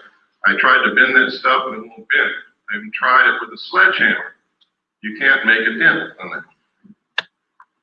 And he talks about some other things that they did. But nowhere in here is significant. Does he ever say that it was a flying saucer or an extraterrestrial craft? He just says he doesn't know what it was. Next slide, please. And even here, he doesn't say or venture any guess as to what it was. Next slide. this is a letter. This is called the Smith Memo. Smith was a radio engineer for the government of Canada. He came down to Washington to see if he could get the United States government to participate in electromagnetic experiments and experiments involving radio waves and other things of that nature. While he was there, he read a book written by Frank Scully called Behind the Flying Saucers, and he wanted to know if it was real. Scully in his book had said that the government had recovered crashed flying saucers and was hiding this from the public. He went to his embassy, the Canadian embassy in Washington, asked them to find out the truth. The Canadian embassy contacted Dr. Robert Sarbacher, who was a senior scientist working for the Pentagon at that time. And if you give me the next slide, this is what Dr. Sarbacher told the Canadian embassy, and they relayed it to Wilbur Smith. A, the matter is the most highly classified subject in the United States government, rating higher than even the H-bomb. B, flying saucers exist. C, their modus operandi is unknown, but concentrated effort is being made by a small group headed by Dr. Vannevar Bush. D, the entire matter is considered by the United States authorities to be of tremendous significance. Again, no mention of extraterrestrial or alien beings. And as you're going to see later, yes, flying saucers did exist. Next slide, please. This is the rest of the Smith Memo. It's important that you see the signature and the official stamps and the classifications that were on this thing. It is now declassified. Next slide. At the same time that the government was denying that they were interested in flying saucers or that flying saucers were real or that they were investigating or anything, this poster was on the bulletin boards of Air Force bases everywhere. I remember seeing this for many years on bulletin boards where my father worked. And it says, the first thing up there, UFO serious business, and outlines the fact that every base must have an officer designated to specifically investigate UFOs and report the evidence. And down here, it tells him what he has to have. One of the things is a Geiger counter, a magnifying glass. I don't know what he's going to do with that. And have a source for containers in which to store samples, camera, binoculars, and other things. Next slide, please.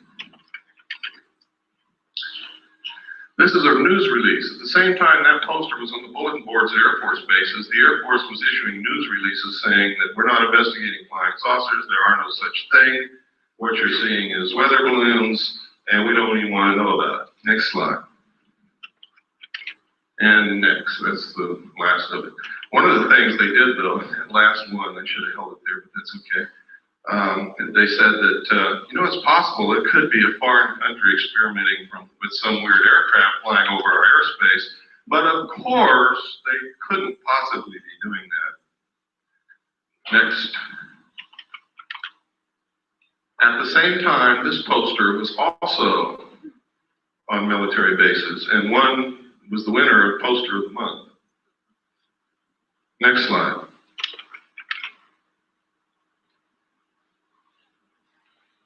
These are cows.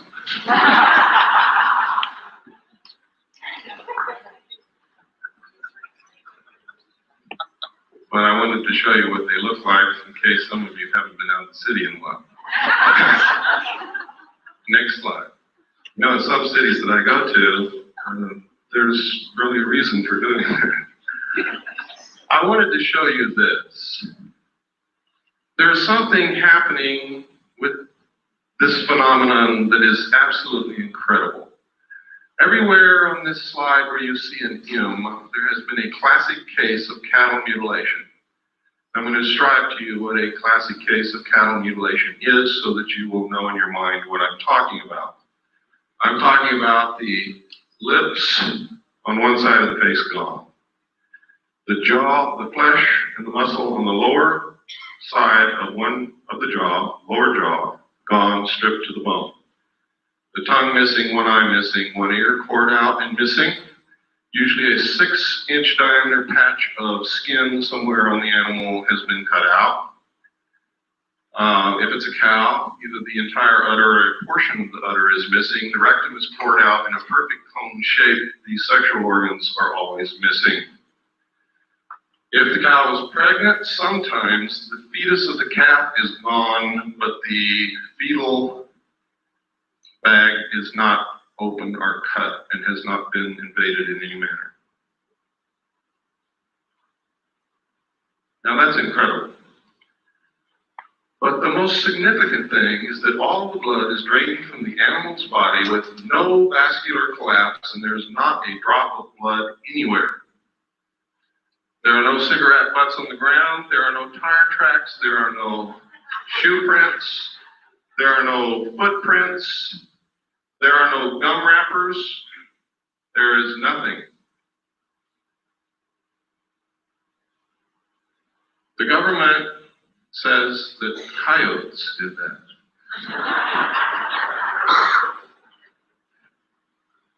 Now, I'm not going to pretend that I know who or what it was, but I do know one thing, it wasn't coyotes.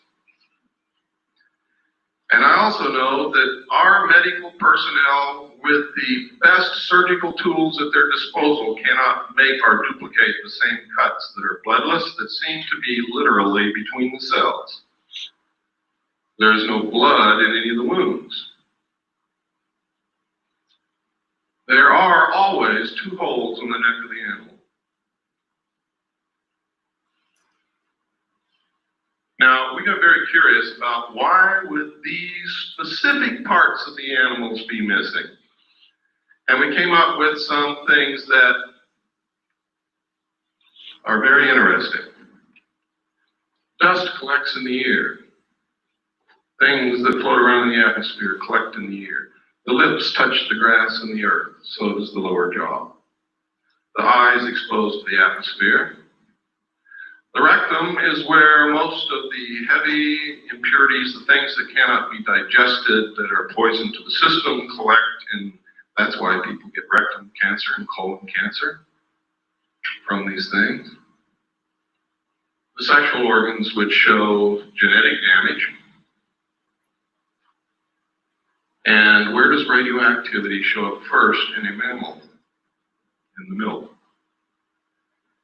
So then we got very interested in where these mutilations occurred, what time of year, which way was the wind blowing, and what was upwind from these locations. And we found in every single instance, there was a nuclear site of some kind, a power plant, a weapons base, a weapons storage installation, weapons manufacturing plant, a testing area, missile stockpile, uranium mines, and tailing piles, waste disposal areas. In every single instance were upwind from these sites. From that, I deduce that whoever is doing it is trying to find out how much radiation has leaked into the atmosphere, the food chain, and the groundwater, and what is it doing to the living mammals in its path. The fact that they leave these carcasses laying out there is an act of terrorism. Literally. I mean, if you want to check for something in these animals, that's fine, but there's no reason why you couldn't take it somewhere else, chop it up, dispose of it, or eat it, or whatever. Why is it being left on the ground? That's an act of terrorism. It's done intentionally to scare people. Why? Maybe to create an alien threat from outer space. Maybe because aliens don't eat beef.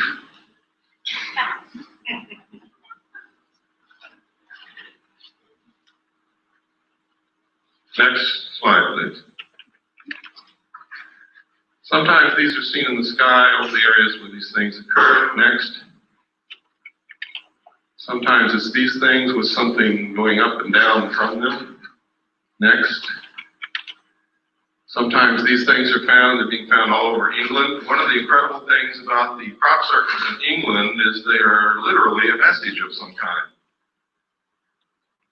There's a book called The Father of Lies. In the back of that book, it gives an example of the cipher that the secret societies used in ancient times to communicate with their members, so that people who were not initiates would not learn the secrets of the society.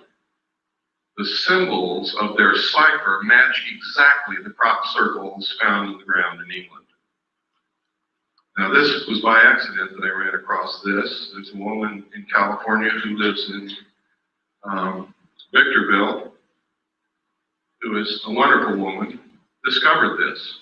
She had been looking at pictures of crop circles.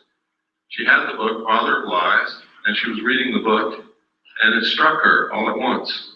These are the same. And so she let us know, and we have verified it. They are exactly the same. Secret societies have a lot to do with what's going on, believe me. Next slide. Sometimes these things are seen. Next slide. Always they find this. Next.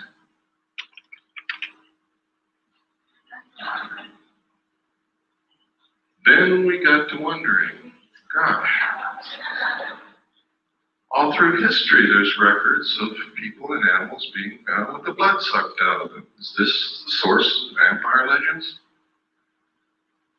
Back through history, we have found that there are accounts of animals and humans who have been mutilated in this classic manner. Next slide, please. This is some of the information a man by the name of Bill English has released. It is some of the exact information that I saw while I was in naval intelligence. He was working as while he was working in England at a national security agency listening post, really. And he saw the same documents there. Next slide.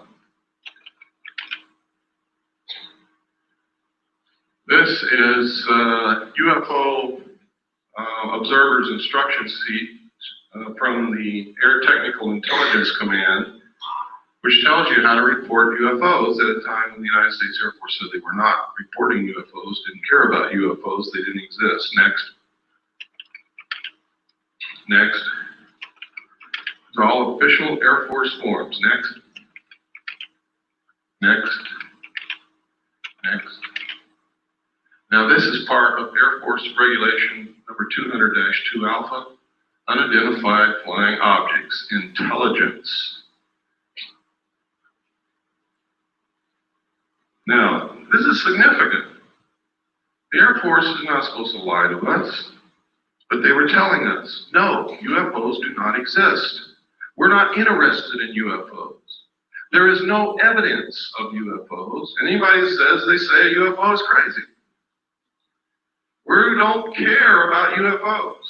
Yet they have written a U.S. Air Force regulation called 200-2. And this says on the cover sheet, direct communication is authorized between ATIC and other Air Force activities in matters pertaining to UFO investigation. Specifically, the ATIC may call upon the commander of the 1127th Field Activity Group, Fort Belvoir, Virginia, to conduct further field investigations if review of the initial report indicates such a requirement. In this event, the headquarters, 1127th U.S. Air Force Field Activity Group, will prepare the final report by order of the Secretary of the Air Force, Thomas D. White, Chief of Staff. Next page. This tells how to report it, what forms to use, identifying information, weather and winds, comments of preparing officer, classification, time and date of sighting, manner of observation. Next. General information, releasing information. That's funny, releasing information, it says under here. All information of releases concerning UFOs, regardless of origin or nature, will be released to the public or unofficial persons or organizations by the Office of Information Services Office of the Secretary of the Air Force. This includes replies to correspondence except congressional inquiries submitted direct to ATIC and other Air Force activities by private individuals. Exceptions. In response to local inquiries resulting from any UFO reported in the vicinity of an Air Force base, information regarding a sighting may be released to the press and the general public by the commander of the Air Force base concerned only if it has been positively identified as a familiar or known object.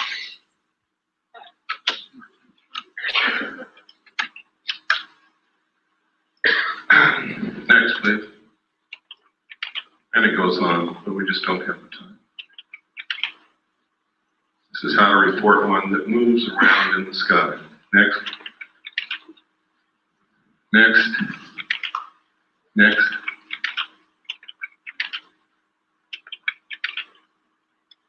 People always ask me, why don't they just fly around the White House? Well, there's a UFO. This photograph was taken in the early 50s, and that's certainly the White House. Next slide. Those are not butterflies. The truth is, in the early 50s, there was extensive UFO activity in the immediate area of the White House on an almost nightly basis over a long period of time. It is in the headlines of the newspapers. Pilots were scrambled in their aircraft to go and get them out of the airspace around the White House because it's prohibited airspace. And every time they would scramble, get in their planes, take off, UFOs would disappear. Pilots would go back and land, the UFOs would come back. This kept happening night after night after night. The pilots got so disgusted and so frustrated, they wouldn't even get in their planes anymore. Next slide. This is another, this is 200-2 identified flying objects UFO. This is the rest of it. Go ahead, next. All Air Force regulations. Next.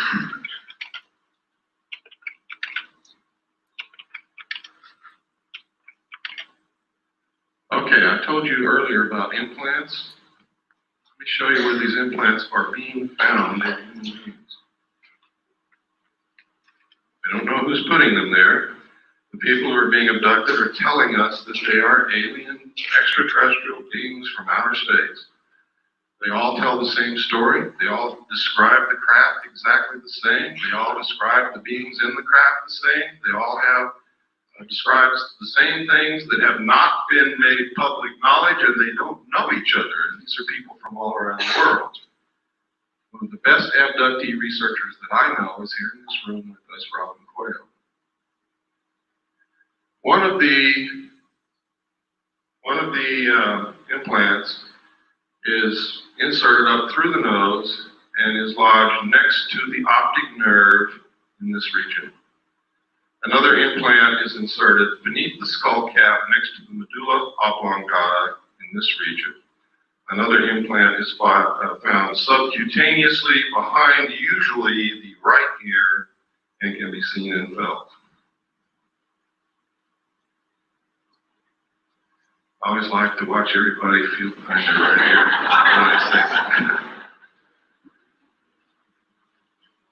Implants have been found in the wrist, in the calf, and in the lower arm. Next slide. Now, this is very strange because just before these began happening and after we began finding these implants, we began noticing newspaper articles like this. Computer chip implants can help find lost pets, and it goes to outline how this happens. And it tells us that the sheriff's department and the police department in the cities are given electronic equipment to communicate with a satellite that the government has put up. And if you put an implant in your pets, this satellite can find your pet wherever it is when it's lost, and your local law enforcement people, by tuning into this satellite with their electronic equipment, can tell you where your pet is and go get it.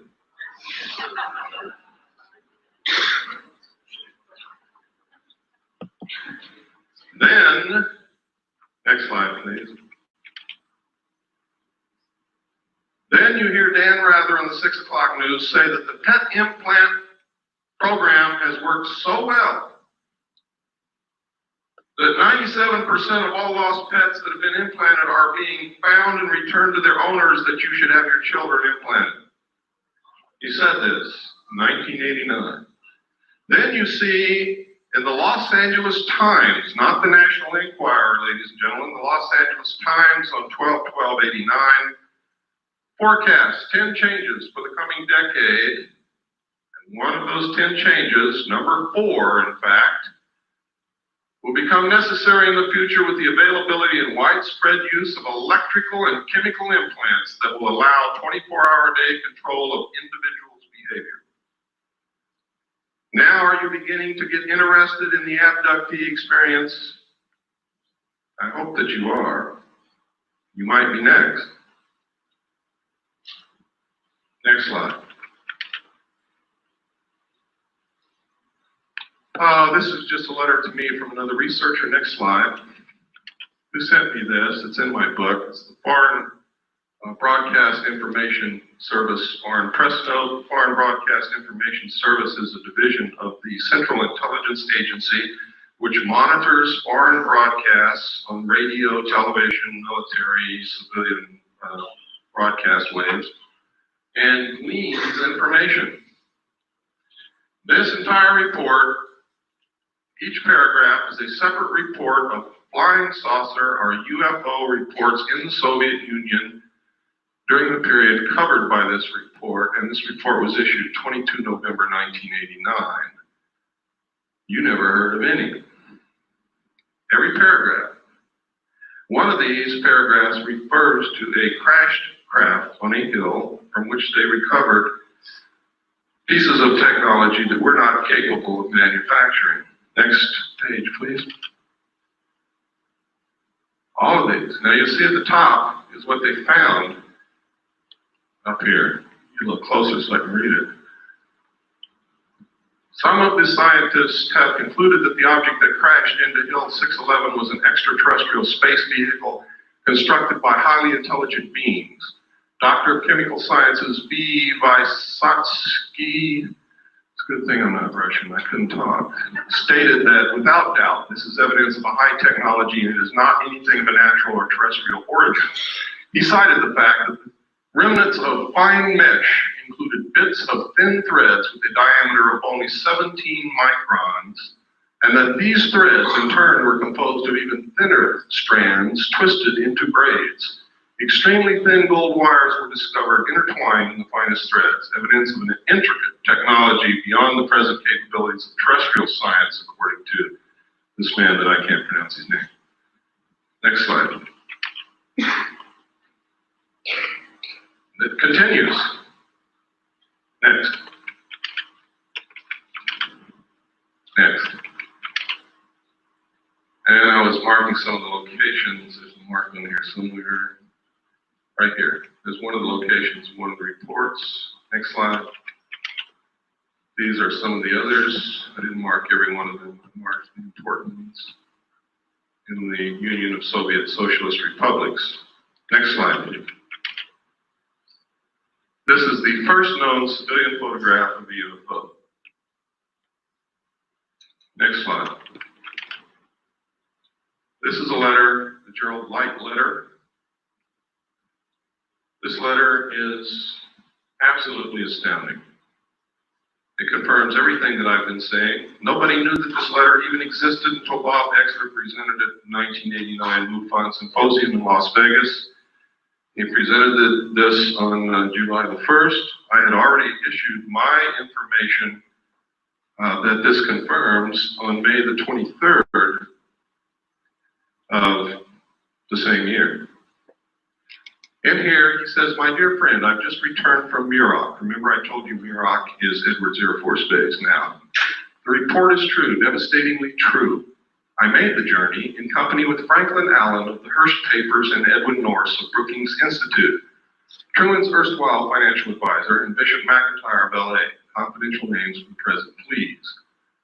When we were allowed to enter the restricted section after about 6 hours, in which we were checked on every possible item, event, incident, and aspect of our personal and public lives, I had the distinct feeling that the world had come to an end with fantastic realism. For I've never seen so many human beings in a state of complete collapse and confusion as they realized that their own world had indeed ended with such finality as to beggar description." Can you get the sense of what this guy had gone through? The reality of other plane aeroforms is now and forever removed from the realms of speculation and made a rather painful part of the consciousness of every responsible scientific and political group. During my 2 days visit, I saw 5 separate and distinct types of aircraft being studied and handled by our Air Force officials with the assistance and permission of the Etherians. Notice he calls them Etherians, which means that he attaches some spiritual significance to them. And notice also that he capitalizes Etherians signifying that he may have viewed them as gods. I have no words to express my reactions. It has finally happened. It is now a matter of history. President Eisenhower, as you may already know, was spirited over to Muroc one night during his visit to Palm Springs recently. And it is my conviction that he will ignore the terrible conflict between the various authorities and go directly to the public via radio and television if the impasse continues much longer. Well, we know that he didn't do that.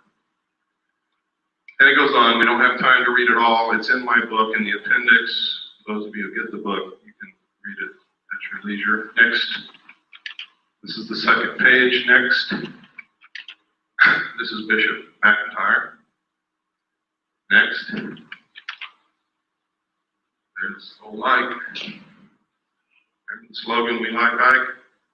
Ike started this crap. Next. There he is again. Remember what Ike said to us when he left office? Does anybody remember that? He tried to warn the American people against a powerful group within the defense industrial complex, which might seize unwarranted power and destroy this country. And nobody listened to him. Next. I think he would have said a lot more, but he didn't want to die. Is this one of the little guys he met? Or is this for our entertainment? Next. Is this one of the little guys? Now, this is a very well-known photo that's been leaked out to the public. It's been thoroughly debunked by everybody in the world, but it's never been proven false. Never been proven to be a fraud. Nobody knows where it came from. Now, I hope you all know what debunked means. Let me show you what debunked means. What's your name, ma'am? No, it's not. What's your name? No, it's not. What's your name? No, it's not. That's what debunked means. Next slide. One of the things that I saw and I talked about earlier was that there was an elite group of scientists called the Jason Group, administered by a corporation, which at that time was not the MITRE Corporation, but is the MITRE Corporation now. I talked about that all over the country. People said, "You're crazy." Well, I found reference to them in the Pentagon papers that were leaked by Daniel Ellsberg. And in the Pentagon papers, it said that the Jason Group had invented and come up with the electronic barrier that was placed across the DMZ of Vietnam to detect and prevent the North Vietnamese regulars from coming across the border. I was there on the DMZ. It didn't work. So they're not as smart as they think they are. But they do exist. Some people submitted Freedom of Information Act requests and actually got the truth out of the Pentagon. The first official acknowledgement that they exist. We submitted one and got it, but what I'm going to show you is not what I got, because people always doubt what I get, so I'm going to show you what somebody else got. Richard Whitmire of the Gannett News Service published this in the Olympian in Washington, and this is what he found. Next slide. He found that these guys are incredible. They have the highest security clearances in the nation. There are several Nobel Prize winners in the group. They hold the protocol rank of Rear Admiral, which is 2 stars whenever they visit any military installation, ship, airplane, Air Force base, or government facility. They are paid $500 a day consulting fee. And they're literally some of the best brains in this country. Next slide. Next. And these are some of the lists. These are some of them. There is only one woman among them. Her name is Claire Max. Let me see if I can find her. I think she's on the next slide. There she is, Claire E. Max, Institute of Geophysics and Planetary Physics, Lawrence Livermore National Laboratory. What do they need with a planetary physicist in a government consulting group? Next. Next. point out what's happening with women because I'm very sensitive to women's needs nowadays. I think, really, truthfully, if the world were run by women, we wouldn't be in this situation. Next.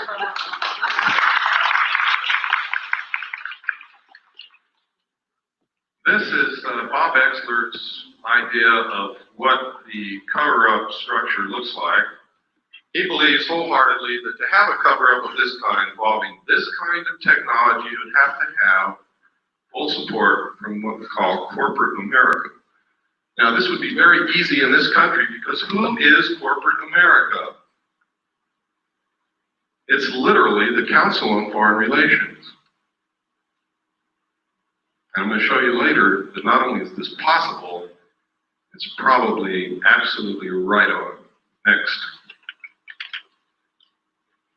Next, we've already looked at this. This is a piece of film that was sent to Leonard Stringfield, who is another researcher, who, the person who sent this film said that this was an alien extraterrestrial body recovered from a craft that had been burnt. I've looked at this at every angle that I possibly can think of, and I can't tell what in the world it is, except that you can sort of get a sense that it's probably biological something. Next. This was also sent to Leonard Stringfield, and the same thing was purported to be said. They said that this was the burned body of a crashed extraterrestrial being from a crashed spaceship. And this one is a fraud. Because right here, under the body, is a pair of Air Force flight glasses.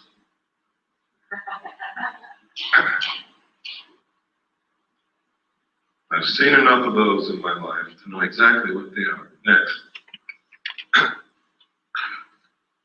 This is an official U.S. The newsreels captured it. We went down to watch Roy Rogers on Saturday morning, and they showed us this thing hopping around the flight line in front of a bunch of reporters in bleachers, and it never went anywhere. It just sort of hopped around, and the pilot had this incredible, terrified look on his face. Next slide. This is a photograph taken at a junkyard at I believe it was White Sands test range. Nobody knows what it is. Looks like a mad welder went wild. Next. This is a photograph. It's supposed to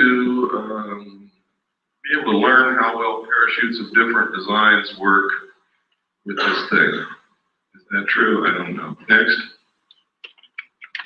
This is another one. We couldn't figure out what this is used for. We compared the shape and the size of this to the known nose cowlings of large aircraft, and we haven't been able to find anything that fits. But there's a lot of experimental aircraft that you never get to see, so that doesn't mean anything really. Next.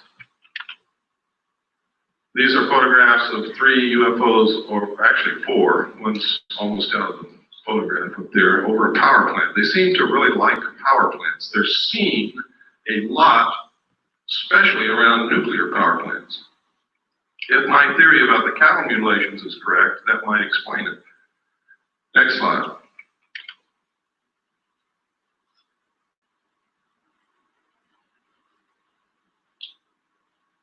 February 27th, 1951. Isn't Lassie beautiful? Next slide. This advertisement was in this magazine. Flying mobile camper of the future may be electric power plugging into any electric outlet for recharging. Now this is during the period of time when people like Herman Oberth, the world-renowned rocket scientist who was the teacher to Dr. von Braun,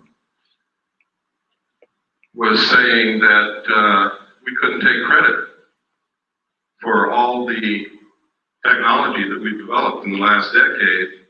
And when the reporter asked Dr. Oberth, what do you mean? What other nations helped us? He said, it wasn't another nation, son. It was those little guys from out there. Security people grabbed him and hustled him right out of the press conference. That was at his retirement. It was also the same period of time when William P. Lear, John Lear's father, said on a television talk show when asked what he could see for the future, he said, "You will be able to get into a phone booth in Los Angeles and step out in New York City." And he wasn't joking, and the audience laughed at this man. This was one of the bigwigs in the defense industrial complex who knew exactly what was being researched in our laboratories at that time.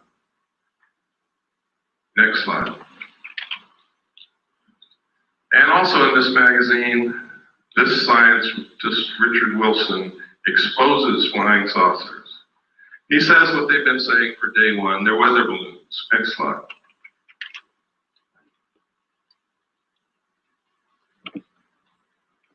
Albert Einstein.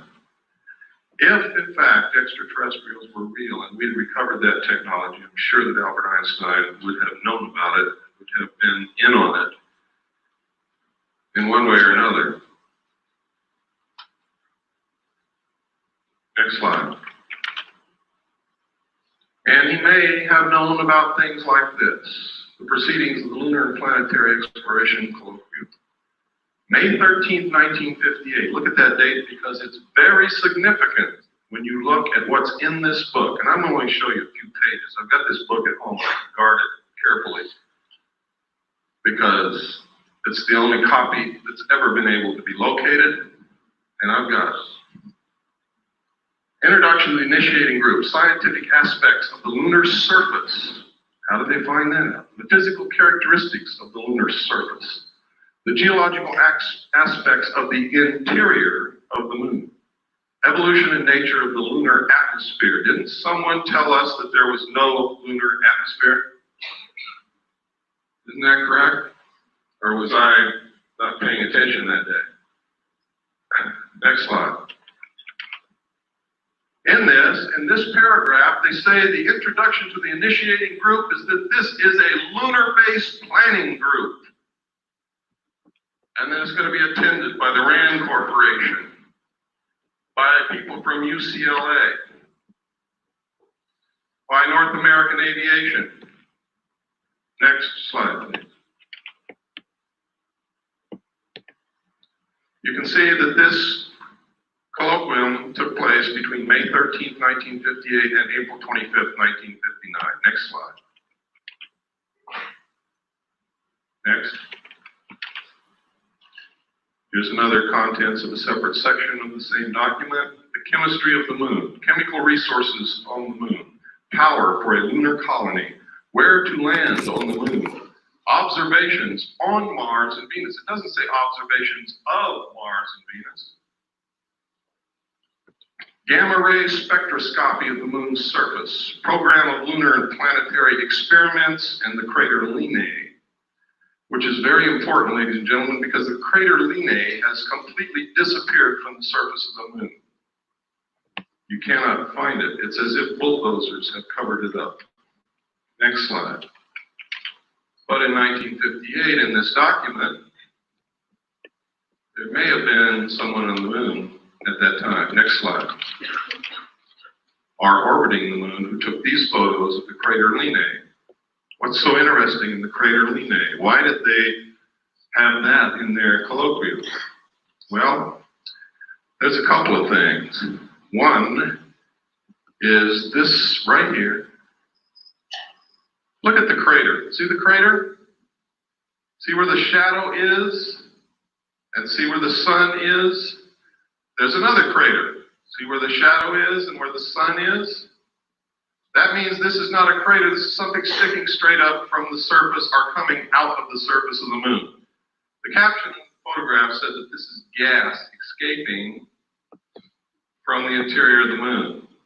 But there's even something even more interesting, and that is in this crater there is a dome. And in this crater there's also a dome. These are both the same photograph taken with different filters. Next slide. Now, supposedly we had nothing up there in 1958 and 59 orbiting the moon, and there was nothing on Earth that could take a photograph like that from the Earth. This is the Tonopah area of Nevada. Tonopah Test Range is out in this area. Next. Down here you see Nellis Air Force Base. See again up here, Tonopah Test Range. Down in here is Mercury. Over here is Groom Lake. Next slide.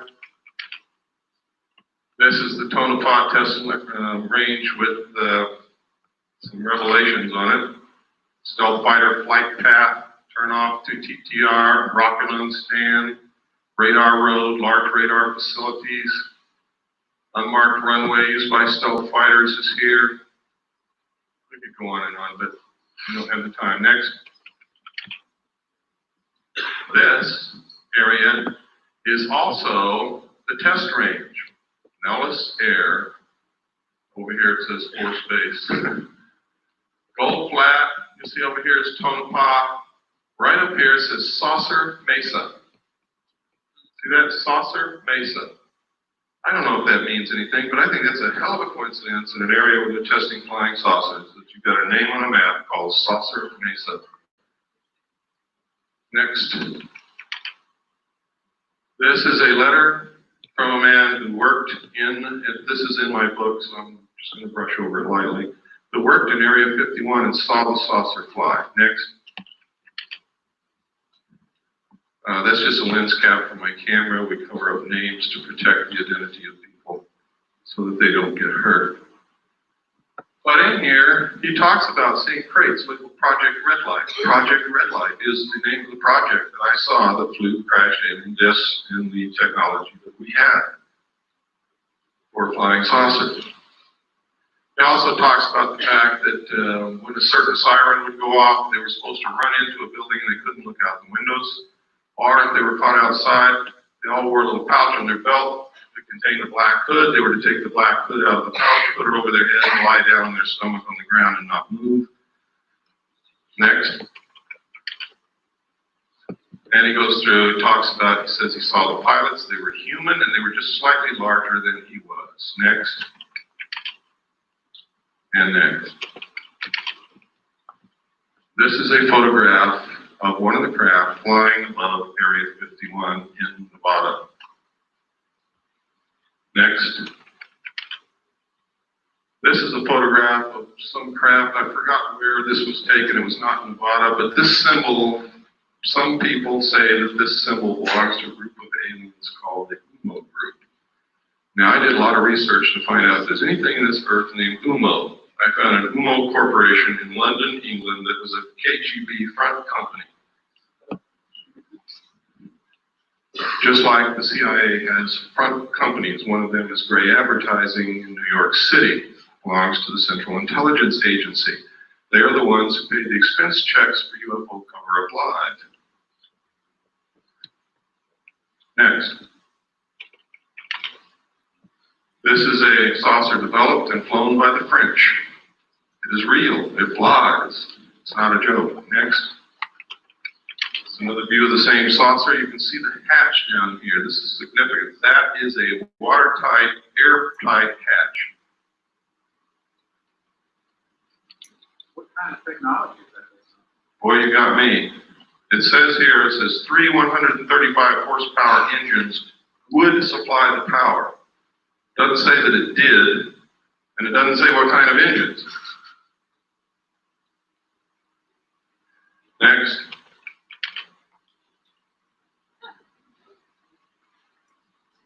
Now, if you remember, not too long ago, Jackie Gleason's wife, after he died, released an unpublished manuscript, and in it, she says that Jackie Gleason told her that he was asked to accompany President Nixon to Homestead Air Force Base, where President Nixon showed him dead alien bodies in a morgue.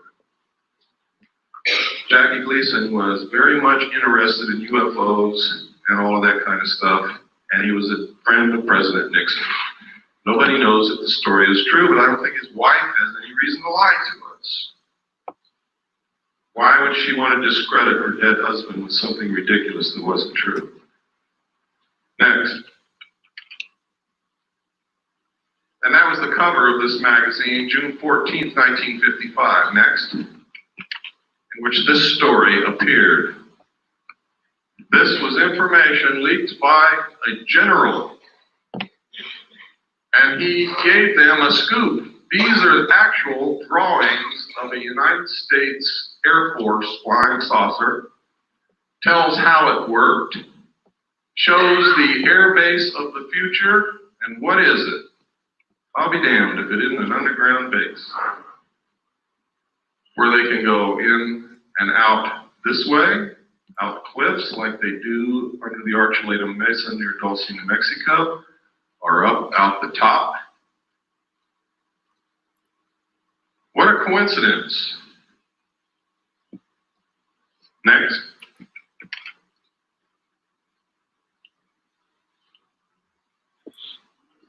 Next.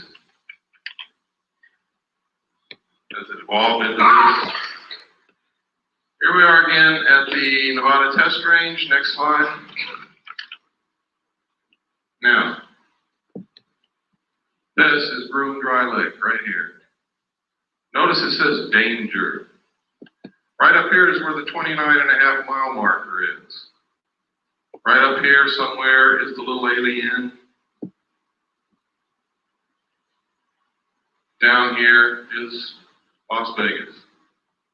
This highway goes up out of Las Vegas through Alamo to Ash Springs. Then you take this highway down here to the 29.5 mile marker, and you look directly at Groom Lake on any given night from dusk till dawn, and you will see them fly. You can take photographs of them. You can videotape them. Thousands of people have done it. They have called into radio shows and said what they saw. When Billy Goodman was on KBEG in Las Vegas, every night, dozens of people would call in and report what they saw out there. Next slide. That's Groom Lake again, showing the tunnels that go to Los Alamos and up to Tonopah. Next. These are the facilities at Groom Lake. The United States Air Force and the government say that there is nothing there. It is a barren desert wasteland with a dry lake bed. There is nothing there. This is where they developed the U-2. Next. It's another view of the same thing. Next. Here's another view. Same. Another view. Another view. Another view. I guess by now you all know there's something there. The runway is over 30,000 feet long. That's 6 miles. It's really closer to 7 miles from the people that I've talked to. This is a satellite, an SR-71 photograph. Next, this is, no, the other one was a satellite photograph. This is an SR-71 photograph, I'm sorry. Next slide. And this is what we've been able to identify as being there. The runway was built in 4 phases. They have a TACAN, which is a tactical navigation tower, navigational aids, access road, refueling ramp, tank farm. Tank farm is fuel tanks. Pipeline road, housing, MiG haven. They have one of every kind of MiG that was ever built here. Power lines, water supply. This is a National Security Agency, CIA satellite intercepting dish antenna. Next. This is one of the underground tunnels. We found a publication that looked for something called Project RAND, which turned out to be a deep underground symposium hosted by the RAND Corporation and attended by some of the biggest defense contractors in the country. And in it were these photographs. Next. The date of this symposium in this publication was 1959. Next. Next. Look at that drill bit, ladies and gentlemen. In this, they said they had the technology to drill a tunnel 45 feet in diameter at the rate of 5 feet per hour. No one knew this technology existed at that time. We thought the Hughes drill bit that drilled for oil was the greatest thing since butter. Next. Look at that. Next. Now you know why Howard Hughes knew almost everything. These were developed by the Hughes Tool Company. Next. Next. Next. What kind of engine turned these things? In the symposium report, it says, just as airplanes, ships, and automobiles have given man mastery of the surface of the earth, tunnel boring machines and shaft sinkers will give him access to the subterranean world. What in the hell are they talking about? And construction of underground facilities. I also saw in the documents that there were underground bases all over this country, specifically in the Four Corners area of Utah, Colorado, Arizona, and New Mexico. Next. Next slide tray. You gotta go back to the beginning. Okay, next slide tray. Everybody stand up, take a stretch so you don't get kinks in your muscles. And we're just gonna keep going right on through, and then we'll take a break in about 30 minutes.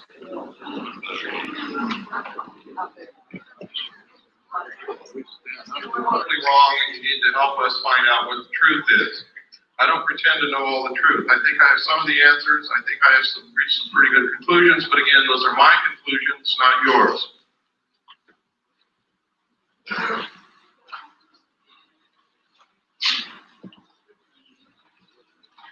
If in your research or your activities you can prove something that I have said or done or shown you here wrong, I want to know about that so that I can verify your research and your conclusions and change it.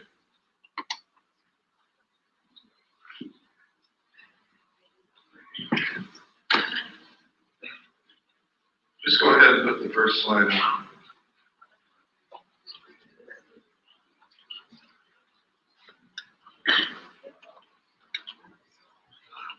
Is that the first one? That's backwards. Backwards? I think so. Is that first? Okay, go back to 0. Go back to 1. Is that one? Okay, go to 1. That's the last one. Okay.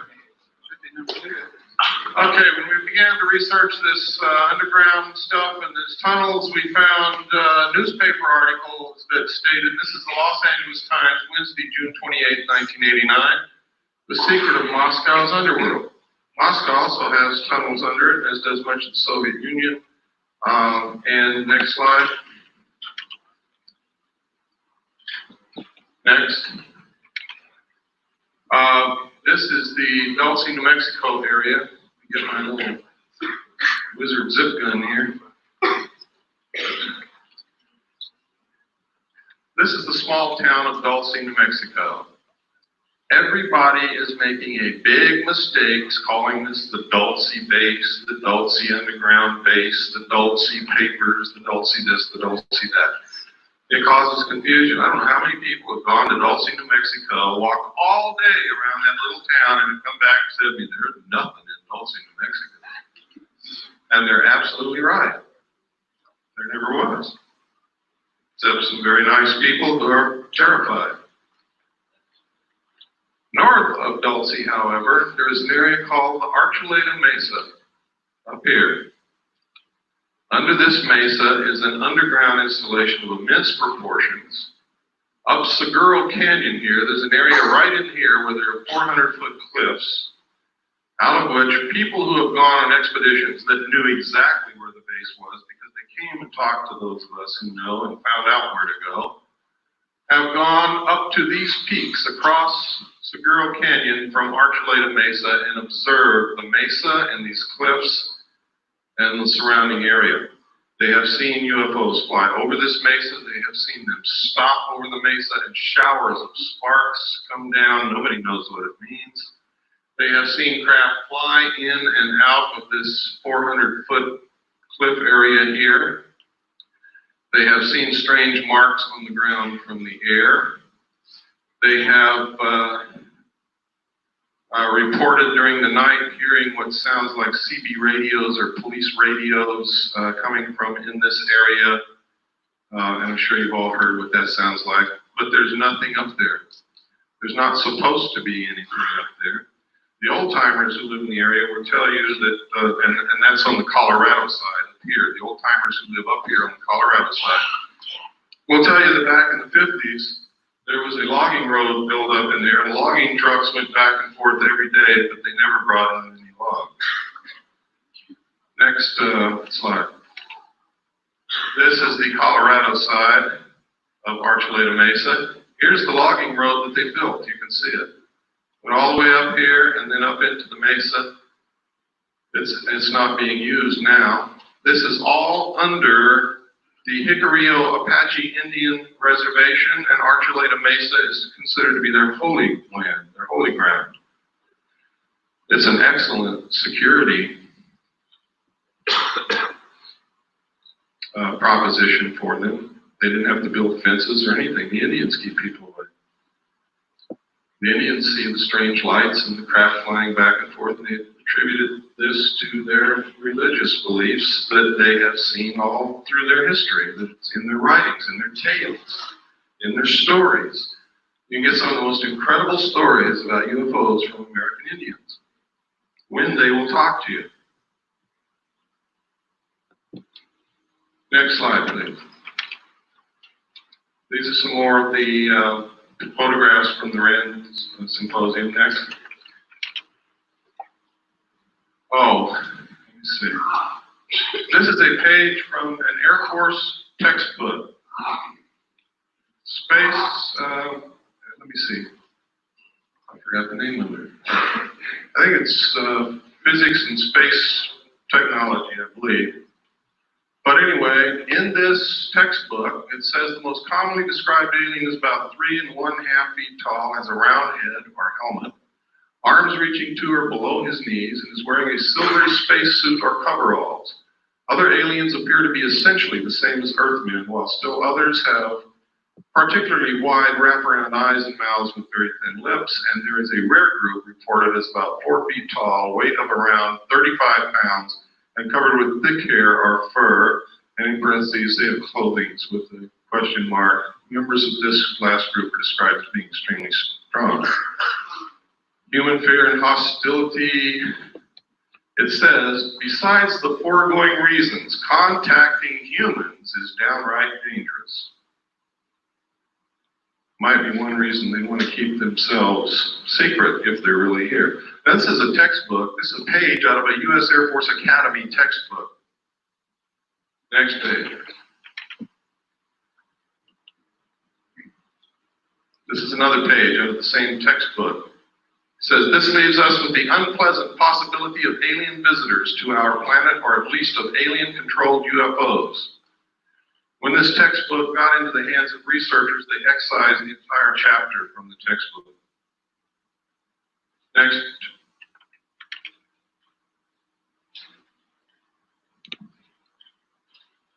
See if the name is something here. Nope. Okay, next. This is JANF 146D. You want to know why people don't report these things? Want to know why more airline pilots don't speak up? Why more captains of ships don't speak up? It's because of JANF 146, Joint United States-Canadian Communications Instructions for Reporting, and notice it says vital intelligence sightings.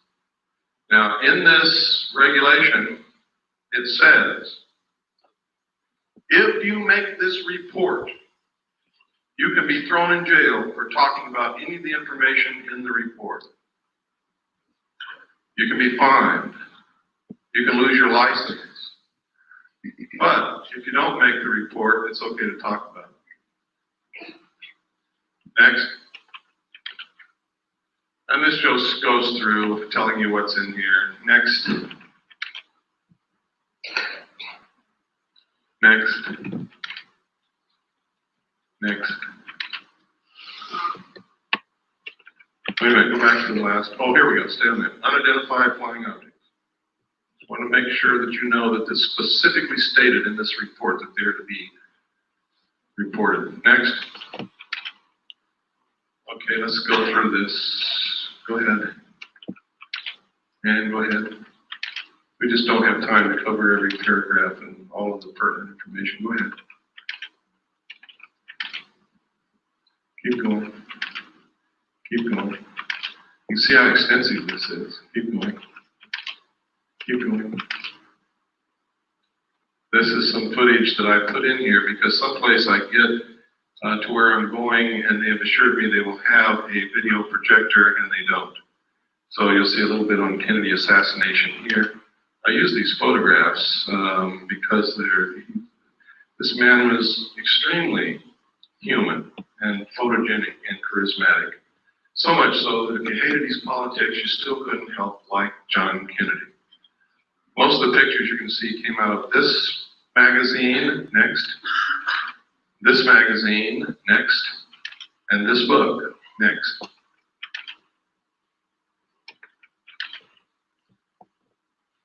Go ahead. Can you imagine pictures like this of Richard Nixon? Lyndon Johnson? George Bush? Gerald Ford? Oops. Next. Next. Look at that. I'm not going to ask you this because some people are probably not going to be able to raise their hand. I just wonder how many men in here have kissed your father lately. Next. This is a photograph of Kennedy after he's been shot in the throat. Jacqueline is looking at him in horror. He's clutching his throat. Next. This is William Greer beginning to turn around. You can see his hand here, his arm. You can see the end of the gun barrel right there. Next. Now you can see him. Here's his hand, his arm. The gun is right behind this flash of reflection here. You can see him looking directly back at the president. Next slide. Next. Now, you can see the top of Kellerman's head right here. People argue that that's a reflection off the top of Kellerman's head. It is not. You can also see Kellerman's hand is on the wheel. Kellerman, that's his arm and hand, is actually driving the car at that point. Kellerman is a Secret Service agent who was the passenger in the front seat. Pardon? No.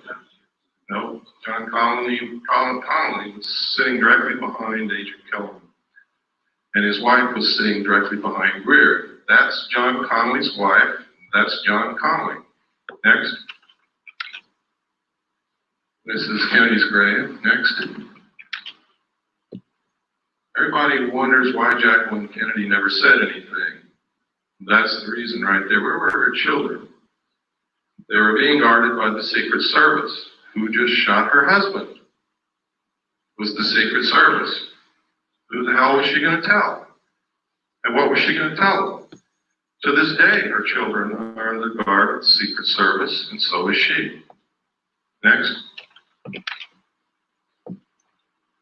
It was not Lee Harvey Oswald, ladies and gentlemen, because that's him right there, standing in the doorway of the Dallas Book Depository as the motorcade drove by.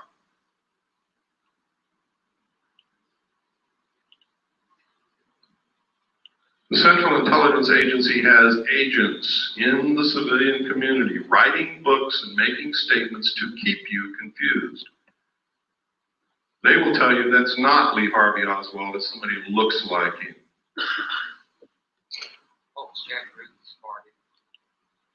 I don't know, but he certainly had a part. Next.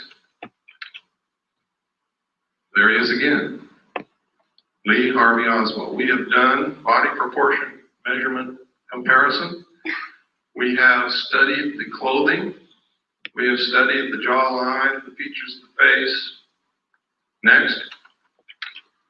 And it is Lee Harvey Oswald.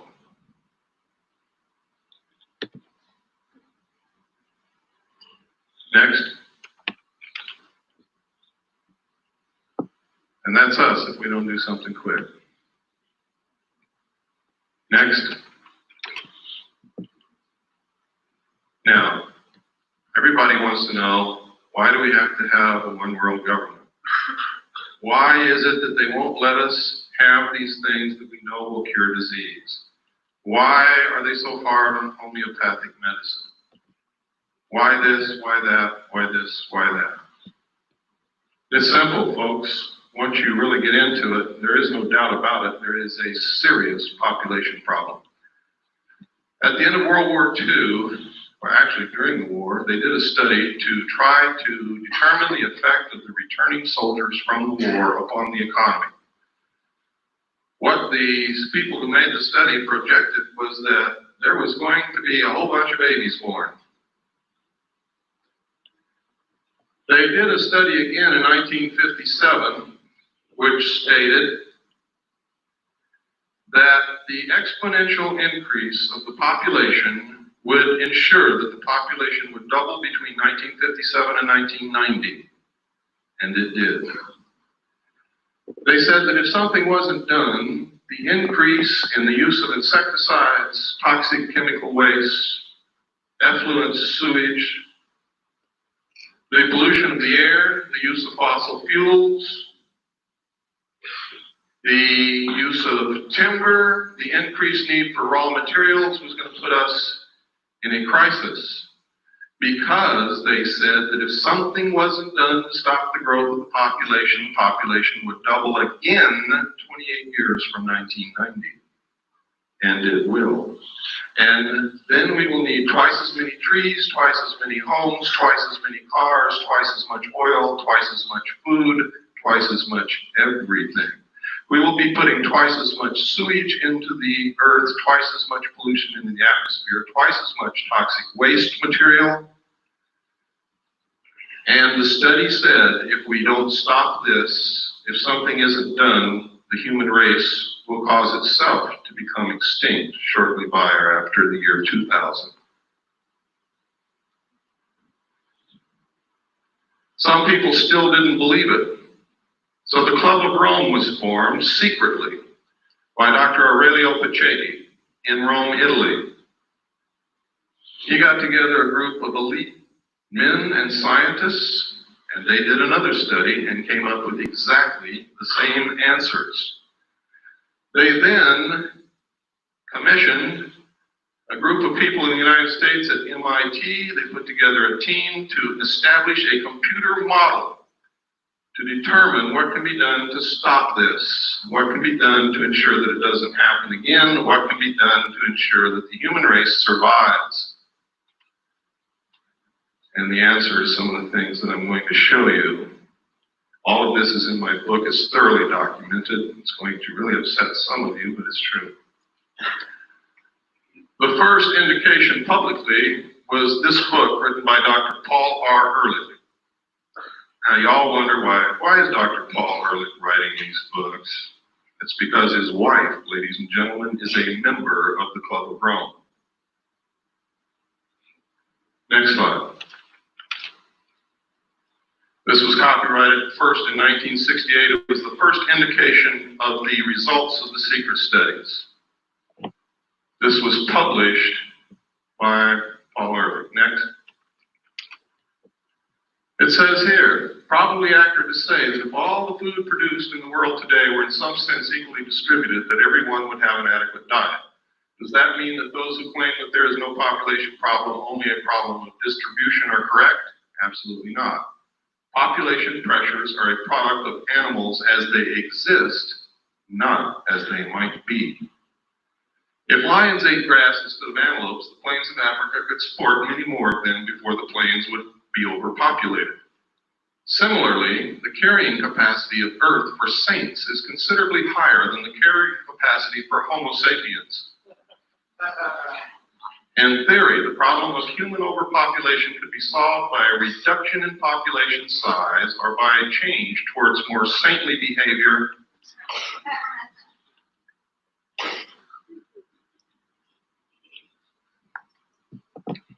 The current situation of global overpopulation is so serious, and the built-in potential for further population increase is so great, that the only sensible strategy for humanity today is to end the population growth and start a population decline as rapidly as is humanly possible, simultaneously striving to achieve a more equitable distribution of the food and other goods of this planet.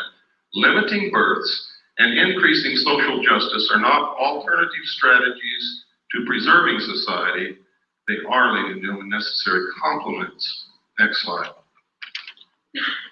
Now, here is the key. In this book, Paul Ehrlich told us that they had already decided on the solution because they had tried zero population growth and we didn't buy it.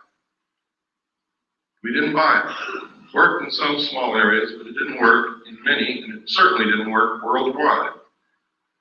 This paragraph tells you everything that you ever need to know about what is happening today and will answer a lot of your questions. Basically, then, there are only two kinds of solutions to the population problem. One is a birth rate solution, in which we find ways to lower the birth rate. Didn't work. Didn't work.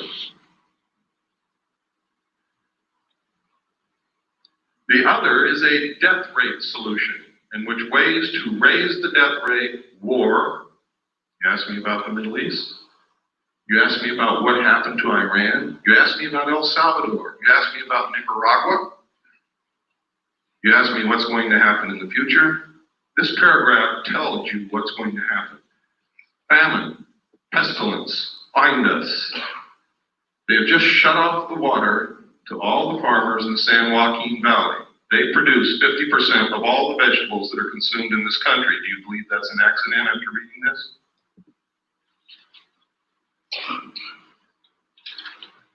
Large corporations and banks have been forcing the small farmer out of existence and buying up land which sits fallow. Do you think that's an accident?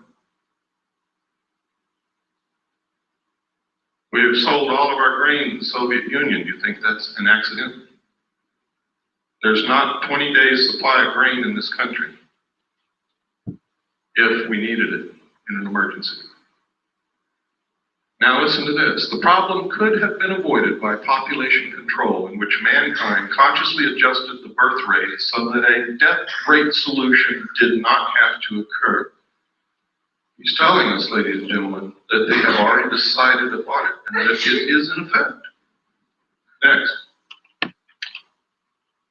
The next warning was the limits to growth. This was published by the Club of Rome. Next. The conclusions are, and this is only what they revealed to the public, what they told to the power elite of the world is an entirely different story and is much more radical. If the present growth trends in world population, industrialization, pollution, food production, and resource depletion continue unchanged, the limit to growth on this planet will be reached sometime within the next 100 years.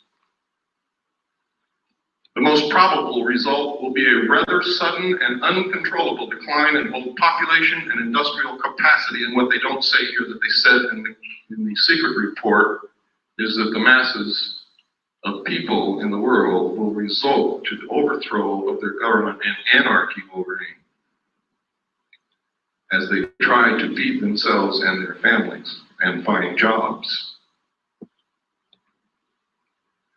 It is possible to alter these growth trends and to establish a condition of ecological and economic stability that is sustainable far into the future. The state of global equilibrium could be designed so that the basic material needs of each person on Earth are satisfied and each person has an equal opportunity to realize his individual human potential. Who would suffer the most under such a plan? Not the rich, ladies and gentlemen. They are in control. It's going to be us. Americans consume most of the raw materials in the world. 50% of the energy supply is consumed in this country. We pollute the earth more than any other nation. It is us who are going to have to go back and live like our ancestors did, and they're going to make us if we don't learn how to do it on our own. I'd rather be a volunteer than a slave. I don't know about you. If the world's people decide to strive for the second outcome rather than the first, the sooner they begin working to attain it, the greater will be their chances of success. And down in the last paragraph, something really important. These conclusions are so far-reaching and raise so many questions for further study that we are quite frankly overwhelmed by the enormity of the job that must be done. We hope that this book will serve to interest other people in many fields of study and in many countries of the world to raise the space and time horizons of their concerns and to join us in an understanding and preparing for a period, and listen to this because they're not kidding, it's coming very soon, for a period of great transition, the transition from global to global equilibrium. Henry Kissinger said when asked what he foresaw for the coming decade, he said, everything will be different. There will be a new world order. Many will suffer. For those who survive, the world will be better. And the last thing he said, we will have the world we have always wanted. Now, if you know anything about Henry Kissinger, he never wastes words, and he knows what's going on. Next.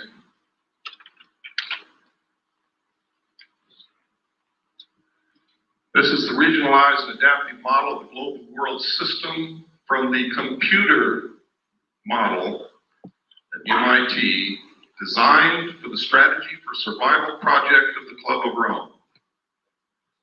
Patriots in this country have been running around calling Club of Rome subversive organization. They've been trying to ensure our survival. They're a study group, a think tank. That's all they are. They don't make the decisions. Next.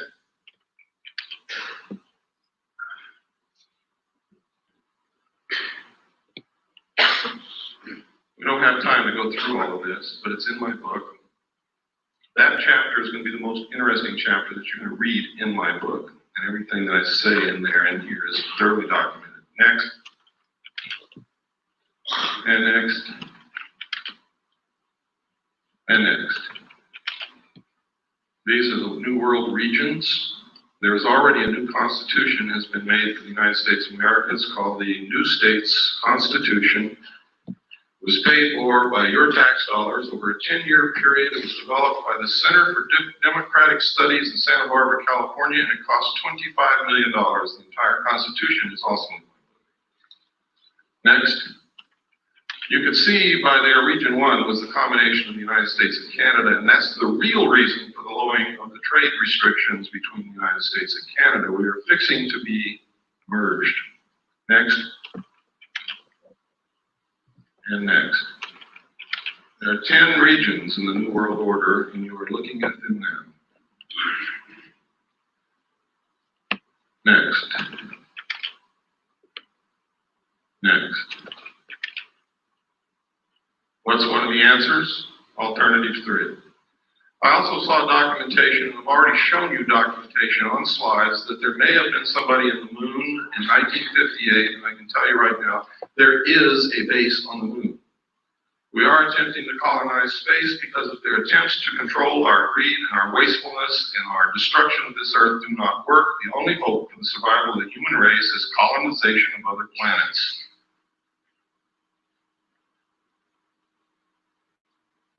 Next. This is verification. I can't tell you who wrote this letter, but it is a letter that was delivered into our hands from, well, I can't tell you that, but this confirms that as far back as 1962, working for the Jet Propulsion Labs in Pasadena, she was working on photography taken of the moon and Mars from objects that went there. I can tell you that the first landing on Mars of a probe occurred on May the 22nd, 1962, sent back photographs and verified the existence of an atmosphere that could support life.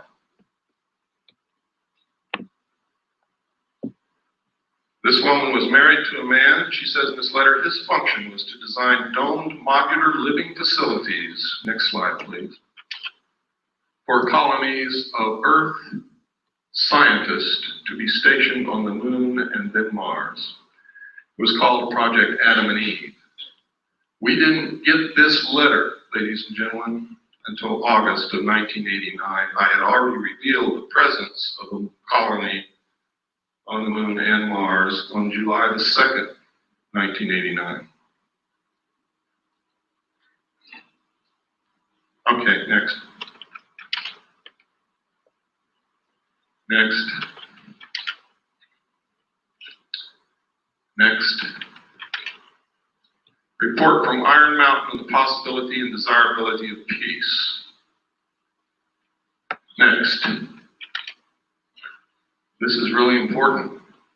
Though not yet expressly put forth as the development of a long-range sequence of space research projects with largely unattainable goals, this kind of program offers several advantages lacking in the social welfare model.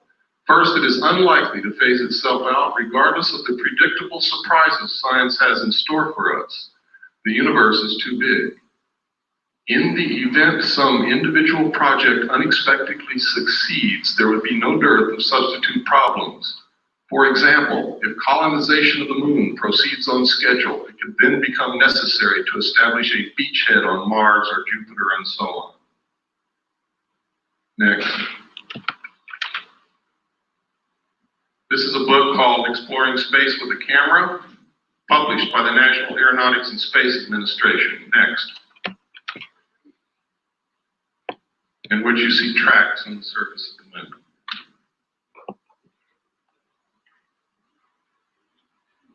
Now I want you to notice where these tracks go. They start way up here. They go down into this valley, up over this hill, down in this valley, up over this hill, down in this crater, up over this hill, and down here. And NASA says it's rocks rolling downhill. Next.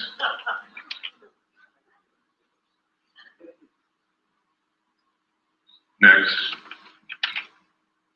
Here's another one. Look at this. It goes way down in this crater, up here, over here, down in this little crater, up, down again, and stops right there and makes a long shadow. Next. Here's another one. So whatever was making those tracks was still Yes. there. Next. Look here. Look at those tracks. Look at that object and look how big the shadow is. Here's another small set of tracks here. Goes out into the washout and the light. And here's another one. It comes up out of the crater and down here. And there's the object casting a shadow. Rocks rolling down the hill. Next. These are official NASA photographs taken right out of a NASA publication. I didn't fake them. You can go get the same book and look at them yourself. They told us there's no water on the moon. I guess that doesn't call for any comment, does it? Next. This is another book that we had to get because they had pulled it off the shelves when they found out what was in it, and another one also. Also printed by NASA. Next. There's the title page. Next. And this is the other one, Atlas and Gazetteer of the Near Side of the Moon. We have located one in the library of the Jet Propulsion Laboratory, which the title is The Lunar Base, and we're trying to get someone in there to photograph it now. Next. Next. Next. So right here, you can see a machine inside the crater throwing dirt out of the crater, and right there you can see a saucer sitting on the rim. Over here you can see a crater that's already been artificially mined and is just left vacant. Next. That's another view of it. You can no longer see the disc that was sitting on the rim. It's gone. Next. Pardon? I don't remember. We've already passed that page. Does everybody want to go back to it? Gotta be quick. Go ahead. Next. Down in this crater, you see all kinds of artificial objects. We have no idea what they are. They are not natural. It's really strange. You can see here a building with a ramp coming this way and then up to the top, and then a flattened off top here and square corners all around it. You never find anything like that in nature anywhere. There are other objects, I won't go into them. That is the most obvious. It has square corners all the way around. Next. Here you can see the antenna from the lunar orbiter here. Look at these weird things in this crater over here. These are the ones we just looked at, and that's where the mining is going on, what appears to be mining up there. And this is the artificial crater that we looked at.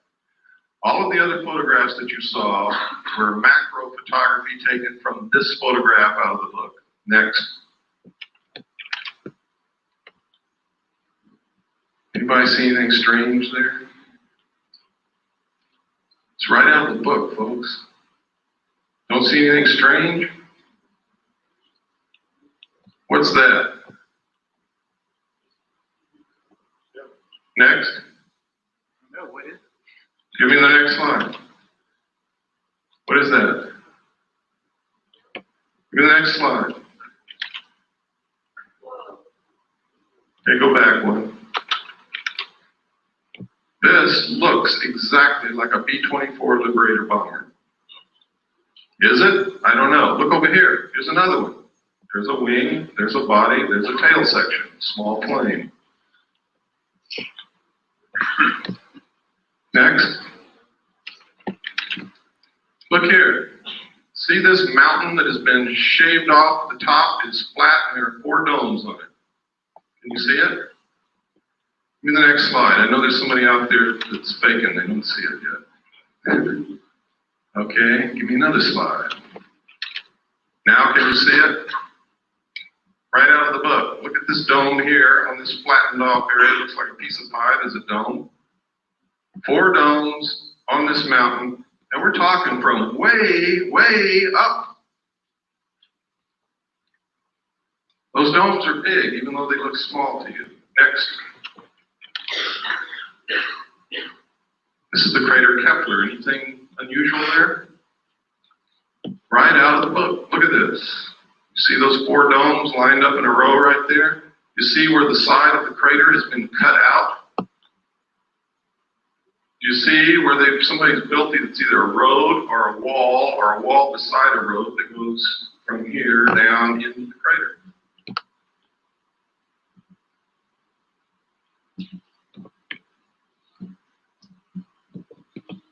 Incredible things in these books. Now we only had a short time to look. We didn't have any magnifying glass of any kind, and we had to take these pictures. If we had had the time, we probably would have found a lot more. But we had to do what we had to do and get out of there because of the restrictions put upon us. Next. There's a close-up again. You can see the 4 domes right in a row. You can see the crater's been artificially cut out. Next. Look at this. What is this? This is the weirdest thing I've ever seen. We don't know what it is, but it resembles the freeway interchange in Los Angeles, doesn't it? We don't know what it is. We didn't know what it is, but look what's in this crater right here, and you see it all over the moon.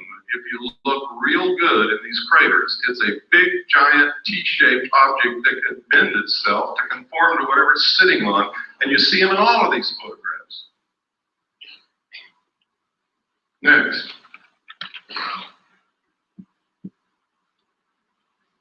Look right up here on this ledge, folks. You'll see a whole bunch of buildings. See them? They're all square and rectangular with perfect 90-degree angle corners all the way around.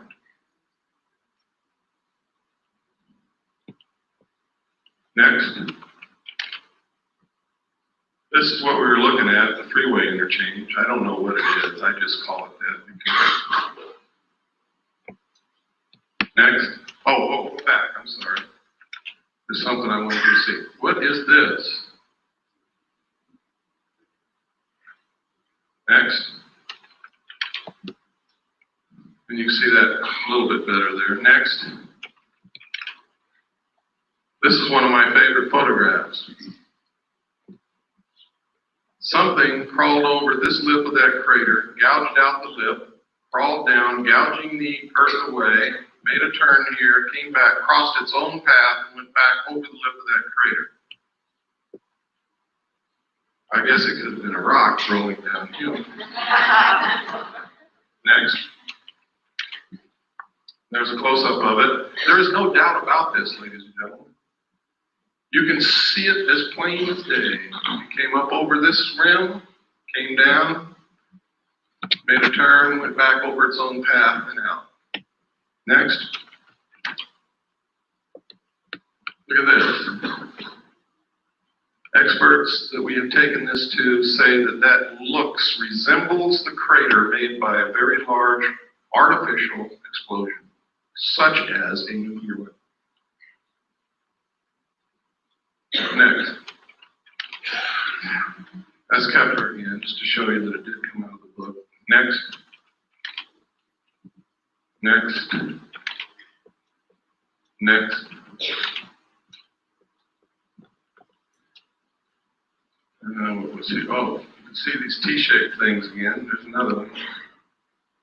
You can see here an opening into the moon here, shaped almost like a triangle or a pyramid, and there's something parked right there. I have no idea what it is. There's another one up here, the opening, triangle shape, and something parked right there. Look here, there's another T-shaped object here, or cross-shaped here.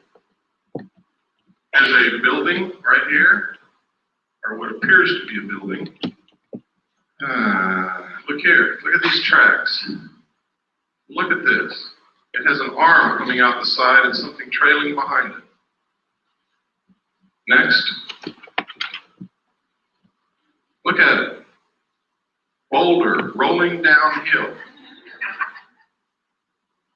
Next. I forget what this was. I think we were just looking at this strange, looks like somebody's been running around here with a bulldozer. We don't know what it is. Next. Can you see the clouds? Can you see the clouds in the lunar atmosphere, ladies and gentlemen? This is an official NASA photograph out of an official NASA publication, a book that they printed that shows clouds in the atmosphere of the moon. Next. Of course, we could be imagining things,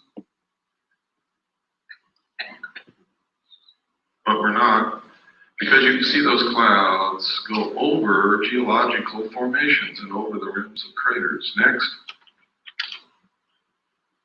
You ever seen a square crater? Next.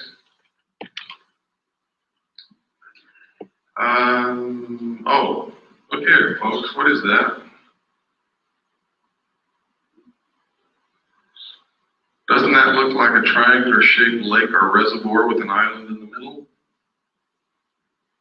Is it? I don't know. Next. That's the same picture a while ago. I kept trying to get a better picture of this object because you can sure see that thing sticking out with an arm and trailing behind it. Next. Yeah, we saw it. This is, and this is incredible that they would allow this to be published. It says here, they resemble many steep terrestrial slopes, including those of some man-made craters produced by explosives. Next. Here are again 2 triangular-shaped openings into the moon. They are not the same location as the other ones, and they have a platform at the lip, but there's nothing sitting on these as there was on the other ones. Next. Anybody see anything unusual here? What we're looking at is across the entire crater Copernicus. What I'm looking at is a page of the book in which in a very small portion of that photograph I have taken this with macro photography And in this, you can see a base in that crater across on the far side of the crater, and you can see towers. You can see buildings. You can see tanks. You can see another tank or tower over here, and you can see it even better. Next slide. Check it out. Next slide. Look at this. Look at this big Christian cross right here. Look at these buildings here. Look over here. It looks like what's a building up under this ledge. These are all perfectly square corners. They do not occur in nature. Any expert will tell you that. Next. This right here is a pyramid, exactly to the same scale of the Pyramid of Cheops. This is a Christian cross. Now, this is so far away that this cross has to be hundreds of feet high. A rock. Next.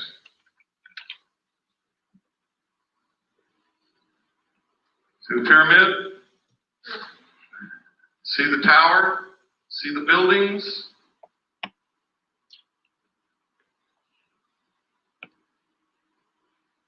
Next. Again, there's the cross. It is huge.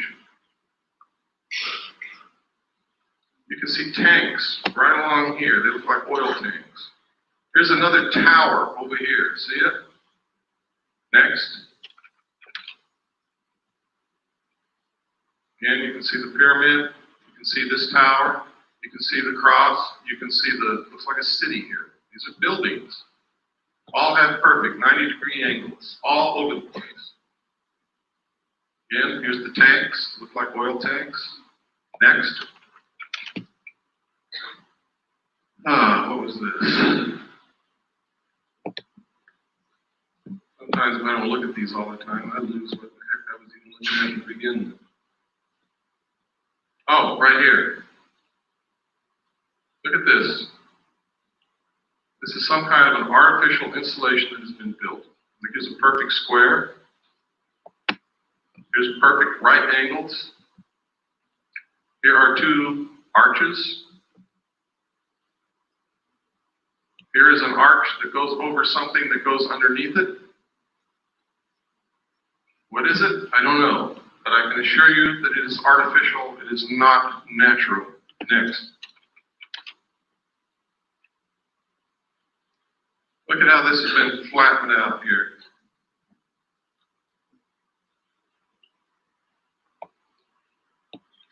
And I think there was some gnomes or something here, if I remember correctly.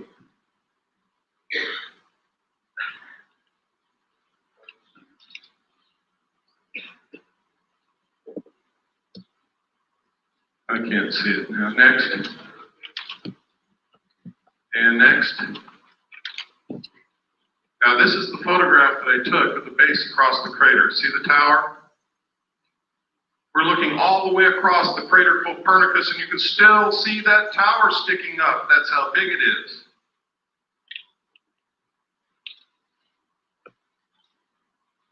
That's what caught my eye. And then I began to take macro photographs. It wasn't until we really developed the film that we knew that we had anything from that, because this is the photograph that I was photographing. That's why NASA put it in the book. They overlooked it. Next. That's Kepler again. Next. That's the crater Copernicus. That's the one. This is the photograph that I took the pictures over there. The last one you looked at was a close-up of about this area. And the close-ups that you saw where the base was were right in here. Next. That's the one, remember, we talked about, we didn't know what it was. It looked like a bulldozer had run back and forth inside the crater. Next. Next. Next. Next. Boulders, downhill, moonquakes.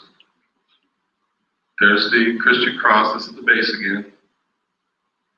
These are the buildings in here. Next. These are photographs of Mars, ladies and gentlemen. What you're looking at is agricultural terracing. Ancient agricultural terracing. You can follow each terrace all the way around. NASA says this is wind erosion. But NASA tells us that Mars doesn't have any appreciable atmosphere, only 1% as dense as Earth's. Next. Next. These lines are exactly like the lines of Nazca, and you can see that each line carves into the lip of that crater. Next. Here you can see the face on Mars. Up here you can see an arrow in the surface of Mars. See it? Over here you can see pyramids. What we call the fort. We don't know what it is. Incredible? Damn right it is. Look at this plateau with these buildings on top of it. Next, or whatever they are. Another view. Next. Under computer enhancement, the face has eyeballs and also has teeth. Up here, I was reading this book, which is the Encyclopedia of Space or something put out by NASA, and this covers Mars. And on here I notice this Mars airplane, robotic surface exploration, Mars airplane. What are they talking about? They told me Mars only has an atmosphere 1/100th as dense as the Earth, yet they're preparing to build a Mars airplane? Well, maybe my concept of a plane is wrong. Let's pursue it a little further. Next. There's an official NASA photograph of the Mars airplane that they intend to build. If what they tell us about the atmosphere of Mars is true, this airplane will not fly in the atmosphere of Mars. It's absolutely impossible. Look at the nose of that airplane, ladies and gentlemen. You will see a propeller spinning. Next. Now, this confirms the alternative 3 scenario. Franklin D. Martin, NASA's Associate Administrator for Exploration, has the host of reasons for sending humans to Mars. But after he gives all those reasons, he says, science is one of the reasons you do these things, but it's not the driver. The driver is the survival of the human race. Next. These are some more of those lines like Nazca on Mars. Here you see the arrow.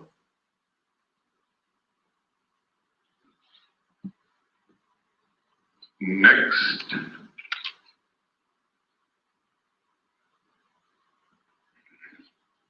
Next.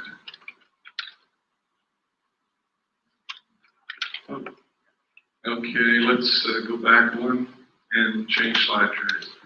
We're almost through the slides, and we can get into some serious stuff.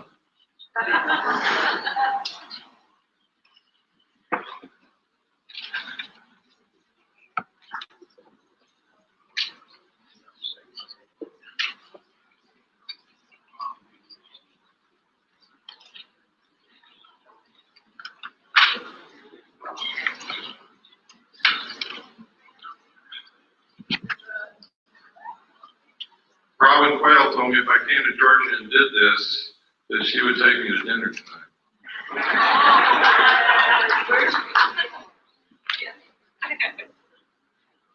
But I think she left already. This is the face of Mars again. Look at that square crater right next to the arrow. We measured the arms of this arrow and the length across it. It's a perfect triangle in here, and these arms are exactly the same length. The chances of that being a natural occurrence are almost zero. I imagine there's some remote chance, but I certainly wouldn't give that much credence. Next.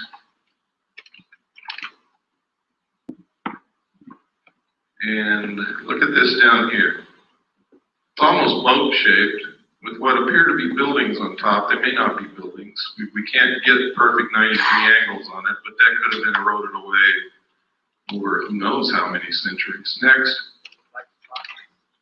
The black dots, those are places where the spacecraft was sending back the information and it didn't make it to Earth.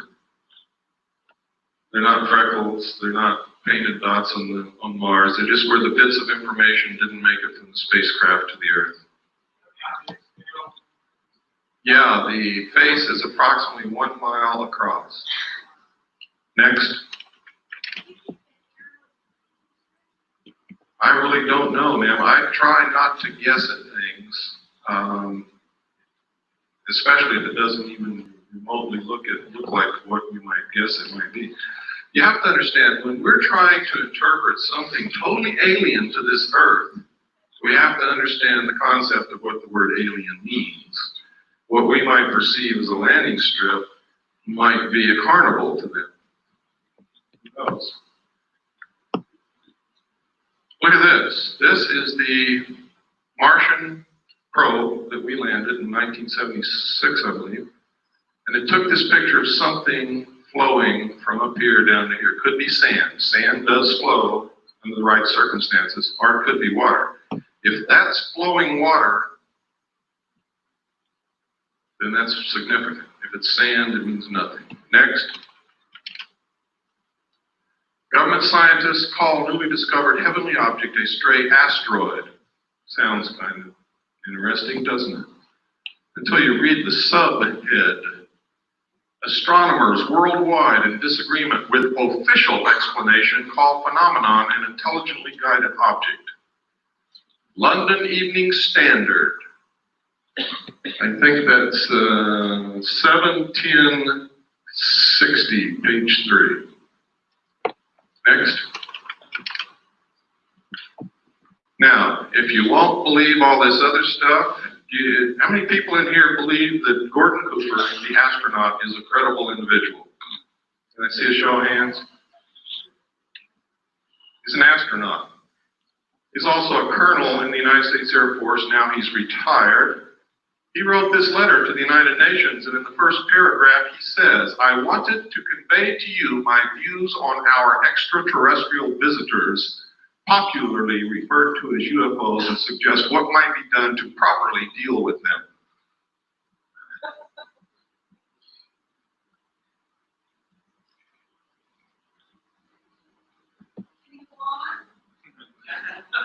Certainly. I was waiting for the gasps to die away. I believe that these extraterrestrial vehicles and their crews are visiting this planet from other planets, which obviously are a little more technically advanced than we are here on Earth. I feel that we need to have a top-level coordinated program to scientifically collect and analyze data from all over the Earth concerning any type of encounter and determine how best to interface with these visitors in a friendly fashion. What's another reason for a one-world government? I'll tell you why. If people can't get on the bus with black people without causing incidents, if they can't accept a Chinese person who moves into their neighborhood because they're a chink, how in the hell are we going to interface with a completely alien race from another planet?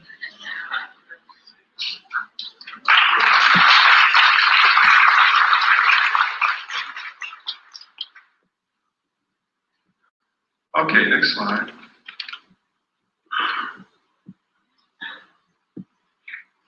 This is in my book too. A lot of this stuff is in my book with a lot of stuff that you're not seeing here. In fact, there's a lot of stuff in my book that nobody has ever seen before in their life outside the secret government. This is an accident report that occurred at Ellsworth Air Force Base, South Dakota, 7 miles southwest of Niland, South Dakota. They got an alarm situation that at a missile site called L9, there had been a security breach. They sent a SAT team out that consisted of Airman First Class Jenkins and Airman First Class Reiki. There was a SAT alert team, or security alert team called SAT. Next slide. When they got out there, they saw these crazy little guys running around in silver suits with helmets on their head and something hovering real bright above the missile silo. Reiki went up the hill, challenged them, told them to stop. They didn't stop. He raised his M16, and they blasted him with some kind of a light, melted his M16. They never even found a piece of it, and gave him second and third degree burns all over his hands and arms. He called back to Jenkins, who came from the vehicle. Jenkins saw two of them, fired at both of them, hit one in the helmet, one in the chest. They both fell to the ground. A few seconds later, got up and ran off and went up into this craft, which zoomed away into the sky. Further investigation showed that the nuclear components of the warhead was missing from the missile. Next. And next. UFO photographed over Disneyland, that's it down there. In the space of clicking the shutter of the camera, this thing moved back and forth about 12 times and then caught it here. That's how fast it was moving. And the reason I included this, because while people who go to Disneyland may be interested in fantasy, they're usually families, they're usually middle-class people, they're usually respectable, they're usually credible, and thousands of them saw this. Next. There it is.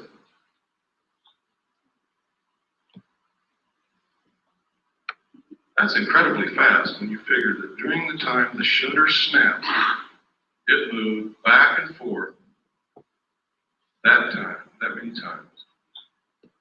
Next. This is a Billy Myers picture. One of the things that I think is incredibly suspicious about his still photographs is they're always sticking out of the tree.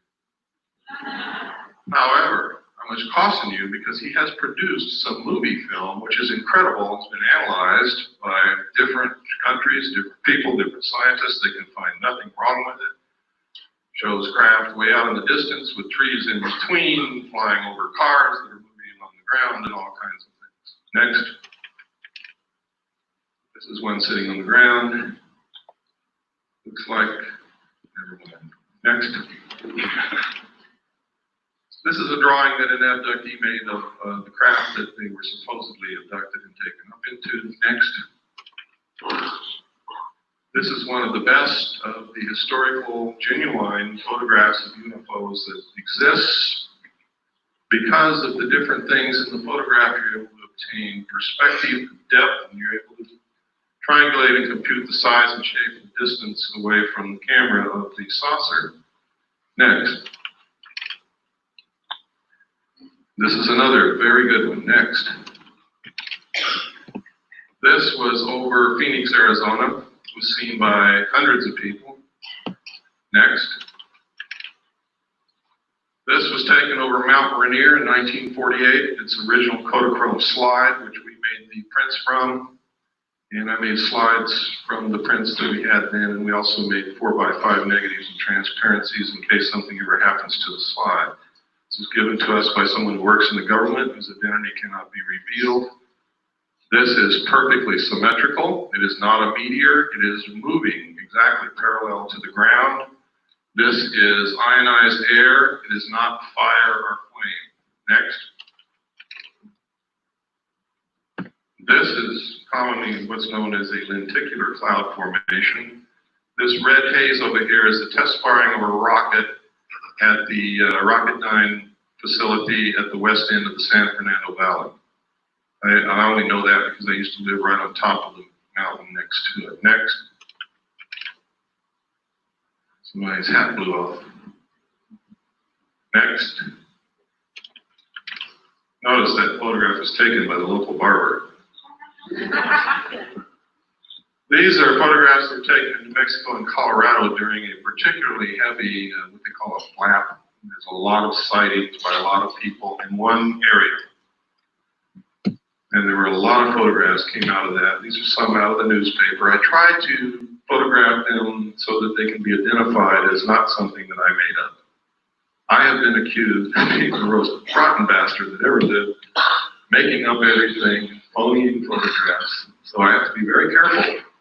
Next.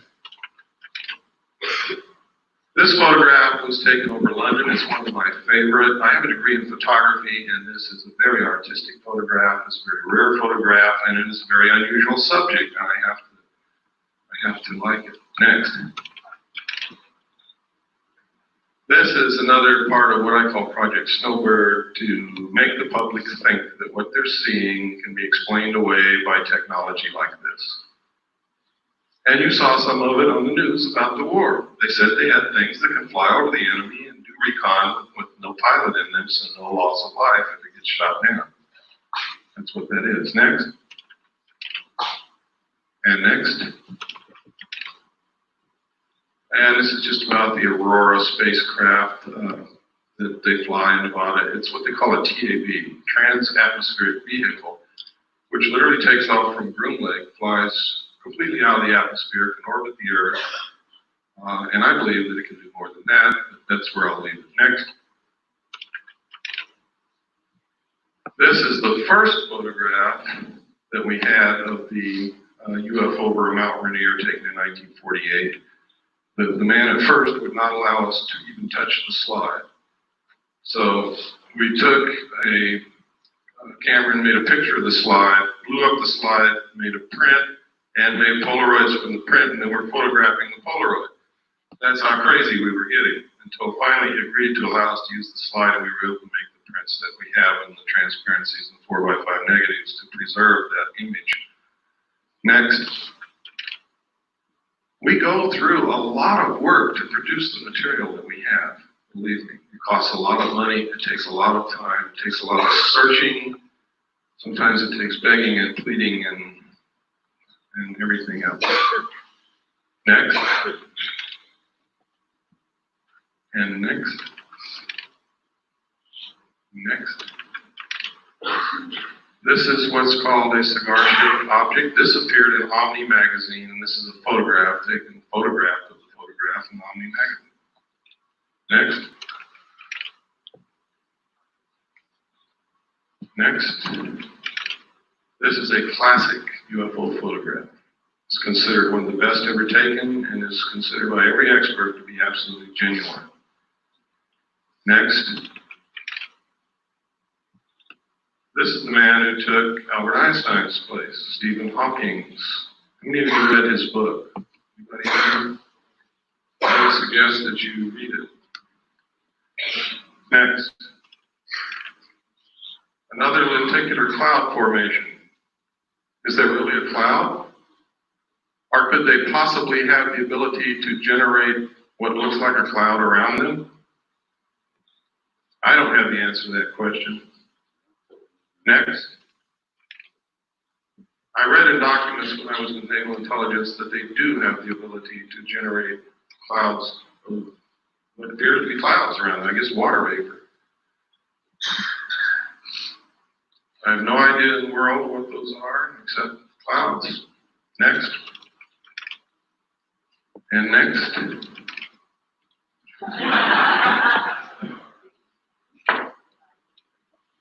Is this what they're trying to make us believe is happening? So that we'll accept a one world government, give up our freedoms, submit to totalitarian control? Is that the easiest way to control us so that we don't destroy the earth? Is that what this is all about? That, by the way, is from The Creature from the Black Lagoon, which was a classic horror film for the buffs. Next. And next. They do exist, folks. For those of you who thought they didn't, never saw any, they exist. This was taken from an airplane window. So you know that nobody threw a hubcap into the air. It's above the clouds. Next. This was taken by a tourist in Hawaii. He didn't even know that it was in the sky. He was taking a picture of these beautiful women. And it wasn't until he got the pictures back and he was showing his vacation photographs to a friend, or at least this is the story, that his friend said, "What's that?" And he said, what? I never saw that. And this is a close-up. Next slide.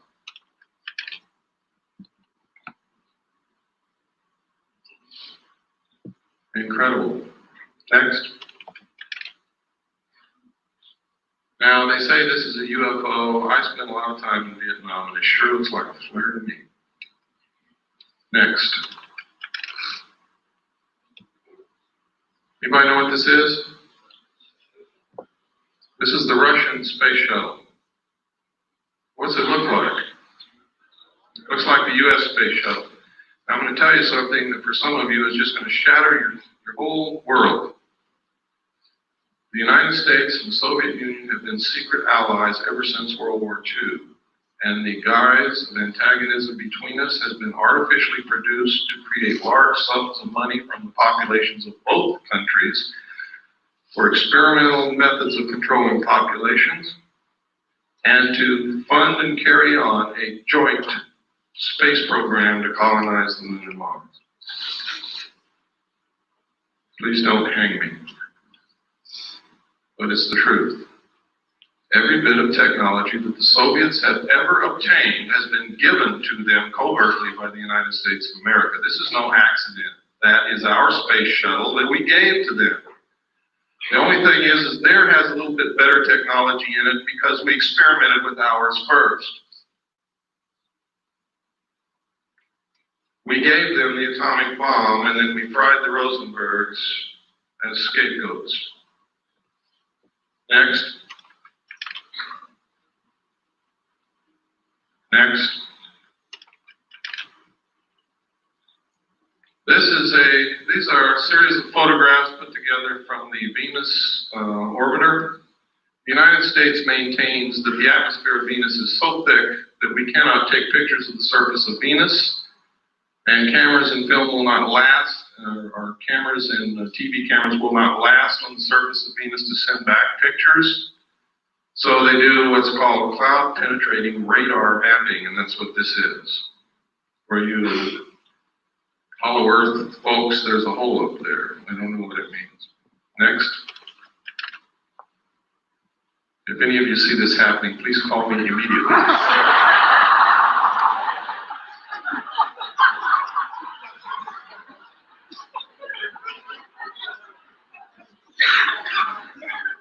Next.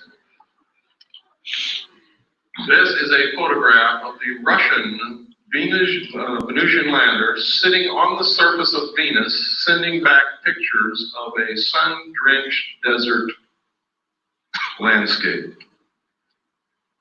Somebody's lying. Immediately after the Russians released this photograph, officials and government people from Washington called a high-level meeting with the Russian space program people, and you never saw it again. Next. These are comparisons of the two, the Russian photographs and the photographs that we get. Now, I want to give you some food for thought. Recently, they had a flyby of Uranus. Remember that? And most of us were glued in the middle of the night to our TV set, hoping to see something strange that we've never seen before and get a little bit of illumination from what was happening out in space. The target of the probe was the planet. Does anybody remember that? The target was the planet. The main interest for the flyby was the planet. What did we see? Anybody know? Did anybody stay up like I did and watch? We saw the moons of Uranus. We saw one long-range shot of the planet, and we never saw it again. But we saw the most incredible close-ups of the moons of Uranus that you could possibly hope for. Why? Why wouldn't they show us the planet? And it happened elsewhere also. Next. This is a book after its kind, and the documentation I saw, that symbol there was said to be the trilateral signal, or trilateral symbol used by the aliens as their symbol. It literally means in ancient writing, I found it finally. The first place I ever saw it outside of the official documents was on this book. The second place was in a Bible that contained a page of old ancient Christian symbols. And another one, I found a book in the library, I forget the book, but it was about symbology and symbols. And this is an ancient symbol that means mother and father with the children. See, these are two old symbols. You take this apart and you have a mother symbol and a father symbol, or a man and a woman symbol. Put them together, it's mother and father. It can also mean the process of reproduction. With a circle on one side, it means one child. With a circle on the other, it means two. This literally means mother and father with the children. The thesis for this book is a scientifically dependable yet popular analysis of the theory of evolution. In it, he asserts that there must have been some outside interbreeding or influence or genetic insertion into the human race to produce modern man. Next slide. This book was first written in 1927. Next. This is an article that just says how they could move technology, secret technology, from government laboratories into the world. Next.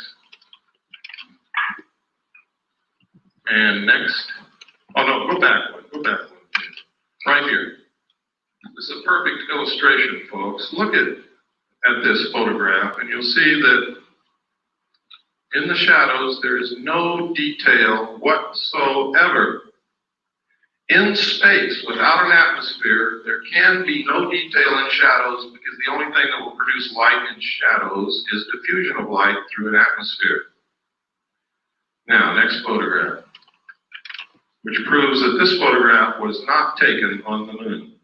Or if it was taken on the moon, there is an atmosphere.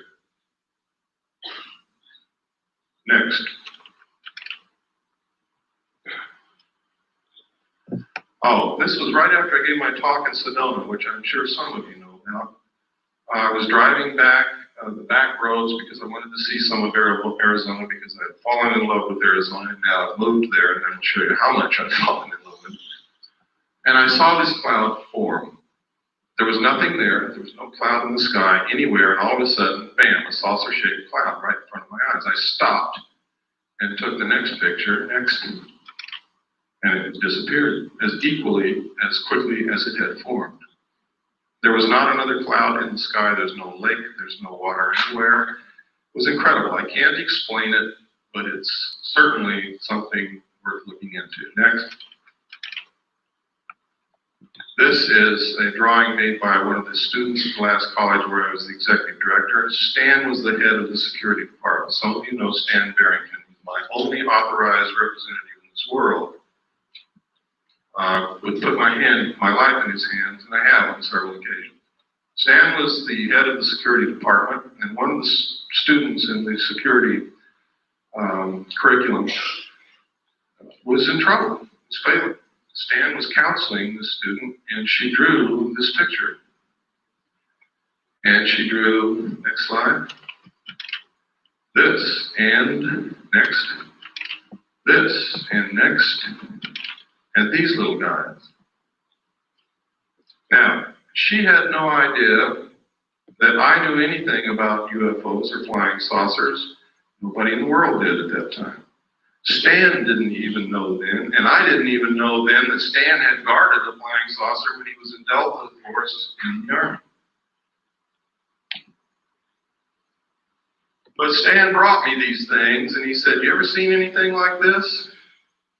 And I said, "I don't know, Stan, where'd you get it?" He told me, and we brought the girl into my office and set her down, and I began to try to find out why she was failing and where this stuff came from. And it turns out she had a year of missing time.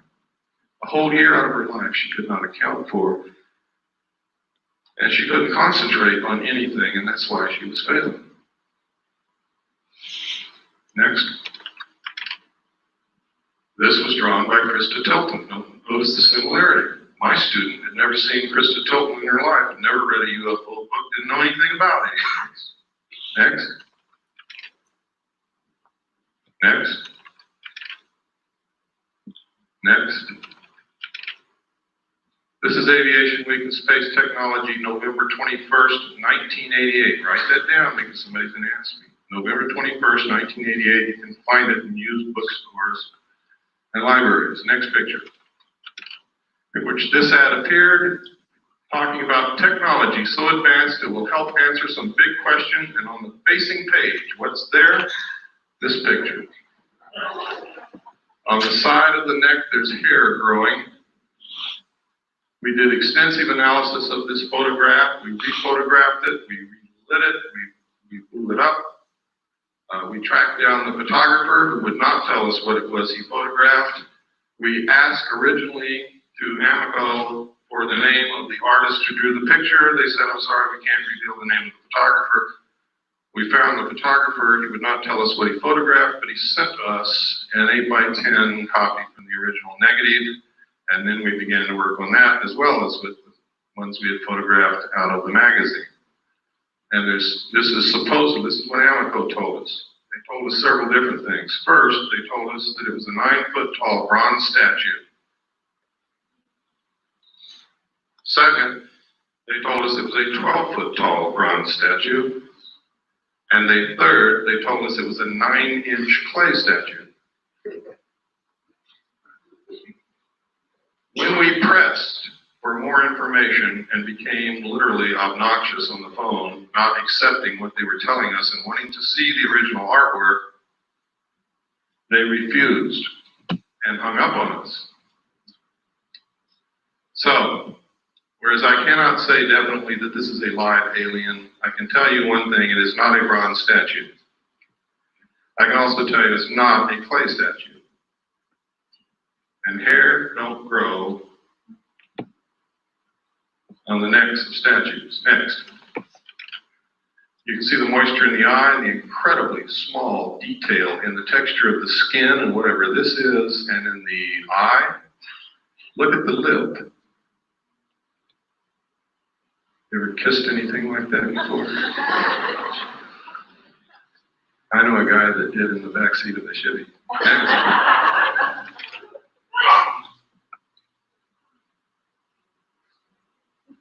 Look at the incredible detail.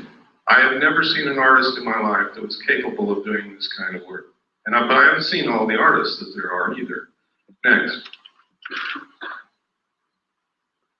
Look at the lines on the neck. Look at the detail in the arm. Next. Look at the hair on the neck. Can you see it? It's kind of hard to see, but it's there. That little fuzzy hair. Look at the lips. Look at the throat, the detail. The wrinkles. Next. Look at the moisture in the nostrils and tell me that's a bronze statue. Look at the moisture in the eyes. Look at the incredible detail in the folds of the eyes. Look at this bag under the eye. Next. I think they're trying to tell us something. Next. Next. These are letters from England that was a big hoax. Next. It purports that a alien craft crashed in the Kalahari Desert of South Africa is perpetrated by one guy named James Van Grunen. It's a total hoax. Don't believe it. If you want proof, write to me. If you think you can waste your time pursuing this, I'll give you the proof. Next. Next. Next. Next. Next. Next. Next. Next. Just keep on going right on through.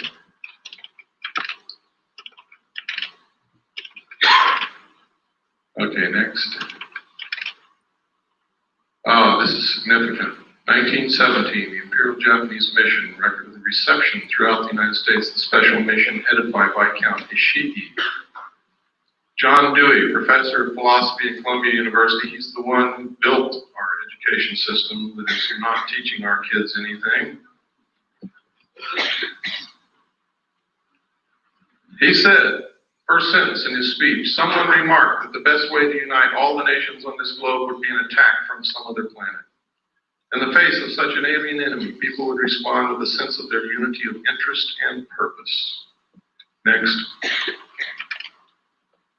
Knowing who John Dewey was, knowing what he's done to our educational system, and knowing that this was written and planned a long time ago, this is probably going on. Next. This is from the report from Iron Mountain. Credibility, in fact, lies at the heart of the problem of developing a political substitute for war. This is where the space race proposals, in many ways so well suited as economic substitutes for war, fall short. The most ambitious and unrealistic space project cannot of itself generate a believable external menace. It has been hotly argued that such a menace would offer the last best hope of peace, etc., by uniting mankind against the danger of destruction by creatures from other planets or from outer space. Experiments have been proposed to test the credibility of an out-of-our-world invasion threat. It is possible that a few of the more difficult to explain flying saucer incidents of recent years were in fact early experiments of this kind. Next.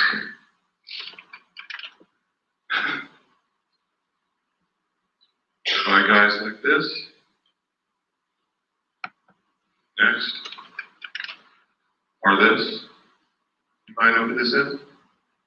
It's John Lilly, one of the fathers of the CIA mind control methods. Next. Is this what's going on?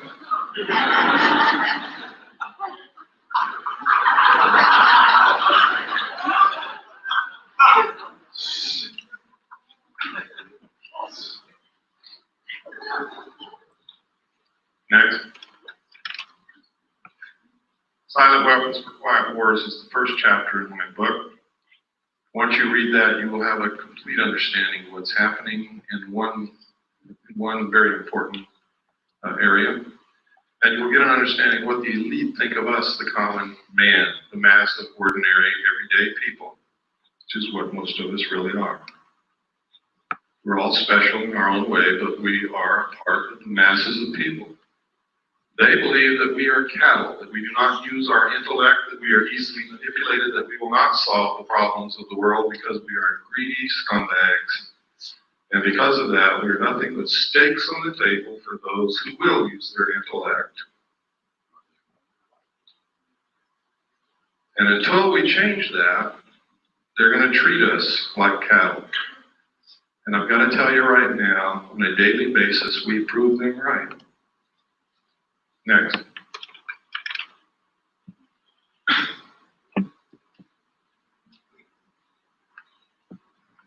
Close Encounters of the Third Kind, E.T., V, many others. Many movies. We've been bombarded with alien movies, alien commercials, an alien spaceship landing at the end of the 1984 Olympics to reinforce in our consciousness the creation of an alien threat that does not exist, or to wake us up to an alien presence that has been here for many years. It's not an accident that these things are happening. It's not an accident that you're seeing on your TV. Was it ITT or ATT? AT&T, one world, one card. These aren't accidents. Right out here in the lobby of this church, you see a picture of the world on the bulletin board. And go, when you leave, just look what it says. Next. Don't get me wrong, ladies and gentlemen, I'm not opposed to a one-world government at all. I think in the evolutionary future of mankind, it is absolutely necessary and unavoidable. What I'm opposed to is being manipulated into something I know nothing about, and knowing the fact that if I have to be manipulated into it, I'm not going to like it. And knowing that the best The best government that's ever been created on the face of this earth is going to be destroyed in the process. And that we're going to lose our Constitution and our Bill of Rights in the process. That's what I'm opposed to. I want to be included. I want to help them decide what this is going to be so that I can be satisfied with whatever it turns out to be. Stephen J. Kurzweil, MD. I've met this man, I've talked to him, I've researched this case thoroughly. This is his credentials, his curriculum vitae. Look at who this man is. This is no flake. This is a medical doctor with many degrees, a lot of credentials and memberships in many of the medical society, what do you call them? Associations, I guess. He's also Phi Beta Kappa and an Alpha Omega Alpha Honor Medical Society. This guy has the credentials that most people would drool for. What happened to him? I'm going to show you his testimony here in a couple of minutes. What happened to him? He was approached by someone named Joan Thompson at a UFO, not at a UFO meeting, to attend a UFO meeting. He said he really wasn't interested, but went because she was a pretty woman. He wanted to meet her. He went with her. It was like a date. He said what he learned there astounded him. He never heard of any of that stuff. But he also met somebody named Bud Hopkins. Joan Thompson told him that she was an agent of the Central Intelligence Agency, and Bud Hopkins identified himself as also being an agent of the Central Intelligence Agency and recruited this doctor to help them work with abductees and report information to the Central Intelligence Agency.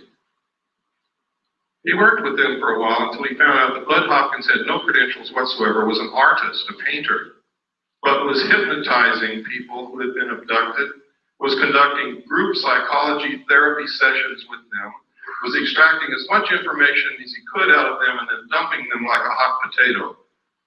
And this man, Stephen Kurzweil, MD, with all these credentials, reported Bud Hopkins to the New York State medical authorities, and nothing happened to Bud Hopkins. Stephen Kurzweil, on the other hand, was charged for being delusional, and they're trying to take his medical license away from him, because he told them that Bud Hopkins was engaged in this research of alien abductions that the government was covering up, and he was judged to be delusional. We have all the documentation, the medical reports, everything. Next. It's all in my book. These are the official charges that the state of New York brought against him. It's incredible. Next.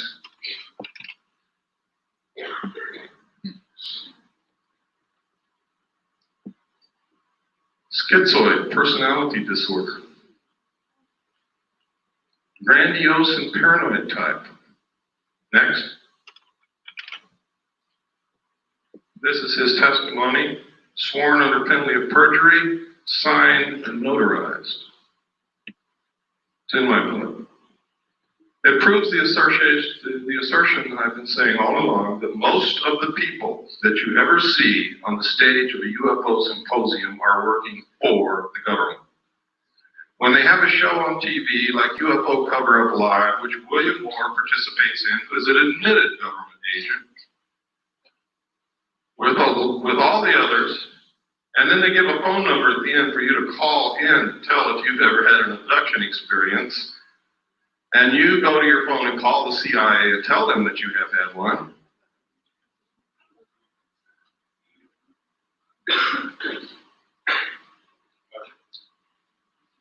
That's right, gotcha. You guys better start being careful, and you better start listening to those of us who are really looking for the truth and not trying to bullshit you.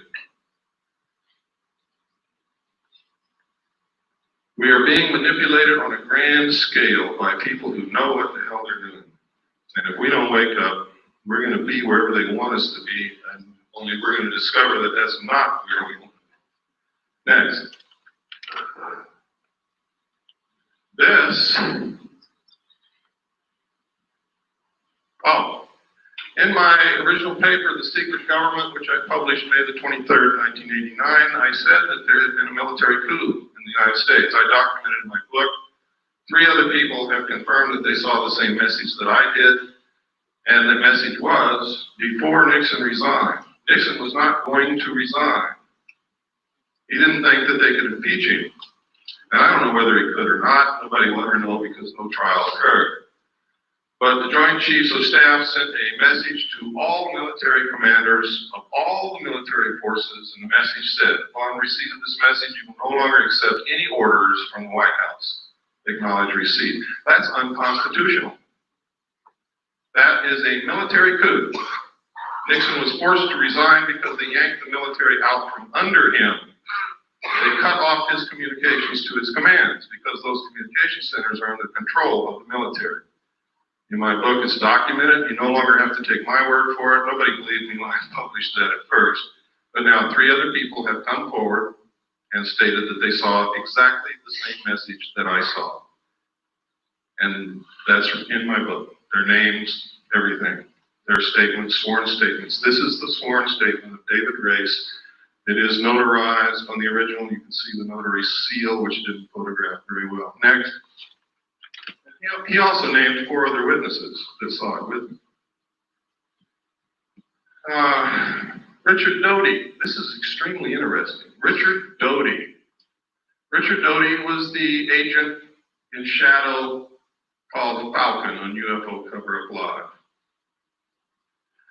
I also found reference to a project called Project Mogul, which you have to remember that it was in July 1947 that the Roswell crash supposedly took place. You have to remember this William Moore, confessed government agent who researched and wrote the Roswell incident. It's Richard Doty, Falcon, who's been working with Moore for years to supply him information. Richard Doty is the counterintelligence agent for the Air Force Office of Special Investigation at Kirtland Air Force Base. These are the notes of an interview that Barry Greenwood did with Richard Doty.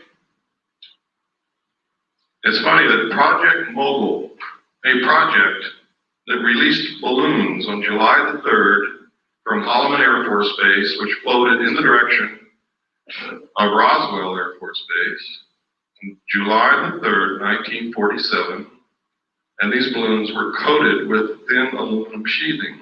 And go back and remember the description that Jesse Marcel gave of what he found in the field on Brazel's Ranch. And the man in charge of that Project Mogul was Richard Doty's father. That's significant.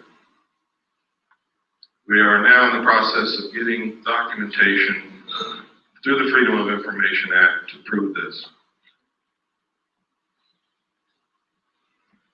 Next.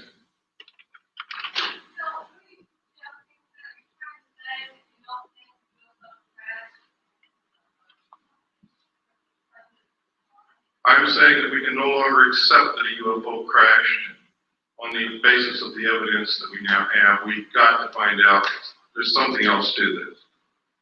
We have a Project Mogul that released balloons on July the 3rd near Roswell, New Mexico.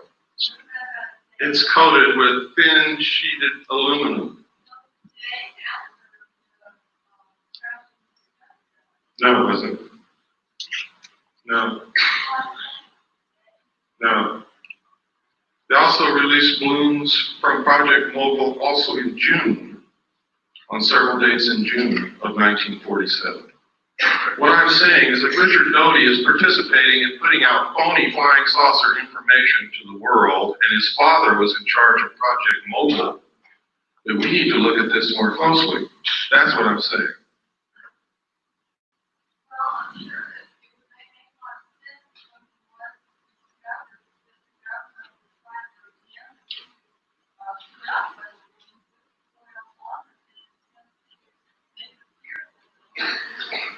You don't understand. These balloons were also released in June of 1947. The crash of Roswell occurred in July.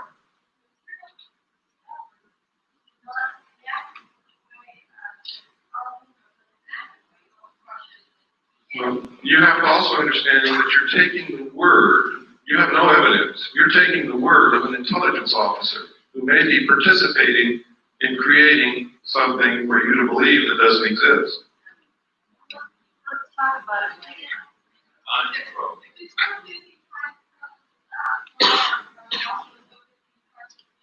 Listen to me very carefully. One of the best ways to bring about a one world government and get you to accept the destruction of your Constitution and the loss of the sovereignty of this nation is to create an artificial alien threat from outer space so that all humanity will give up whatever they have to and band together to face this threat. That's not what I'm saying. I'm saying I'm presenting evidence to you that should make you want to do some more investigating before you believe anything. And I specifically stated at the beginning of this lecture, I don't want you to believe anything that I say or anything that I show you, but I want to create enough curiosity and maybe anger and maybe a lot of other things in you that you help me start looking for the truth. That's what I'm about. Earlier, you said that you would explain why governments have been now still there, but other conventional aircraft with this technology, why are they so ignorant of the fact that we have this kind of technology? I've already explained it to you, sir. Some people can't, and I know it's hard to put all this together. You saw that there's a population problem. The technology that they're hiding from us would make us live longer, would give us better lives, would give us a source of possibly free energy or next to free energy, would probably give us methods in which to kill most, if not all, illnesses and diseases. And their goal is to cut back the population. They're not suppressing cancer cures so doctors can get rich. They're suppressing cancer cures so more people will die. So that they don't have to come out and say, you and you and you up against the wall, it's your day to get killed. They make it appear to be natural, or as natural as they possibly can. That's why. Can you talk about AIDS? This is a letter no, that's in the book. I'm not going to get into AIDS today. That's in the book. This is a letter that was written to the White House to Mr. Fitzwater, who's Reagan's press guy. And what he wanted to know is who wrote the paragraphs about aliens that Bush inserted into the end of 6 speeches that he gave during his administration. Most people don't even remember that he said those things, but he did. Next slide. What Marvin Fitzwater wrote back was that the president himself inserted those paragraphs. They were not put in there by the speechwriters. One of the speeches was to Boston High School students and faculty. Next. In which he said, I couldn't but one point in our discussion privately with General Secretary Gorbachev, when you stop and think that we're all God's children, wherever we may live in the world, I couldn't help but say to him, just think how easy his task and mine might be in these meetings that we held if suddenly there was a threat to this world from some other species, from another planet outside in the universe. Do you think all this stuff is coincidence? I hope you're beginning to wake up. He said this 6 times in 6 speeches in his administration. This is come together one world government stuff. This is alien threat from outer space stuff. 6 times the president said it. Next. To the General Assembly of the United Nations. Next. In our obsession with antagonisms of the moment, we often forget how much unites all the members of humanity. Perhaps we need some outside universal threat to make us recognize this common bond. I occasionally think how quickly our difference worldwide would vanish if we were facing an alien threat from outside this world. And yet I ask you, is not an alien force already among us? What could be more alien to the universal aspirations of our peoples than war and the threat of war? What would a one world government do? Abolish war. What is the threat that will bring it about? An alien threat from outer space. Please wake up. Next.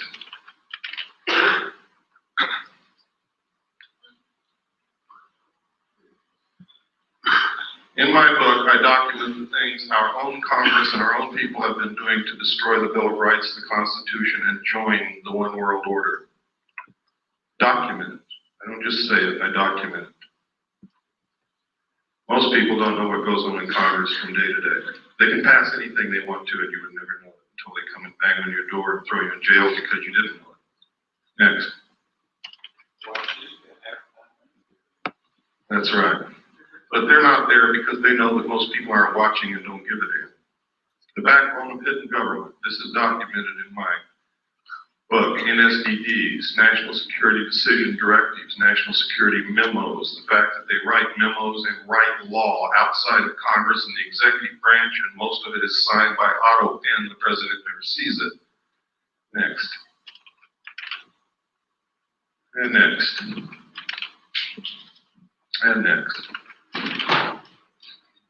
And these are some of the things that they've done. There's no time to go into it. Next. Next. This is the United States with the Soviet Union into a one world government. That's from an organization called Free, put out by Johnny Stewart. The address over there, it's in my book. You want to know why you can't get the truth off the television, radio, or the newspapers?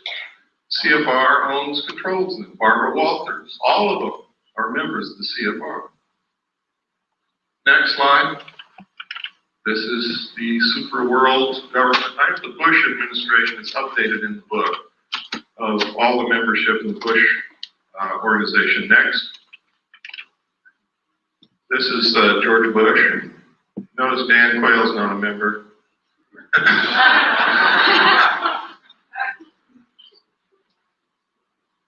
Now this is serious. Their goal is a one world order, one world government, the destruction of the sovereignty of the United States, the merger of the United States and the Soviet Union. Why do you think our generals and admirals have been going back and forth to the Soviet Union and theirs have been coming back and forth over here? They're getting ready to do it. Why do you think the Soviet Union began giving some more freedom to their peoples? The people didn't bring that about. It was given from the top down because it's time to solidify the New World Order when the European states come together. Why do you think that there are so many attacks upon our Bill of Rights right now? Because we all have to be on an equal level. We can't have all these freedoms if the rest of the world doesn't.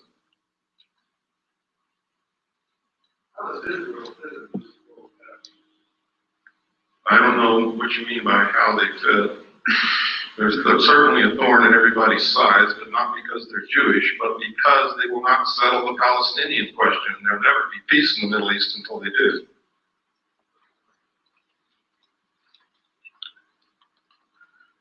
This is not a Jewish plot. This is not a communist plot. This is not the Nazis plotting this. This is a secret group of men who've been around for a long time called the Illuminati.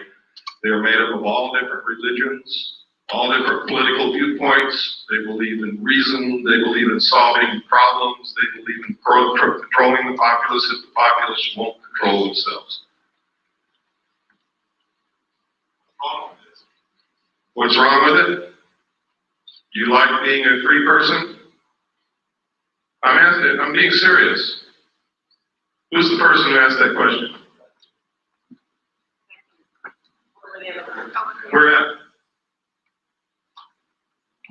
I'm saying we don't know what goes on in our government now. Whose fault is that? I'm not trying to pick on you. I'm trying to get at an answer. Really, I'm not picking on you. But I have to. Okay. The reason that this is happening is because we've all abdicated our roles as responsible citizens in this country. We bought a business. Here's what we did. We bought a business.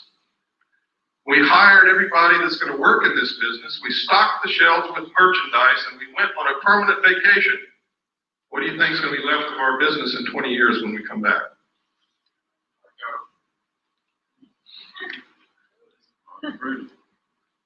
Nothing is going to be left.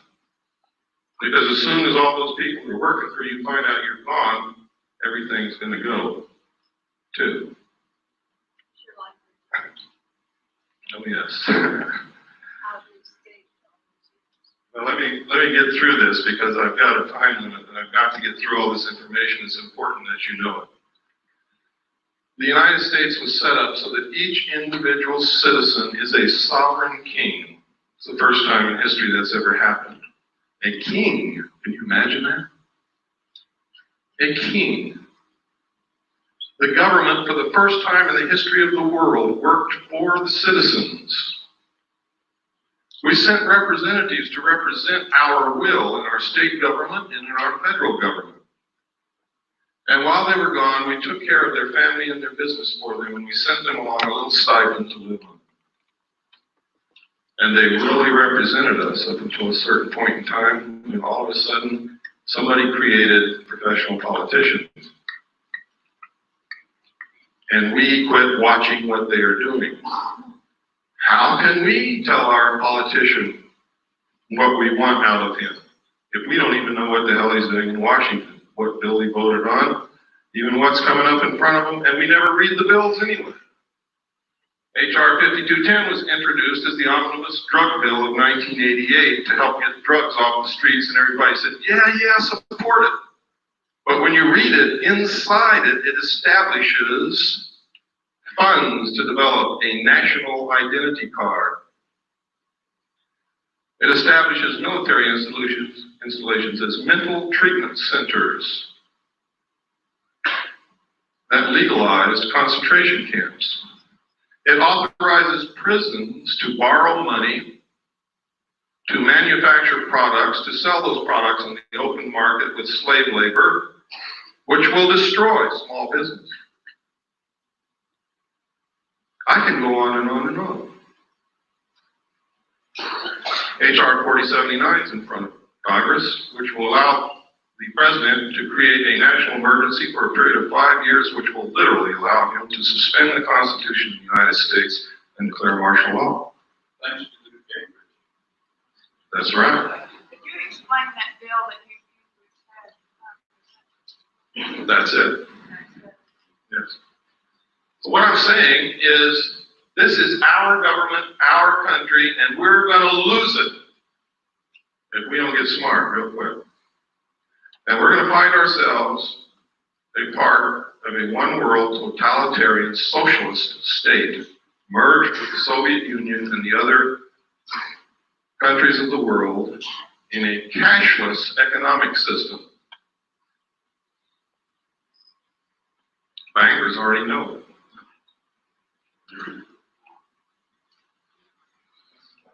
That's my message to you. My message is to you that all of this extraterrestrial stuff may be phony. I may have been used. They may have passed me all this kind of stuff. For years I believed it was real, and now I have doubts, real doubts. Now I'm telling you, I don't know if extraterrestrials are real or not, but there's no doubt in the world that the technology is real. And I've shown you documentation after documentation after documentation. And there's more in my book, much more. So much, in fact, that that book is probably going to cause me a hell of a lot of trouble, but it's worth it if we can save our country. Next slide. There's the membership in the media.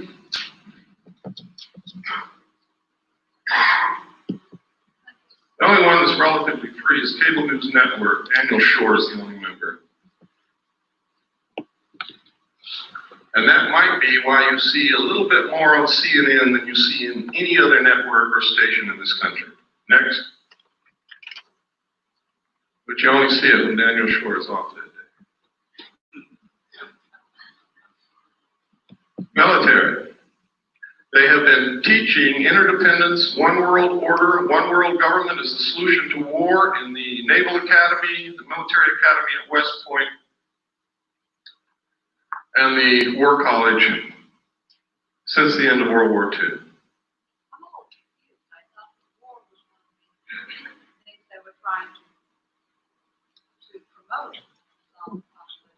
War has traditionally been used to solve the problems. They want to bring about a one world government that will eliminate war altogether, but they have to have a replacement for war. The replacement would be a tremendously wasteful space program to repel an enemy from outer space that may or may not exist. What we got to do is find out what the truth is. How would that reduce the population?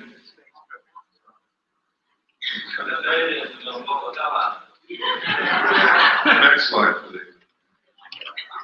Next. Next. Next. Next. These are letters I get back from Congress. Thank you. Next. Thank you. Next. Thank you. Next. Thank you. Next. And from Alan Cranston. Thank you for your letter expressing your views on foreign policy. And he goes on to tell me what all he's done in the 100th Congress and what he's going to do in the 101st Congress. Next. Thank you. Screw you, Alan Cranston. Next. Out of 500 and I forget how many letters, sent a letter to every senator, every congressman. Those were the only replies that I ever got. Ever. I sent one to the president. I sent one to the vice president. I sent one to the attorney general and each of the Supreme Court justices. I never received replies from any of them. This is one reason why I never received replies from congressmen. This is a person who is a staff member of a congresswoman on Capitol Hill. She's actually the office manager. She says she sympathizes with everything that I sent, but the reason that the congressman isn't going to answer my letter, my inquiries, is that she threw it all in the trash can. Next. This is George Bush and the secret team.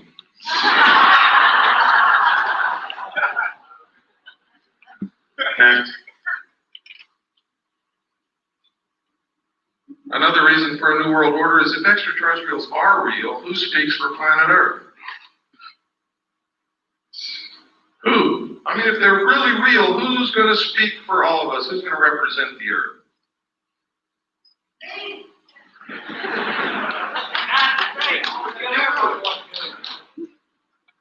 Next.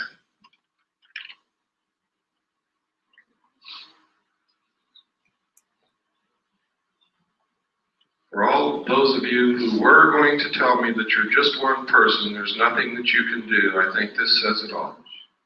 That young man stopped 17 of the most dangerous killing weapons of war that have ever existed right in their tracks, and they didn't move again until he walked away. That's a real hero. He has not been executed yet. He is a real hero. He's the only real hero that I know in this whole world. In this whole world. That's him right there. He's Chinese. And most of us would say, here comes the chinks in the neighborhood. That man is my brother. I don't care who he is. And I hope that you learn that he's yours. His heart's probably bigger than all of ours in this room put together. But that's your answer when you come to tell me that you're only one solitary little person. There's nothing that you can do. This is our country. It belongs to the people. And we can do whatever we want to do with this country, but we have to do it together. I hope that we can all find a way to do that. If we could have I believe that's the last slide. If we could have lights, we'll have some questions and answers. Or we'll have some questions, but not the answers.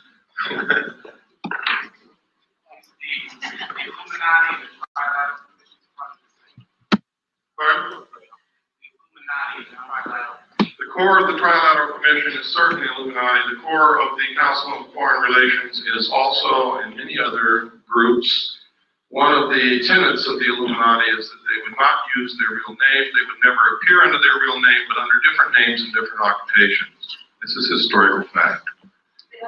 Yes.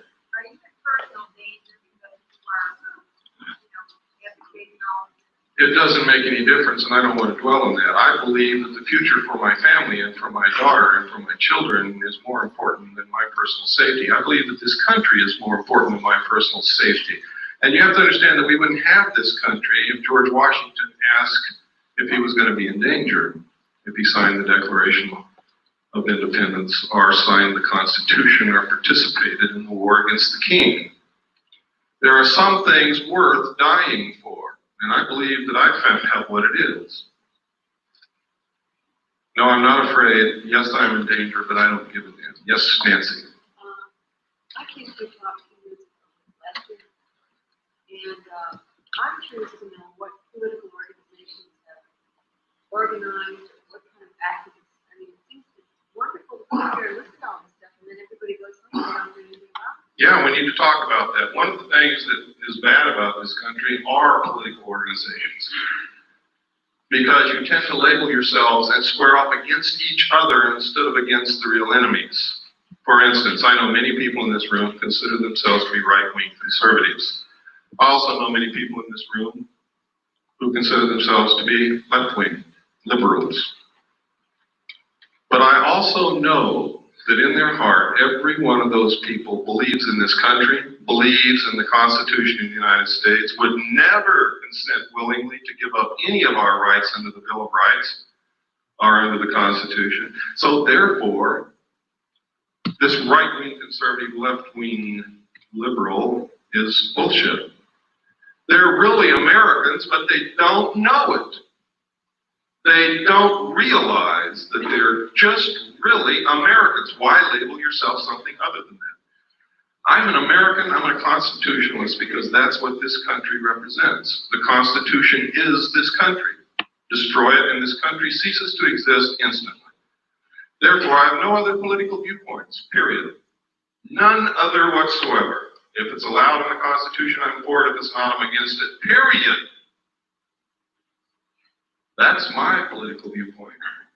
I would hope that it would be yours, because any other viewpoint is anti-American, anti-constitutional, anti-United States. I hope that if you think you're a right-wing conservative, that you'll stop doing that. I hope that if you think you're a left-wing liberal, I hope that you will stop doing that. I hope that you will become an American again, because that's what we all started out as, Americans, and all of a sudden we became something else. I'm black, whitey's out to get me. I don't want them blacks in my neighborhood. They're scumbags.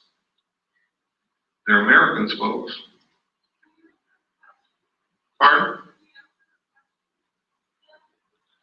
I just did. No, I asked you specifically what has been done by the people who are interested in the project. Have the senators, been contacted on that? The only thing that you can do is throw the people in Congress out. People, we've been telling you this over and over and over again for years. Somebody's not listening.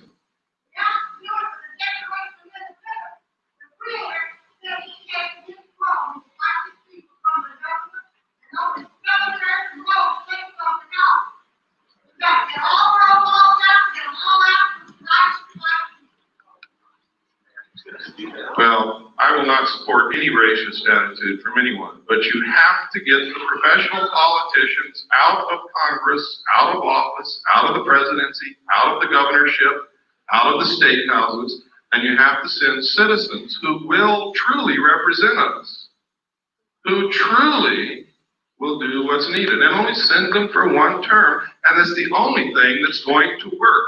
If you think you're going to change the minds of these people who are so ingrained into,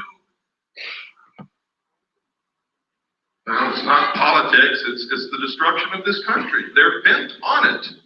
If you think you're going to change their minds and all of a sudden they're going to start representing you, you're wrong. They're not.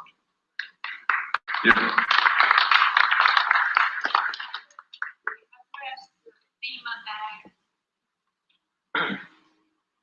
I don't think I had time to go into it. The problem with the things that I talk about is there's never enough time to really talk about it. And I know that some of you are sitting there and you have questions and you want answers, and I can tell you that the answers are out there. part of what needs to be done is you have to quit relying on people like me and others and help us. You have to become one of us who search and dig and educate. If all of you could go out of here and educate 10 people, each one of you, and then they could go educate 10 people, and it doesn't have to be in one day. You could take 6 months to educate those 10 people, and they could take 6 months to educate 10 people in a very short period of time. Everybody in this country would understand what our real problems are. The real problems are we're not paying attention. We're not running this country. We don't know what the problems are. We don't know what's going on. We've left our business and gone on vacation. We are fighting amongst each other while the real enemy is destroying the country. That's the real problem. That's correct. Yes. And I suggest everybody get a little copy of the Constitution, next about 20 minutes to read.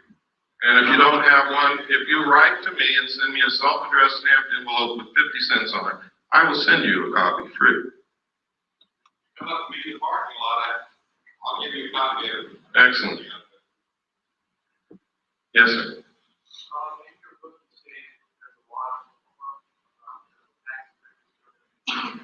When we went to press, I thought Oklahoma was the only state. It's actually in 22 states. Oklahoma is the only one I have the documentation on at this time. They have until March 15th to register all their property. Everything, down to the VCR, their knives, forks, and spoons, everything. If they don't, a tax man will be sent to their door with a warrant who will take inventory of everything in their home. Anything they find that was not declared on the list, or if they never submitted a list, they will be taxed 20% over and above what they normally would have been taxed. But you see, taxation is just the excuse to register the property.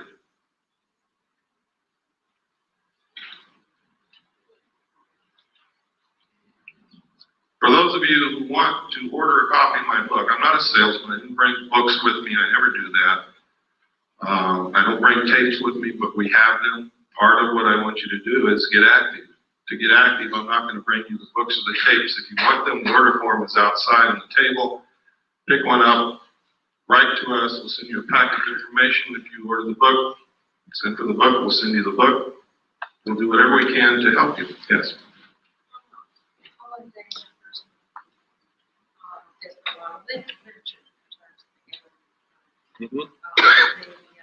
Animal mutilations, Yes. mutilations, the genetic things. Do you feel that probably this is a application in terms of creating a fear in which, like your son, would come as an attitude of one planet against an alien? It's exactly what I believe. Now, you have to know that when Hitler got ready to go into Europe, to invade France and the other countries of Europe, he began broadcasting Nostradamus' predictions. What did you see on television last night? Why do they use these predictions and prophecies? Why all of a sudden are you hearing that the book of Revelations is coming true in front of your eyes? To get you to give up. If it's been prophesied, it's going to come true, you're not going to find it. To neutralize the Christian community so that they won't fight the new one world government. Hitler dropped the prophecies which said Hitler was going to win and was going to be the ruler of 1,000-year time of peace. So the French dropped their weapons and ran. Pay attention to what's happening. AT&T, one world, one car.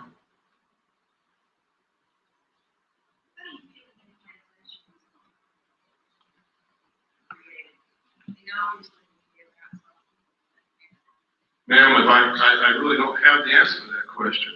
The abductees say that it's alien extraterrestrial beings.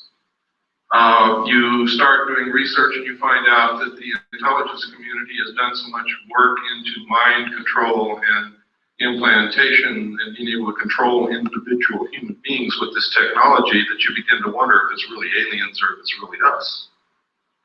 And then you look in the UFO community, you find out most of these people are connected directly to the intelligence community, are active agents that have been caught or have confessed. And you have to wonder what in the hell's going on. Pardon? I can tell you that Richard Doty is, John Lear is, Bob Lazar is. You've seen evidence that Bud Hopkins is. I can tell you Whitley Strieber is, because there's no other place he could have gotten the information that he wrote in his book, Majestic, except from the same top secret documents that I saw, only he's never been in a position with a clearance to see him. He's an author. I could go on and on. Yes, sir. What about personal property? If this new war always took over, like you predict, what about personal property, like land, home? Private property will be abolished. You will use what the state gives you. Remember I said totalitarian socialist state. In a socialist government, everything belongs to the state. Will there be any places in the world that have that kind of situation? The question was, will there be any place in the world where they won't have that situation? Let me say this again, as George Bush, read my lips, new world order. New world, or there's places you could go and probably escape for a time because it's not number one on their agenda, but they're going to get there sooner or later, believe me.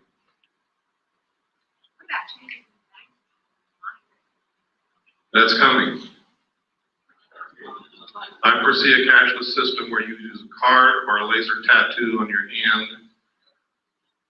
And I'm not trying to connect this with any religious prophecy. This is what I know is coming. This is what they have planned. I've talked to bankers who already know this is coming, and they're prepared for it. They're already withdrawing $100 bills from circulation now.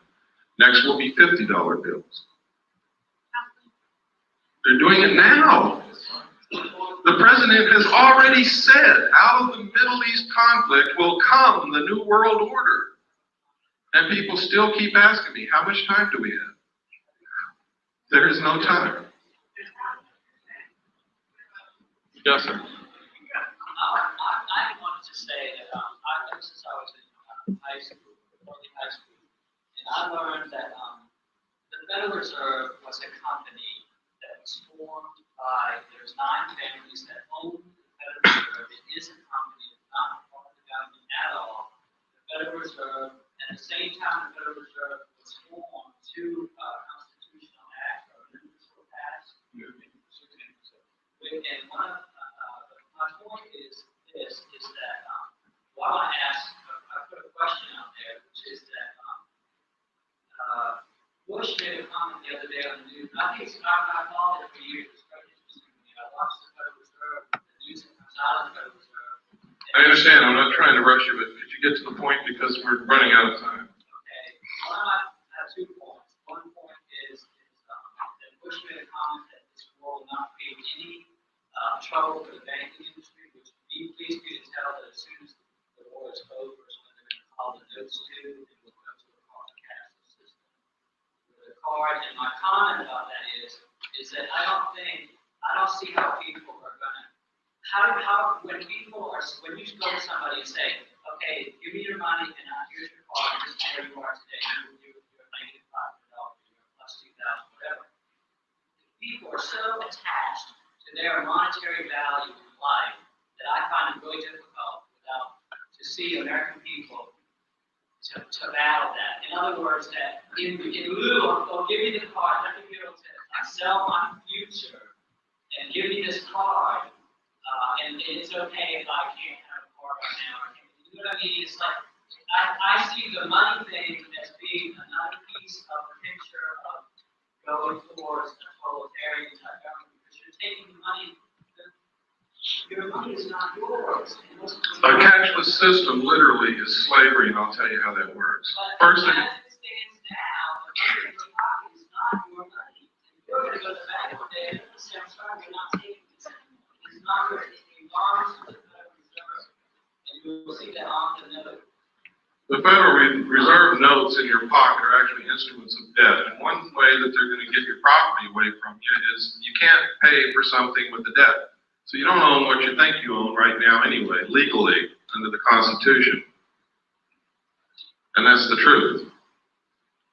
They're going to come and they're going to collapse the economy instantly. The money is not in the banks. They've been doing fractional lending, fractional banking, which means if you have $1,000 on deposit, they can loan as much as 10 times that out. That doesn't exist. They created on the books with the stroke of a pen, which means that if all of you wanted to gather up enough cash to go pay your debts, you couldn't do it because the cash doesn't exist. If you wanted to go draw your money out of the bank, you couldn't do that either because it's not there. It's very easy for them to collapse the system. Those of us who have done the research know that the third world nations have already pledged their natural resources to the World Conservation Bank, which is going to be the new World Bank, in exchange for forgiveness of their debts, which means they're not going to pay back all those billions that we've loaned them, which means the money is not in the bank, doesn't exist. The economy is going to be the easiest thing for them to collapse. How are they going to get you to join the new economy? They're going to say, we have a solution. You see, one of the tricks of the Illuminati is they create a problem and then they provide the solution when you beg them to. They're going to come to you and say, you have a house and we have the note on your house. If you'll accept our new economic system, we'll refinance your house and let you keep it. You also have a car. We'll do the same with your car and your furniture and your kids, because you probably owe the hospital. Okay? See, when I was a kid, it was a disgrace to be in debt. Nobody was in debt. There was no such thing as credit cards. And if you even mentioned debt, people got angry with you. Now, in just my lifetime, and I'm 47 years old, they've changed all that to where everybody is in debt and it's accepted. And if you're not in debt, you can't get a hotel room because if you don't have a credit card, they won't let you in. And that's the truth. And that's how they're going to do it. And you're going to say, well, I want to keep my house. I want to keep my car. I want to keep my kids. So I'll join. And they say, fine. For every dollar you used to have, we're going to give you 10 cents and we'll start all over.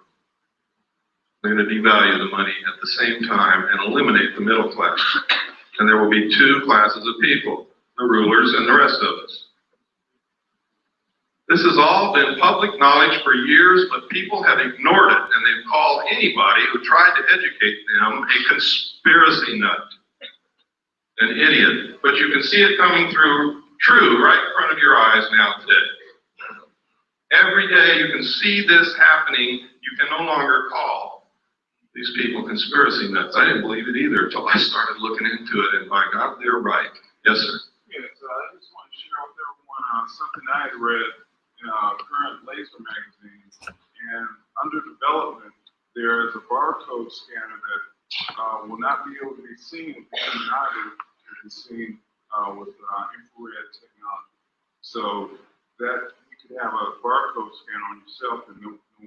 That's right. It's an invisible tattoo, but it can be scanned. I'd like to say also that the reason I left California, took my family and left, I went to vote in the last election, and I saw on the voter registration form next to my name the Universal Product Code.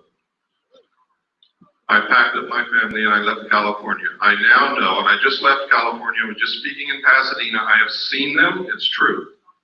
The driver's license in California now have the Universal Product Code on the driver's license.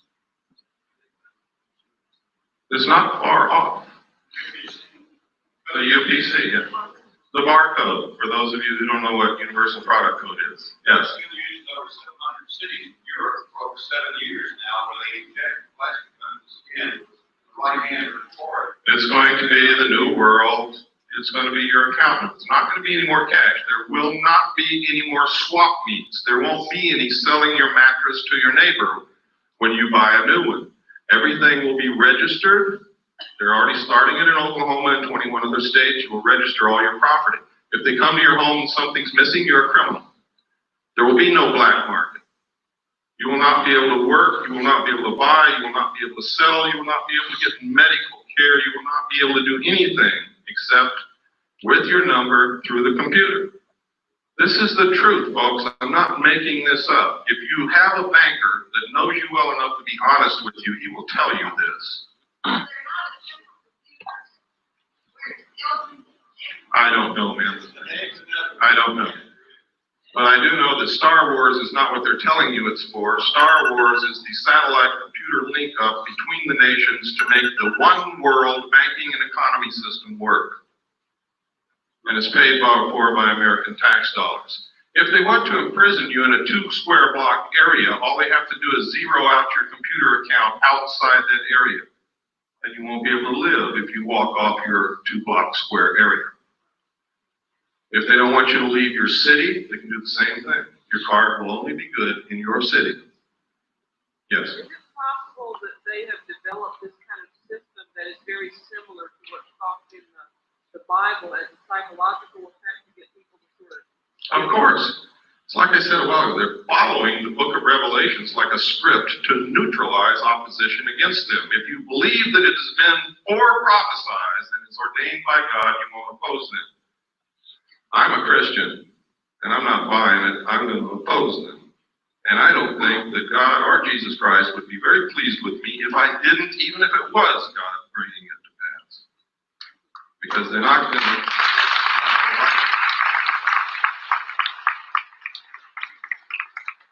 Take 3 more questions, and then unfortunately we're over time, and I'd like to stay and talk to you more, but we really can't. I have a brief question. Okay, and your hand has been up for a long time. I'm sorry. Go ahead. I really came here for some answers, and this is the one question I really would like to know because you've been going through such a learning experience through your research. When you saw that large ship come out of the ocean spread, it came up. This day, do you personally think that came from outer space off this earth? Personally, I don't think it was built on this earth, knowing what I know about the state of aircraft technology and about submarines. But what I think doesn't make a bit of difference. It's what I can prove that counts. And I can't prove that there's anybody here from outer space, although there's a lot of evidence to support it. What I can prove is that there's a lot of manipulation to put us in a one world government and destroy this nation and enslave all of us in a cashless economic system. That I can prove. And that's what we better be looking at. Yes, sir. A lot of people earlier seem involved in MUFON and the other organizations. Every time there are people in India, they all seem to be ex-military people that seem to have an incredible amount of insight. Basically just staff military people that are just here to tell you whatever you want to do. I don't know. I know that MUFON is not doing what they claim to do. I know that evidence has disappeared when it's been sent to MUFON. I know that physical evidence of UFOs is one of the hardest things in the world to collect, and when they collected liquid that dripped from a saucer in Gulf Breeze, Florida, and sent it to MUFON, it disappeared. That's what I know about MUFON. I know that if aliens are really here, and the government wants to keep it a secret, all the publications dealing with the information and all the organizations investigating this would be infiltrated and controlled by the government to suppress the information.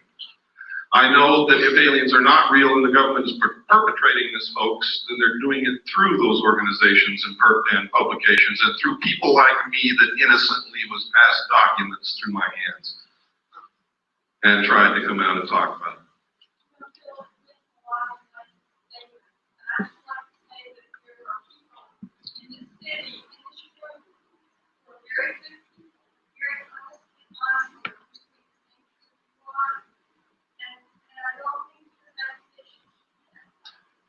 I don't know what you mean by black. When I say MUFON, I'm talking about the people who run it and control it and finance it. I'm not talking about all the people in the little towns and stuff who are interested in UFOs.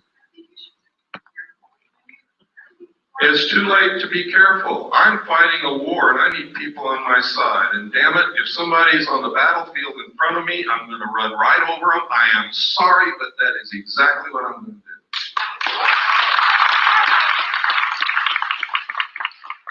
Yes, sir. You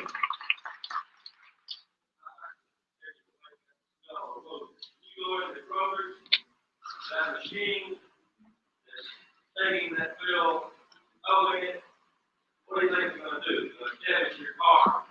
It's going to debit your number. That's exactly what's coming down now.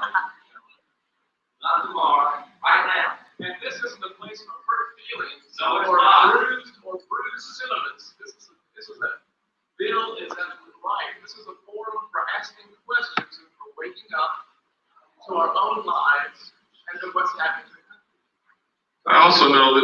everybody's going to agree with me, and I don't expect you to, nor do I want you to. We're out of time. I'm sorry, I said 3 more questions, and I did a lot more than that. I want to thank you sincerely. You're probably the best citizen in Atlanta. Thank you.